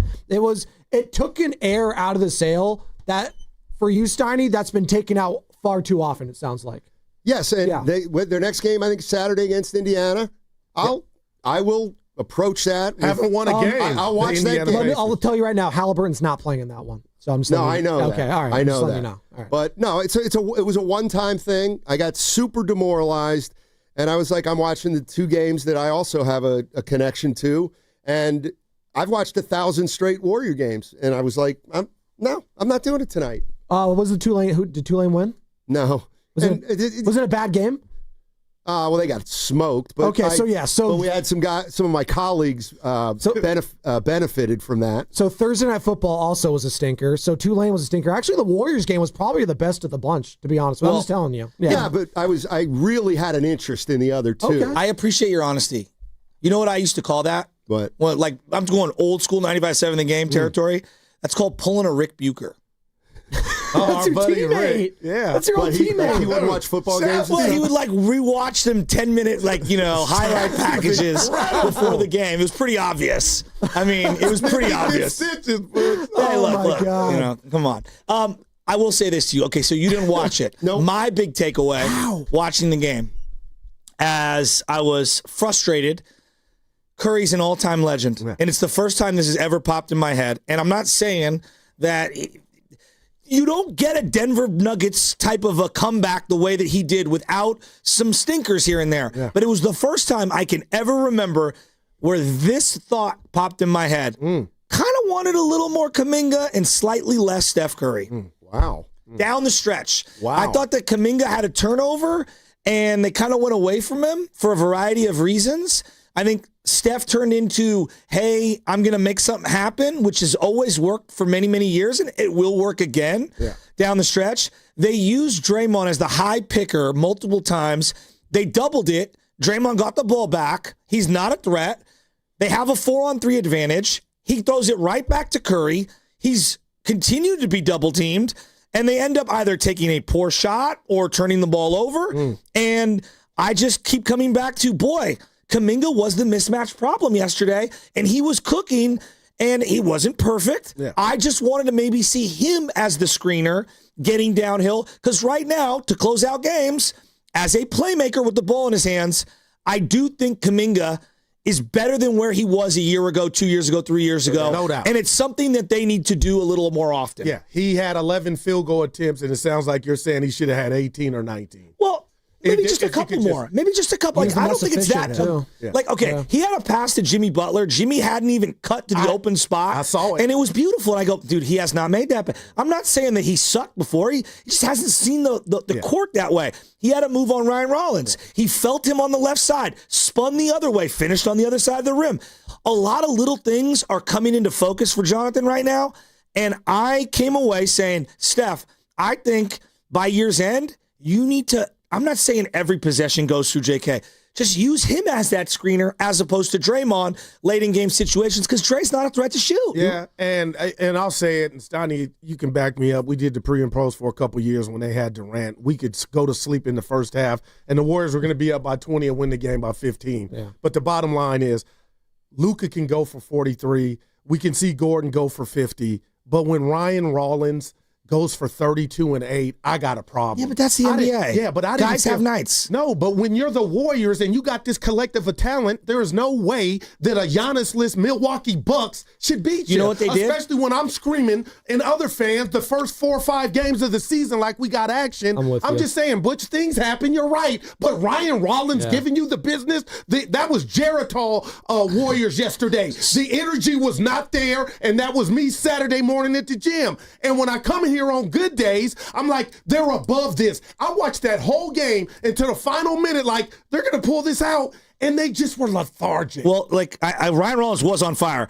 He has a pick and roll. It's 104-106. He has a pick and roll. He gets Horford out on an island. It was like, boop, step back, bang. Okay? Horford looked bad yesterday. And then Rollins gets pressured after the pick and roll missed layup by Steph. I thought he forced that layup. He was looking for a foul. He didn't get it. I thought it was a great no call. It's a great no call. We never give the refs credit. Great no call.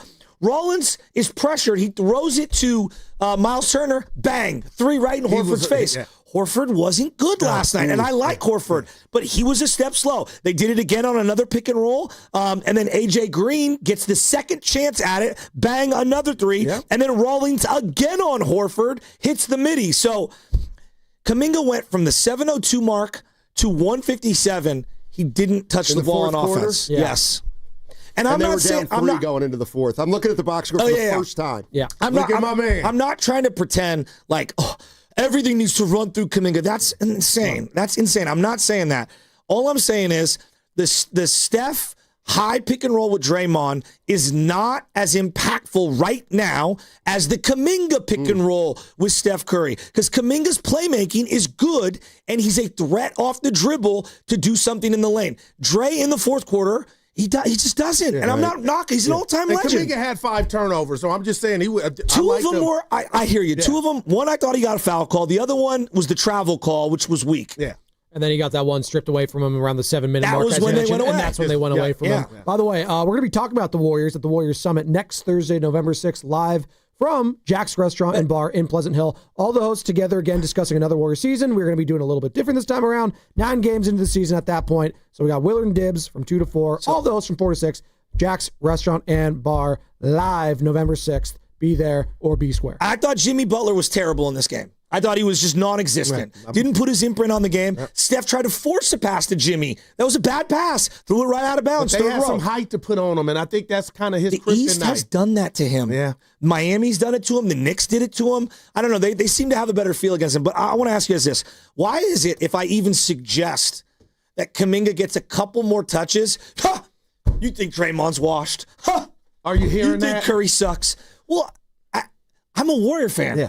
I just want to do whatever. If Quentin Post had it rolling, stick with Quentin Post. He didn't. He did. You know what I mean? Like, if Jimmy has it rolling, go through Jimmy. Why does it have to become you hate this player or this guy's washed? Why can't it just be, here are some subtle adjustments that I might have done in this situation? Well, the good teams feed the hot hand when they're going. Like the championship teams will do that. Yeah, so if Shai Gilgeous-Alexander's not getting it going, hey, Jalen Williams take it over. Or Chet Holmgren. Like, it's Jonathan Kuminga is going to have to be like that too. Like, and I get it. He hasn't won a title. It's new. It's fresh. But there's a reason why you need J.K., Pods, Moody. And by the way, it looked like Moody's thumb. I don't know if it's still bothering him. He didn't play very well yesterday. But like J.K. is the young guy. These are the types of games you need to lean on the youth if your old guys are clearly checked out, which is what they were yesterday. They need to get Will Richard on the court more. His defense at the top of the key is 12 good minutes to me. I think a little less Pods, a little more Will Richard. I'd like to see a little more balance between their 2 playing times. So the one thing we talk about with the Warriors is when we talk about their young players, a lot of times we say, well, whoever left the Warriors and popped. Yeah. Are you telling me that Ryan Rollins could be a guy? Like, I'm looking at his numbers. He's averaging 19 a game. He was traded, waived. Yeah. Like, I know he didn't do this right after the Warriors. Yeah, he had a foot injury, too, with the Warriors. I believe he didn't play at all that year. Yeah, I don't think he played much, if anything, at all. But no, it was a horrible trade. I think we can all agree. Independent of whatever Rollins does moving forward, you gave a first-round pick, Jordan Poole, Patrick Baldwin, and Ryan Rollins up for the carcass of CP3 just to let the contract expire, and you lost the slot. Like, right there, that was a terrible trade. Glorified salary dump, as Slater put it. You're listening to 95 Cent The Game, KGMZ FM and HD1 San Francisco, and Odyssey Sports Station, and the home of the Golden State Warriors and Valkyries, always live on the Free Odyssey app, coming to you live from the Laughing Monk studio. It's the crossover right now. Steiny and Goo studio. What team is Patrick Baldwin even on? If he's on a team, I think it's the Wizards. Is he? Maybe the Pelicans if he was in that trade. Where is he? Look him up. He's on the Clippers. You guys are all wrong. What? Yeah. I would have never guessed that. He's on the San Diego Clippers. I would have never guessed that. He's on the G League. There you go. The Clips. I would have never guessed that. Let's go. Speaking of the Clippers, I didn't get this take off and not take. Give it to me. I guess. Look at him. He's already stalling out with the clock. He looks up. He's like, hey. I guess 4 more hours to go. I guess he's been a productive player, but this guy has stunk against the Warriors for so long. I can't believe it. He Brooke Lopez. Well, he had a good game against the Suns the I'm other sure night, he did. right before the Warriors. He is so lousy against the Warriors. I thought you were going to say Kyle Kuzma. That was my initial Quinn guess. Post reminds me of him. Like a Timu version. I think Post might be more mobile. Well, I mean, now probably. I mean, Lopez is he's 700 years in the league. I mean, like he's at the end. He was a defensive player of the year candidate, and when he plays the Warriors, he's literally like the worst defender on the floor. The night that they beat the Milwaukee Bucks in that fourth quarter when they came back, remember that? Yeah. He was awful. 2 years ago? James Wiseman? He's out there. Should the Warriors have interest? No. None? No, he's not better than the three centers they have. I kind of was thinking, like, is Quentin Post that much better than James Wiseman? Yes. What does that tell you when he keeps losing his job, though? I don't love Post Quentin. can shoot threes. Yeah, he can, but I don't love him currently. I'm all over the place with him. He was good the other night. Agreed. But I think he's going to be a player. If he's not making shots, he's probably not going to be able to help you most times. Pod should have started that game to me, and I get why Milwaukee had length, but the Warriors' energy is what bothered me. You know who's really bad? Body Portis killed them. No, yeah, and what's my I love Bobby Portis. Portis. Steiny, I love him. But what about the Warriors' defense? Is it age to where pass it 3 times and somebody, they might miss it, will be open for 3? That's the league as a whole. I don't like, though. This is why, okay, we were getting into this. Out there, jumping up the jump. But, we were getting into this conversation, and this is just my basketball principles, and I'd love Steiny's opinion. Yeah. When one guy dribbles and there isn't any movement, you're infinitely easier to guard. Everyone's got their eyeball on the ball. There's no movement. There's no back cutting. There's no nothing, okay? Even the triangle. Everyone said, Kobe, he's a ball stopper. They ran the triangle offense. You're passing it into the block. There's split action. There's movement. It's hard to guard, okay? You're going inside out. All right. When Harden is just dribbling and holding the ball, you are easier to defend. He's excellent. Yeah. I'm not denying that. When you're all moving around and it's frenetic and there's switching and there's ball movement and you don't know where the ball's going, as a defense, you're now in help scramble mode. So you're closing out, you're jumping in the air, you're all over the place, and so you're going to stress the defense. But they had no Harden. When I'm looking at, your boy played like Ryan Rollins was getting his shot off the dribble. But I'm like, man, Spadoni, this is about to be ugly, and they win the game. They have one perimeter defender right now. Kuminga. That's why Will Richard needs to play more. He's a second perimeter defender. Ryan Rollins, what happened to Moody last night? Yeah. He wasn't good. No, well, he's got the thumb too. He's questionable. They're saying he's still sore from that. He can't stay in front of anyone on the perimeter. I think he's not the worst at it, Butch. Pods, when you get to point of attack, your D is done. Pods plays way too deep, seriously, out past the 3-point line. It drives me insane. It's like, what? It drives me insane. Do you know the personnel you're playing? Is that what's most concerning right now is the defense so far? Like, everyone's talking about, waxing poetically. They're 4-2 right now. I think it's just a night to night. You don't know because you're older. Yeah. You don't know the energy. The guys have scored. Even in the wins, you're letting guys 50 burgers. But when their offense is good, they're able to set their defense up. They're able to relax. When they're missing and live ball turnovers, they can't get back fast enough. Curry played 35 minutes. He did. They tried to win that game. 100%. I thought he was bad in the first half, too. Am I wrong? I can't put my finger everyone on thinks I'm not trying to crush him, but Steph was bad. It's he wasn't okay. very good yesterday. 5 turnovers. And they weren't. It's interesting because, again, I'm looking at the box. So he's 8 for 19. That's not great, but not terrible. He made 4 of 10 from 3, made his free. What do you have, 6 turnovers, 5? What do you have? 5 turnovers. He and Kuminga had 5 turnovers. Yeah, that wasn't good. I think 4 in the fourth quarter. Yeah. 3, 4 in the Felt fourth. like it. Yeah. Oh. Well, that's. Plus, he has a couple of these what I call shot turnovers. I get for you when you hit that. Right. Everyone's like, yes. I'm like, What'd you guys think of Vitello's presser yesterday? I like him. Yeah, I'm open-minded to him for sure. He sounds like at least he knows what he knows the challenges in front of him. It feels like, and he's wide-eyed about it. When. We don't have any examples of these in baseball. We have them in basketball. Tim Floyd. And the two guys Larry Brown. I remember, Carlissimo and Patino. And they both came into the NBA, and they just, I'll just coach like I did in college. And it just didn't work. Yeah.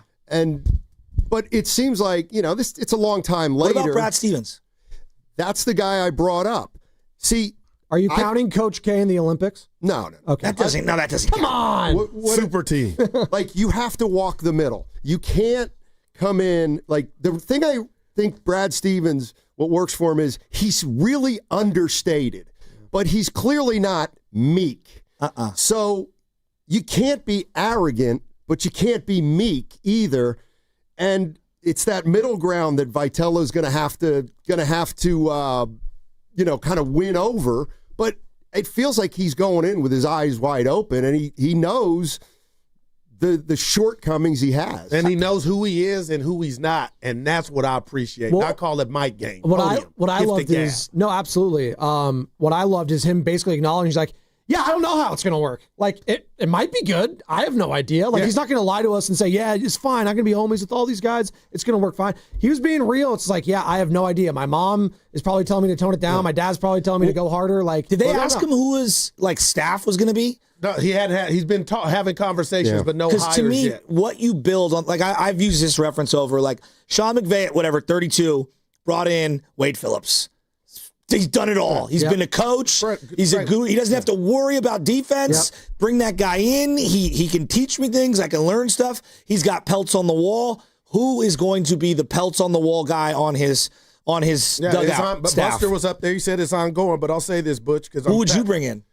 Man, not Matt Williams, because remember he was part of it. The windmill. But seriously, I'm thinking, the windmill.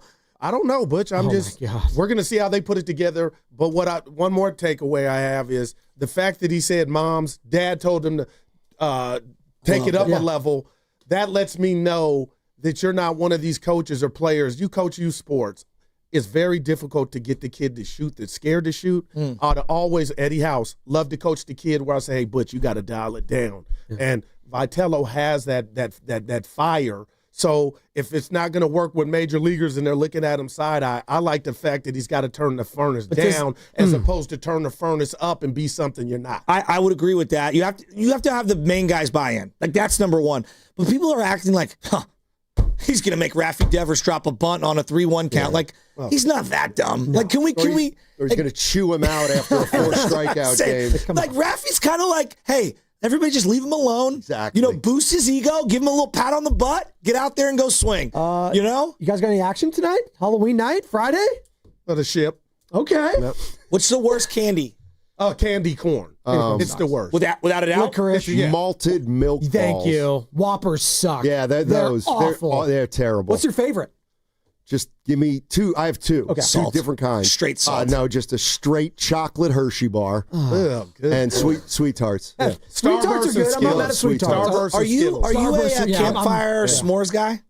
Not really. I don't need the marshmallow. Okay, I'm with you. Marshmallows are weird. No. Roasted marshmallows, you guys out? No, I'll do it, but I don't. It's not like I gotta do it. So I will do it. You're a big Christian Pulisic guy then, right? Oh, sure. What does that mean? You get that reference? He's from Milton Hershey. He's from Hershey. Did you give these two before we go the review of Billy Idol? Which I have yet to hear. I was so happy that you were able to go to that concert. Honestly, that was cool. Good for you. Some people were hating. Who was hating? Now, the streets say some people were hating it, my man. The streets or the studio? But the streets are the studio. Studio gangsters? Yeah, the studio. Oh, I already called a couple of them out. Play my beat. Oh, here on the way out the door. You got a beat for this? What? What? It's 400 degrees, bro. Hey, me and Goo about to do the pop culture pod. It's going to go off. I hear it. No limit. I'm just going to say this right now. I'm about it, whatever you want to call it. 90s underground cult classic. Goo, am I wrong? No, this is incredible. What is it? I thought you had some words. About it? Who sings it? No, Master P. Yeah. Okay. Richmond, California. Is he the guy who claimed that he could play in the NBA and they gave him a tryout? Toronto Raptors. Yeah. I don't like stuff like that. You know what I like? Steiny and Goo next. You're a Percy fan. Thanks for doing it. Steiny likes Sea Murder. He brings the passion. For what? I want to know now. I'm mentally invested. Don't tell me to pray and you don't say what for. He brings the perspective. Yeah, I think they both have great points. Get off me, text line. He's truly one of a kind. That is whack. Oh, my God. And he's doing a great job. I need you to man up and say what you really want to say. Diamond, you're doing a great job. And together, they're Steiny and Guru. Yeah. On 95.7 The Game. All right. I know you're mad at me. No, I got outfit of the year. I think I should. I'm an assistant coach for the Warriors. Forget the jeans. I'm feeling good. Well, good. That's great. Why don't you pretend you're an assistant coach for the Warriors? You can walk me through last night's game. I know you're mad. No, seriously, man. I know you are. Yeah. I'm disappointed. Listen, I'm ready to take it on the chin today if people want that. Oh, I was like, I'm ready. But, we talked about it before the show. I said, Goo, I didn't watch the game. And you're like, what? I'm like, no, I just didn't. There was other stuff on. That hurt me, Stoney. Anybody who knows me knows that I watch every single Warrior game and almost have for 30 years. And this one I walked away. I didn't. Once I found out Giannis wasn't playing, I said, So this is not a Warrior issue, and you've been on the record. You're not by yourself. I got family. I was with them yesterday that are mad at the NBA product, but I'll never be that mad, partner, to where it'll make me not watch. Because I got to ask you this. Do you feel better about the decision? Forget the show and the station. Do you wish, maybe I should have just threw it on? Well, my mother, Mary, who I love more than anybody that's living right now, yeah. She says something that some people find a little controversial. And she says, Maddie, there are no good or bad decisions. They're just decisions. And so I made the decision, and I got to live with it. And I'll be back on Saturday. Hopefully they will. Butler and Curry are sitting. No, but what's disappointing, and again, Stoney, I get mad at you sometimes, radio mad at you, because I come in here with the rest of Dub Nation, and we're on highs because of, what we project and what we think this team can do. And it was just a, Thursday night in Milwaukee. But when that announcement, as I'm at the funeral, rest in peace to my cousin Paula, and I get the announcement that there's no Giannis, the Warriors and their jersey, just the silhouette of their jersey should win that game by 10.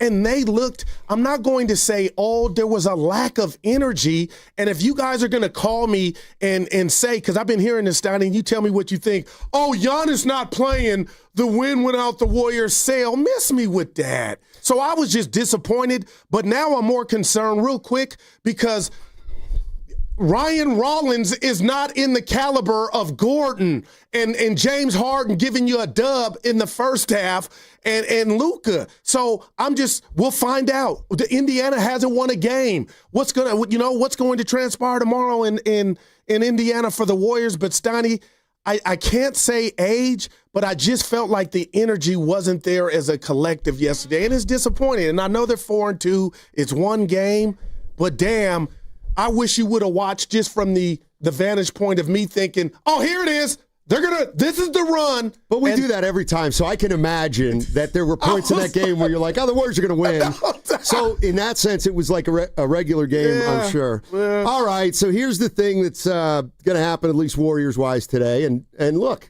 you tell me what happened. All right. Like I said, I had a moment yesterday.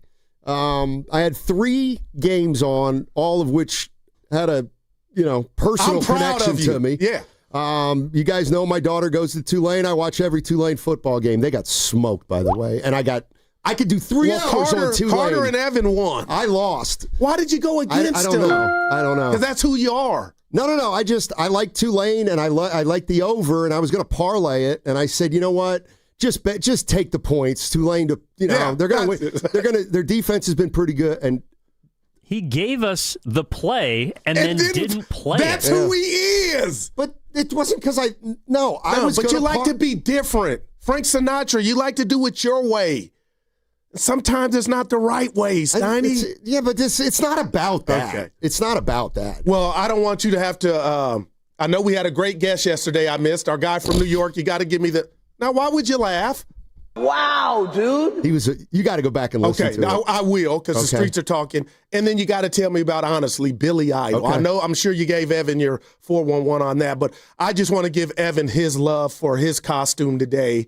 He is Leonardo DiCaprio in the movie One Battle After Another. And Evan, you got it down with the robe, the mustache. You deserve at least $100 gift certificate. Because the people who have seen the movie, you knocked it out the park, and I appreciate it. Well, if you want to pick up my tab today, we could do that. Well, somebody's got me today. What happened to you? Well, because I gave both those guys the winner. But you could have bid on it too. But I didn't. I didn't gamble last night. I got you. I mean, I did. But I found $20 in my jeans. That's the best, that right? That is pretty good. 20. All right. So anyway, here's how I'm going to set it up, and you guys can do with it what you will. So there were 3 games left. First of all, I'm sorry. I'm always watching an NFL game these days. The NFL is so much better than any. Yeah, get in here, Evan. Look at the camera on Evan. Get it. I'm getting to the side. You guys got to talk about it because I didn't see the movie yet, but I do know people. I do think we are going to. We can see it. That's special. So please explain. Tell me. Get up here and explain. Well, the movie, which I found out from Sarah down the hall. Not Lynn. Not Lynn. The great Sarah from Sarah. Yeah, from Sarah. Remember last week you called her Lynn or Lindsay? That was hey, Sarah. Lindsay. I called her Lori. Yeah. Hey, Lori. She said that this was the most popular male costume, which I believe because they got info. Are you kidding? And I can guarantee it's because it's why I did it too. I get to wear a robe to work. That's pretty good. So I'm going out afterwards, so I figure I would just come in straight garb. Also, it gave me an excuse to rock the handlebar mustache, which I haven't done in a while. It's funny. I just thought you had a new mustache look. Pat Spencer. But I get there's meaning behind Spencer it. going on. Yeah, I appreciate it, guys. You look great. All and right, I'm a coach. You're out. All right. Sit down. Yes. So you sound like Kerr with Kuminga. It was disappointing, man. No Giannis. That's a Stoddy. Come on, man. When you didn't watch the game predicated on there's not gonna be a game. No, Jimmy, Steph, Dre, and Horford. He ain't had his coming out party yet, Steiny. I told you. I'm just telling you. It's got to be different for him. There is no Tatum. Like in Boston, his threes were welcome. Here it's like, buddy, if you're going to take that, you might need to. We're not okay if you. I don't know, Steiny. Al, I love you, Tito, but I'm watching Horford, Steiny, in that mesh. And again, I got to say this, and I would never second guess Kerr. He says because he's only going to play 20 minutes a game, he don't want him to start. What if I tell you moving forward, I got a file that's starting to pile with him? I don't know if that's the best way to play Al Horford off the bench. Well, you just said he was not very good. Well, he didn't start. Well, so start him. Why? Because that's what he's used to. Okay, so you got to change your lineup for your 39-year-old. But are we really changing our lineup? We didn't have who's going to start when he doesn't play? I thought him coming to the Bay was to spell Dre at 5. Why not just do that at the start? But to make Al comfortable. I just watched that. I think that's going to change. And I know everything's fluctuates, but I just like Al, a guy that started should start. You know, Steiny, that's just me, man. Well, I do not necessarily agree. And it's because, go ahead and start Al Horford, but that guarantees that you're going to change your lineup 25 times at least. You're starting, and that might be fine. You're right. It might not be a big deal. But I'm not crazy about that idea on its face. So anyway, last night we had a Thursday night football game. I had 2 guys in fantasy football. By the way, Lamar and Derrick Henry. So what you up, 40? A little more. Oh, look at him. And you need this one. I do. And, Tulane. And then the Warriors game. So I find out Giannis isn't going to play. And I got it. I'll be honest with you people out there. And I don't like to get emotional. But for some reason, Evan texted me, and I was just like, I cannot believe it. Go Green Wave! So when disappointed. I read his text, I was so let down. Like, you got to be kidding me. And I said to myself, you know what? I'm not going to watch the Warriors tonight. I'm going to concentrate on the other 2 games. So I want you guys to tell me what happened last night. And I'm looking at the box score right now for the first time. Okay. I got a bunch of questions about how the game went down. All right. And who played like what? Post had 2 shots. Yeah, 9 minutes, 10 minutes. And they got a lot of length, and I thought they bothered Jimmy, Steph, and Steph had 27 points, but, all money ain't good money, Steph. They just made it difficult. And Jimmy Butler, again, Steiny, I'm just, if I were to guard Jimmy Butler, I'm not leaving my feet one, But again, at this age for him, and he's still a dog and can control a game. I said that before y'all left here Wednesday.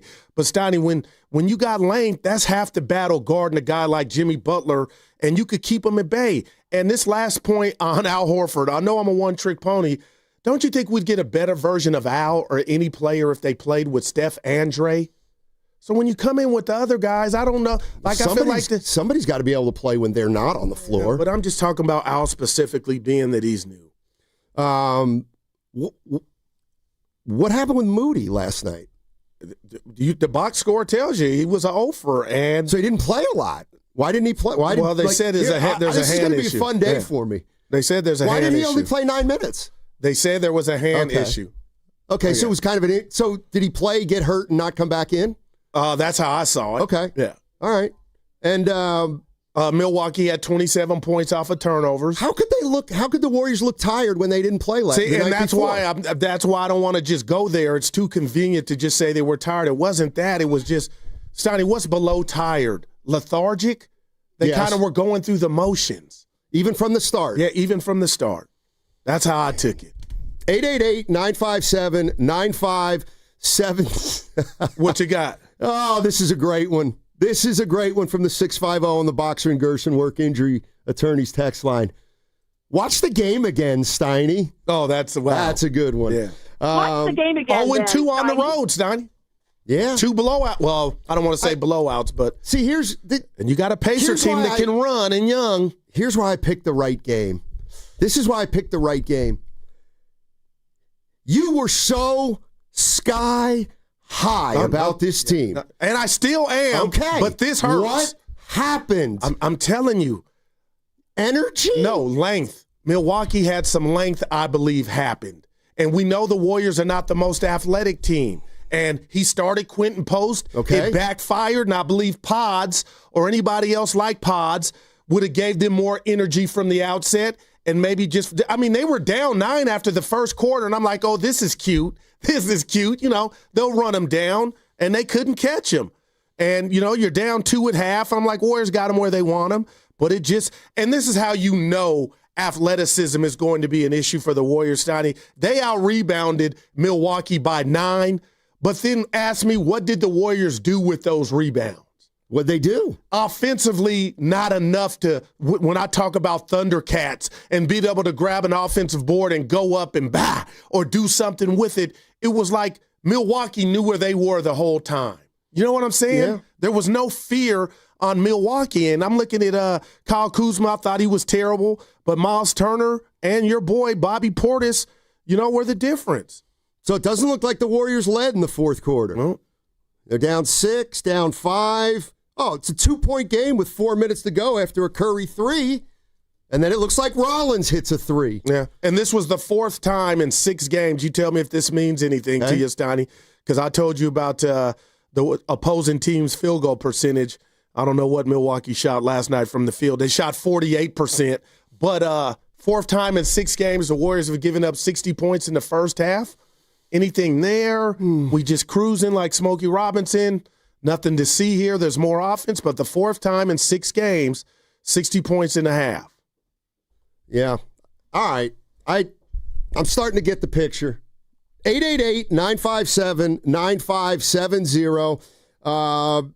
It doesn't look like the Warriors even threatened in the last 2 or 3 minutes of that game either. I'm looking and they're down 7 with a minute turnovers. 40. Yeah. They're down 9 with 2 minutes. They're down 9 with 2.5. It's a 6-point game with 3. Kuminga, and he wasn't bad by any stretch, but when he and Steph Curry, 2 of your 5 starters, have 10 turnovers combined, that's not good for anybody. Yeah. All right. 888-957-9570 is the number. You tell me what happened with that Warrior game last night. For years, I tell you what I think. Why don't you tell me what happened last night? 888-957-9570. We'll also get into the Niners. They got a big game against the Giants. I haven't touched base with Guru about the Giants' new manager, so we got that to talk about. 888-957-9570. That segment sponsored by Fremont Bank. Here for you, here for good. We need Thundercats. Now it's time for the closer of the week. Presented by LiftMaster and RNS Doors. Turn your garage into the envy of the neighborhood. Visit rnsdoors.com. This week's closer comes from Bruce from Concord. Tony Lazzarini installed our new garage door system. He was professional, knowledgeable, and answered all my questions. The doors run perfectly and are nice and quiet. I definitely recommend Tony and R&S of Concord. Recently, my garage door opener was not working. I was in need of a closer. I was put in touch with R&S Doors, and they hooked me up with a brand new garage door opener from LiftMaster. With LiftMaster's MyQ connectivity, my garage door opener can be controlled right from my smartphone. You'll know when a door or gate has been left open and can close it with a tap, no matter where I am. Be one of the first 10 callers and receive 20% off a LiftMaster garage door opener. Call 1-800-FIX-A-DOOR. That's 800-FIX-A-DOOR. Or visit rsdoors.com. R&S Doors. Look for the red truck. Want to interact with the hosts but can't call? Text the Boxer and Gerson Work Injury Attorneys text line at 888-957-9570. Boxer and Gerson, Northern California's premier workers' compensation law firm, helping injured workers get their lives back for over 40 years. Comcast Business can help turn your small business into a connected, secure, modern business. It's how restaurants become reliably up and running neighborhood favorites. How healthcare offices become the data-protecting caregivers that we all depend on. And how wealth management firms become cyber-securing guardians of your information. With reliable connectivity, enhanced cybersecurity, and Wi-Fi backup, your business can stay connected and get threat-ready with Comcast Business. Powering possibilities. Now through November 16th, new Comcast Business customers can get started with 150 megabit internet plus security for $59.99 a month for 12 months with a 2-year agreement. Plus, ask how to get a $500 prepaid card on a qualifying gig package. Call today. Restrictions apply. Requires enrollment in paperless billing and auto pay with bank account. Early termination fee applies. Equipment, taxes, and fees extra.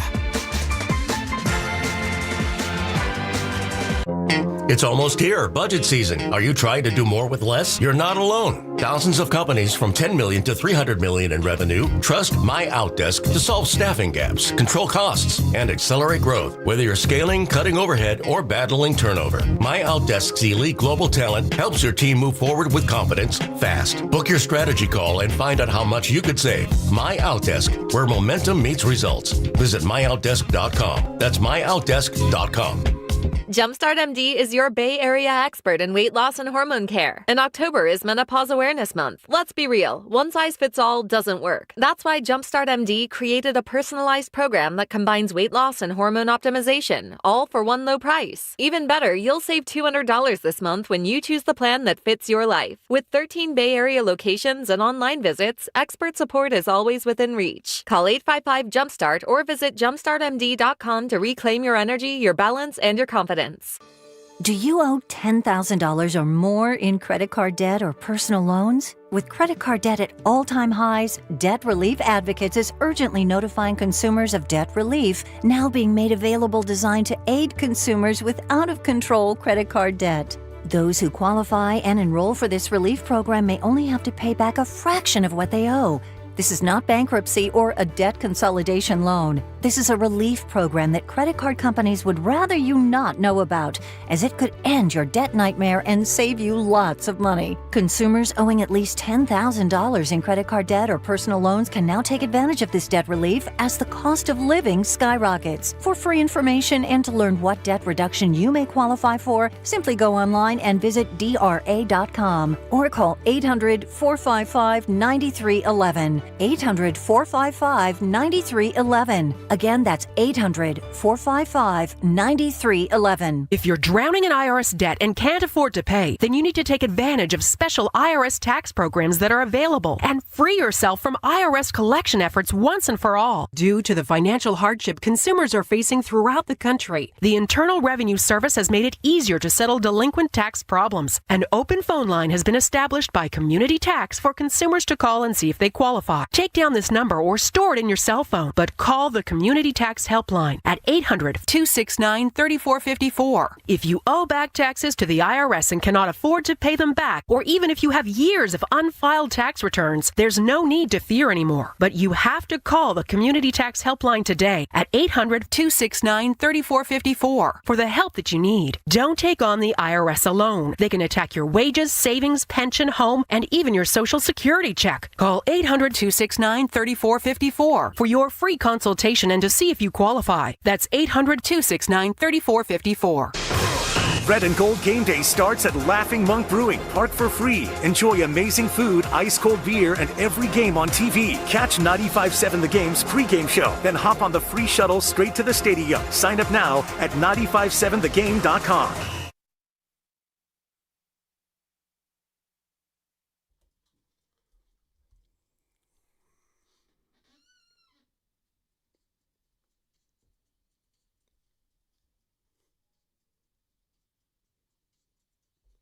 This is Juan Toscano Anderson, and you are listening to Steiny and Guru on 95.7 The Game. JTA. Random. Who is it? Depeche Mode. No, it's Pitbull. Is it Pitbull? I think so. Well, no. The music, the beat is by him, though, clearly. The Gorillaz. Yeah. I think he's in that band. Gorillaz. Hadn't heard them. Yeah, and you know what? Heard of them. And they do this now, the kids. I'll bet it's, and I don't even know, I'll bet it's Gorillas with a Z at the end. I'll bet you any money. I don't know about that on this one. Cha-ching! Thank you. So this hashtag random at the funeral, and my wife's, remember I bragged when we went to Hawaii a couple years ago, her cousin DeVale Steiny looks like, he's a brother, but he looks like Brad Pitt. That's what they call him. Good looking dude. Trying to envision that. He's the money guy behind Ray Parker Jr. Remember? Oh, sure, yeah. And he was there, and we were smoking cigars and sipping on the dark. And he was there, and I don't know, we got to talking at the repass, and music came up. And I go, give me your number one. Like, I said, Phil Collins, Pac. You know, for me, Marvin Gaye. He's a brother. His number one was Van Halen. I said, give me that brother card. I've never heard anything like that in my entire life. He told me to listen to the first album of Van Halen. I said, dude, I said, give me that card. Van Halen? Does he know most white people don't like Van Halen either? I spit my drink out. Sonny, like, give me that brother card. All right, we're doing things a little differently today. And well, I'm not. Feel free. Well, no, you are. You are. Well, I'm not doing a good job because you're asking for more. They had no rhythm last night. Yeah, let me set it up real quick. Your boy Steiny didn't watch the game last night. So mad about Giannis not playing, and I had my Tulane Green Wave on, and I had two fantasy guys on Baltimore playing, and I was just so mad I made an emotional decision. I did not watch the Warriors last night. I've watched them since 1994. Last night I didn't watch them. So you know what? I'm relying on you guys. I can't even come in here and say Kuminga stinks because I don't know if he stunk last night. But I wonder if you could get reprimanded for saying you didn't watch because it's our job to watch. Is it? It's almost like you could have just called in. I ain't coming today. No. I tried to be, you know what I'm saying, Sonny. I wouldn't have said it. I think I not only said it, I told the boss last night via text. Oh, you texted? Yeah, he knew. Okay, all right. He knew. He's like, do whatever you want, Steiny. Did he say that? Yes. He goes, whatever you want to do. And I was just like, no, this will be good. I'll get to hear what the hell's going on. Okay. I'll get to hear other guys tell me about a game for once. I'm sick of lecturing people. I want to be lectured too today. Yeah. My two takeaways, Steiny. Horford might need to start, man. And this is bigger than last night. So, okay, I didn't see the game. So you're telling me he stunk so bad that now you want to put him into the starting lineup? No, I have talked about this moving forward, and he hasn't stunk the whole season, but I'm just thinking a guy like that, an estimated eye says her husband's better in the morning and he fades in the evening. So maybe, an older guy like Al should get the start and be out there and we get the best version of him. And Moody, I took it as his hand was messed up, and that's why he didn't even have a field goal attempt. But Steiny, the energy was not there. And you got these. My boy Reg B texts me. Everybody's hurt for Indiana. They're 0-4. Yeah. All right, Big Smooth. Tell me what happened and why. What's up, Smoothie? How you doing, my man? Smooth. The lady that came with the lady that owned it, right? Yeah. She said, Smooth. Oh boy. That was a little transaction going on, huh? Let's go to Marco in Sonoma. Give it to us. Hey, Marco, how you doing, man? What happened last night? They were just, maybe it was 3 games in 3 days or something. They had it back to back, and They just no energy. Yeah. And I'm not digging the chemistry of some of these lineups. Like, I like Post, but he seems a little lost right now. And, Pajemski's, I don't know. It doesn't feel good, even though they're 4-2 now? Yes, sir. 4-2? I'm with 4-2. I'm just not as fired up about this lineup as I thought I'd be, Kuminga's playing well, I get it, but there just seems like there's some weird tension under everything. I don't know. It might just be that they're tired, man. I might be overreading into this thing and, hitting the eject button a little too early. But, we're 6 games in. But I just didn't like what I saw. Hey, real quick, this is why I'm concerned. Can they, and I've never played a minute of NBA ball. I don't know about you, but I'll assume you haven't.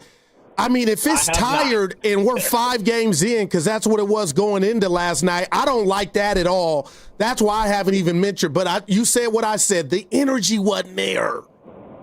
Yeah. And then, there's a lot of, we don't want to get into the whole concept of all the old head NBA guys talking about, the DNPs and the do not plays, but it's 6, to your point, it's 6 games in, man. What are you tired from? Yeah, I'm with you. I think that's fair, Marco. It was just odd, and maybe I'm being an old grumpy dude and whatever, but I don't know. I just didn't feel it. That was unacceptable last night. Unacceptable. Yeah, I was excited to watch the game, and then, Giannis didn't play, and then they came out and looked flat, and I turned it off and watched the football game. Appreciate it, Marco. Thank you so much. And I'm looking at the YouTube chat, Goo. Austin in San Jose. Our man. Something is off. The caller is on to something. He says Buddy's not happy, or didn't look happy. Well, Buddy hadn't been playing. You got to be responsible for what your own actions. And let's be honest, he hasn't exactly got off to a great start. And we've seen it before from Buddy. And then when he gets hot, it's over. But I asked you about Moody, and he hasn't been bad. But last night, Steiny, 10 minutes, and I'm like, okay, he's a young player. Does he miss starting? Neither here nor there. But the bottom line is, Milwaukee hoisted up 46 threes, Steiny, and shot 41%. So, and I'm just remembering what Butch said before he left. Everybody's doing it. So maybe that was it. They shot 41% from 3. Warriors shot, 36 or around there, and maybe that's the difference in the game. But this is 34%. But, Steiny, something's just – I didn't like Post starting. I understood it because you had Miles Turner, Bobby Portis coming off the bench, but – and I don't want to put this at the doorstep of Post, but maybe if Pods or somebody else is in there, you got more energy. Post was terrific against the Clippers. It was one of the few games I've seen him play where if he wasn't making shots, he still would have helped them win on Tuesday.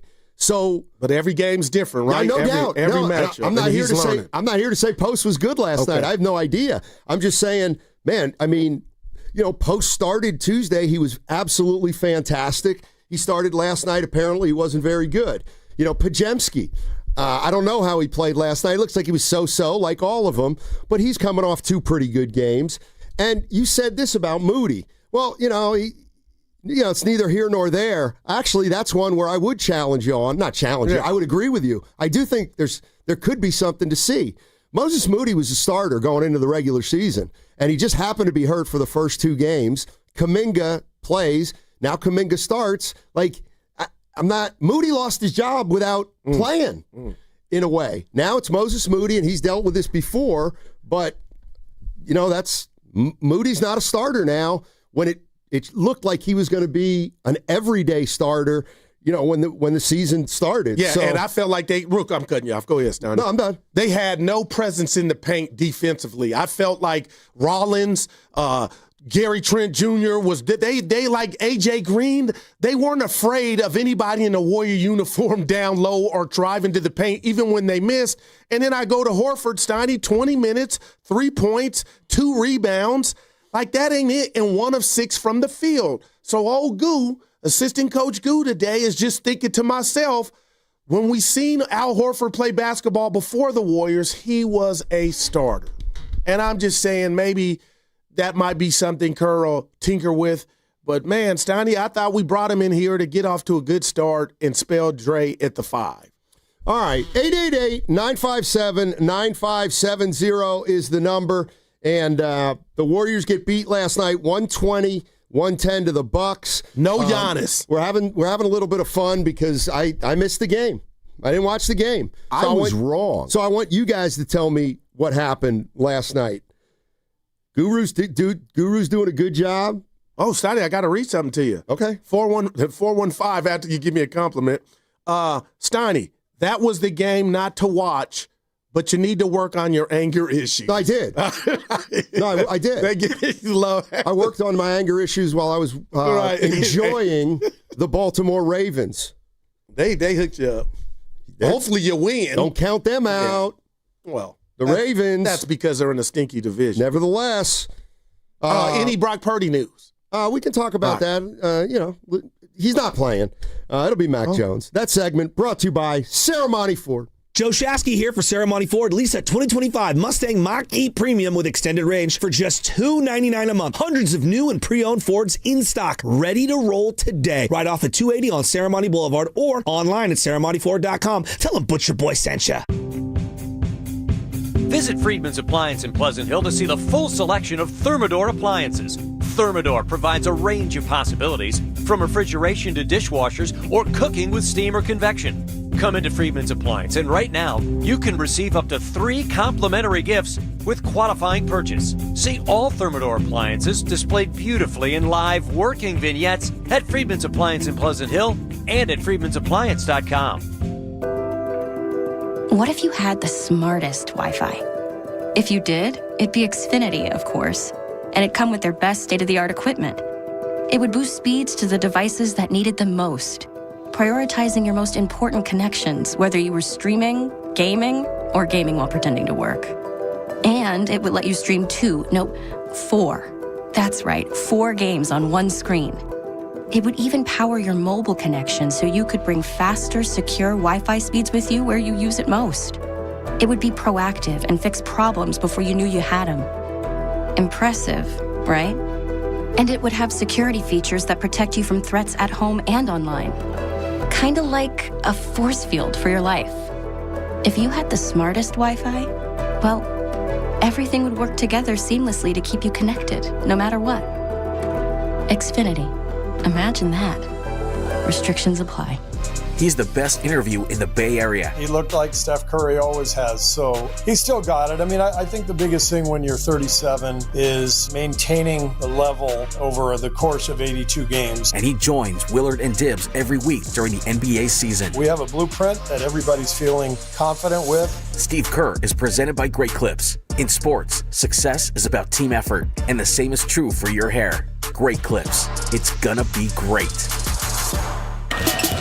Hey, Bay Area, slam dunk and save lives with Stanford Blood Center. Donate blood during October, and you'll be automatically entered to win tickets to the Golden State Warriors game on Christmas Day. Every time you donate, you could help up to 3 people, bringing strength and support to individuals and families when they need it most. This is our way of saying thank you for being a hero in your community. Visit StanfordBloodCenter.org to learn more and schedule your donation today. That's StanfordBloodCenter.org.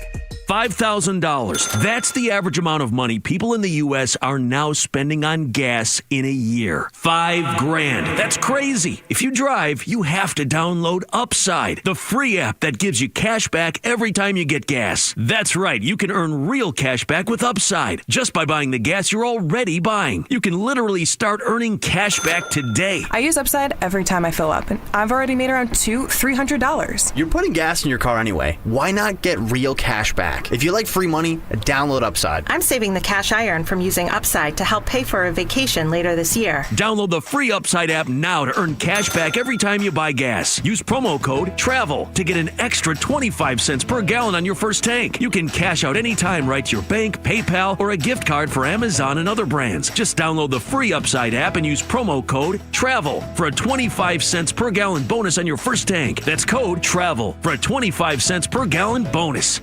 Hey, it's Mark Willard from 95.7 The Game. Look, when life hits you hard, and it happens, could be an accident, an injury, you need to hit back harder. You need a fierce team that knows the insurance game and refuses to back down. That's why I trust Omar Habas and the entire Habas Law team. For over 40 years, Habas Law has gone head-to-head with insurance companies, winning medical care, financial support, and real justice, and Habas doesn't get paid unless you do. Visit habaslaw.com. Habas Law, they'll fight to make it right. I'm Kristen Press. And I'm Tobin Heath. We're World Cup winners, Olympians, and the hosts of The Recap Show. Every week, we sit down with the icons, disruptors, and game changers on the field and beyond it to talk victories, heartbreaks, and everything in between. We've built a space where athletes, change makers, and people creating the future of women's sports can show up and show off as their full, unapologetic selves. Follow and listen to The Recap Show wherever you get your podcasts. Morning, Zoe. Got donuts. Jeff Bridges, why are you still living above our garage? Well, I dig the mattress, and I want to be in a T-Mobile commercial like you. Teach me, Saldana. Oh, no, I'm not really prepared. I couldn't possibly. At T-Mobile, get the new iPhone 17 Pro on them. It's designed to be the most powerful iPhone yet and has the ultimate pro camera system. Wow, impressive. Let me try. T-Mobile is the best place to get iPhone 17 Pro because they've got the best network. Nice, Jeffrey. You heard them. T-Mobile is the best place to get the new iPhone 17 Pro on us with eligible trade-in in any condition. So, what are we having for lunch? Dude, my work here is done.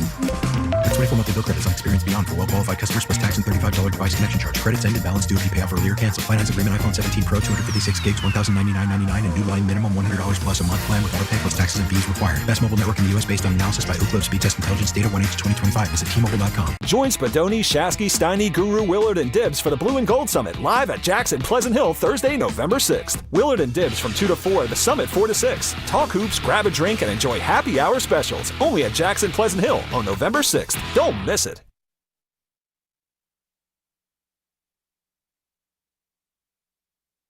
Left wing Kuminga on Trent. Gets it stripped by GT2. Taken the other way by Kuzma. For Rollins.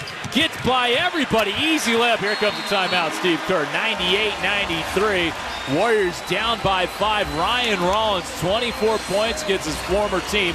And he's one bucket away from a new career high. Hey, it's Ryan Rollins with the Golden State Warriors. Now back to Steiny and Guru. Yeah, Ryan Rollins. Ryan. Goo. What? That's a first for you. We got carpet in here, so how did it break? It hit the wrong spot. Man. What haven't I've heard you that a few times in my life. Studio? Yeah, that was, man. That's the first one in a while. And Evan, it was violent. You didn't hear. I was like, wow. Yeah. All right. Warriors get beat last night, 120-110, and a little different today. I didn't watch the game. Yeah. You need some intel. Yeah, I didn't watch the game. How come, Steiny? Because I was a little upset that Giannis wasn't playing. But there was Steph. I know. And you know what? You let him down. I hope he is. Well, they're on the road. This is like that Seinfeld line where the boss had to fire Kramer, even though Kramer wasn't even working at the my favorite character company. Okay. And he said, I'm sorry, we're gonna have to let you go. And Kramer goes, well, I don't really work here. And the guy said, that's what makes this so difficult. And that's the way I felt. Steph was the reason that it made it so difficult. But tell me what happened last night. Because why did Steph Curry start the fourth quarter? Because they were, that I love. They were going for it and trying to get the win. They were only down 3. Yeah, but still, Steiny, you had to watch the game. You didn't. They were 25 to 26 from the free throw line. Well, so they doubled up. So they were lucky to be in it. Yeah, but that's where they were getting their money from. But outside of that, I mean, man, Milwaukee only shot 13 free throws, so they doubled them up. We talked about that the other night, about how there were no free throws shot by the Warriors against the Clippers, and I said, that's not necessarily a great thing. No, I've never liked it. And so if you're telling me the Bucks didn't get to the line but 13 times, maybe the Warriors' defense was not very aggressive. Yeah. I didn't feel like they made that. What's that old word? Make them feel you. Yeah. Lowe always says that in football. Yeah. I know it's basketball, but I felt like the Warriors did not make Milwaukee feel them at all. Steve Kerr, Steve, what happened last night? Well, it shouldn't be that way because we're like 0-12 the last couple of years when the stars don't play. I just told our coaches if I was an opposing coach, I would just just sit the star every time. It's these are games that, as a coach, as a staff, as soon as you hear that the star is out, you're terrified because we've just seen it a million times. Every NBA team is loaded with talent. You saw those guys out there, firing threes, and everybody can play in this league. And when the star sits, everybody gets excited. This game did not surprise me, frankly. Human nature is a crazy thing because I look at it as the Warriors find out Antetokounmpo's not playing and they maybe exhale a little bit, but that's the part you don't think about is that the Bucks players probably get more jacked up because they know every single guy on the team is going to get more opportunity with Giannis out than they get with Giannis in. But the great Raymond Ritter told me early on in my career, it's a make-or-miss league. And I got to say this to you. Cole Anthony came off the bench 21 minutes, Donnie, 2 of 7 from deep, but had 16 points. And my question to you is, where do you think those other 10 points came from? 2 of 7 from 3, so he wasn't shooting well at all. He was penetrating and getting in there. So that's bothered me point of attack all day. Issues. And I feel like that's been the Warriors' Achilles heel even last year. And you got Kuminga on ball defender. Pods is not that great at it. Melton will come back. Moody. And again, you asked me about the 10 minutes, and Evan, you could tell me otherwise. I didn't get a chance to hear Grandy on the post game, but I took Moody's 10 minutes as a hand issue because there's no way he's only going to get 10 minutes. So that's how it read to me that something was going on with his hand. Yeah, he was questionable going into that game. That's the same thumb that he had surgery on in the summer. So, no. Yeah, I think they were being cautious. Yeah. All right. Let's get to some calls here. Right. Let's start out who's been waiting the longest. Scotty and Marin. What's up, Scott? How you doing? Hey, how you doing? You didn't miss anything. That's one of those losses that you kick into the garbage can and you don't even think about it. It's one of those where Steph is throwing the ball around, shaking his head, losing his handle. It's just they didn't come to play. You could clearly see it was clearly the intensity. It could have been they played 5 in 8 days. They travel day. They get to Milwaukee, no Giannis, and I'll tell you what, man, that Rollins was just absolutely taking over. I mean, they were just dominating. It was ridiculous, and it was just one of those games. You see them every year. Right. Every year you'll see these kind of games, and it meant nothing. I mean, against the Clippers, they were playing basketball like it was invented to be played. I mean, this is what happens. So, I think Steve kind of covered it pretty well, but I think it was just a lot of combination of things. But you can clearly see the intensity level was so much higher on the other side. Yeah. And that's what happens in the NBA. And I believe, you don't come to play, you get beat. Yeah. Thanks, Scott. Appreciate the call. And I keep doing this, Donnie and Will. But 10 turnovers between two dudes that are your guys, Kuminga and Curry, is not getting it done. And I got to credit not having Milwaukee's defense. But I'll tell you this, Donnie, and this could be another one of Goo's worst analogies. If I told you, let's go rob a bank, and they say, well, there's no security there, that makes the job easier. So when Giannis is out, you think you got a better chance to win the game. So don't tell me, I don't like that stat that Steve read, and it's a stat, but he made that up, was irritated, man. That just bothered me. He made that stat up, by the way. It just seems that way. You could say, well, the Lakers played without LeBron and the Warriors beat them. Well, there you go. There you go. Anyway, I'm looking at – so I have a question for people that watched the game last night. How was Draymond Green?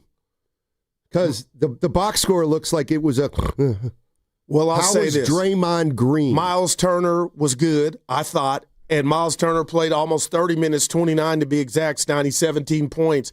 But he's a stretch. Yep. And he's out there in that zone when you're older. Dre likes to have you box and get down and wrestle with you.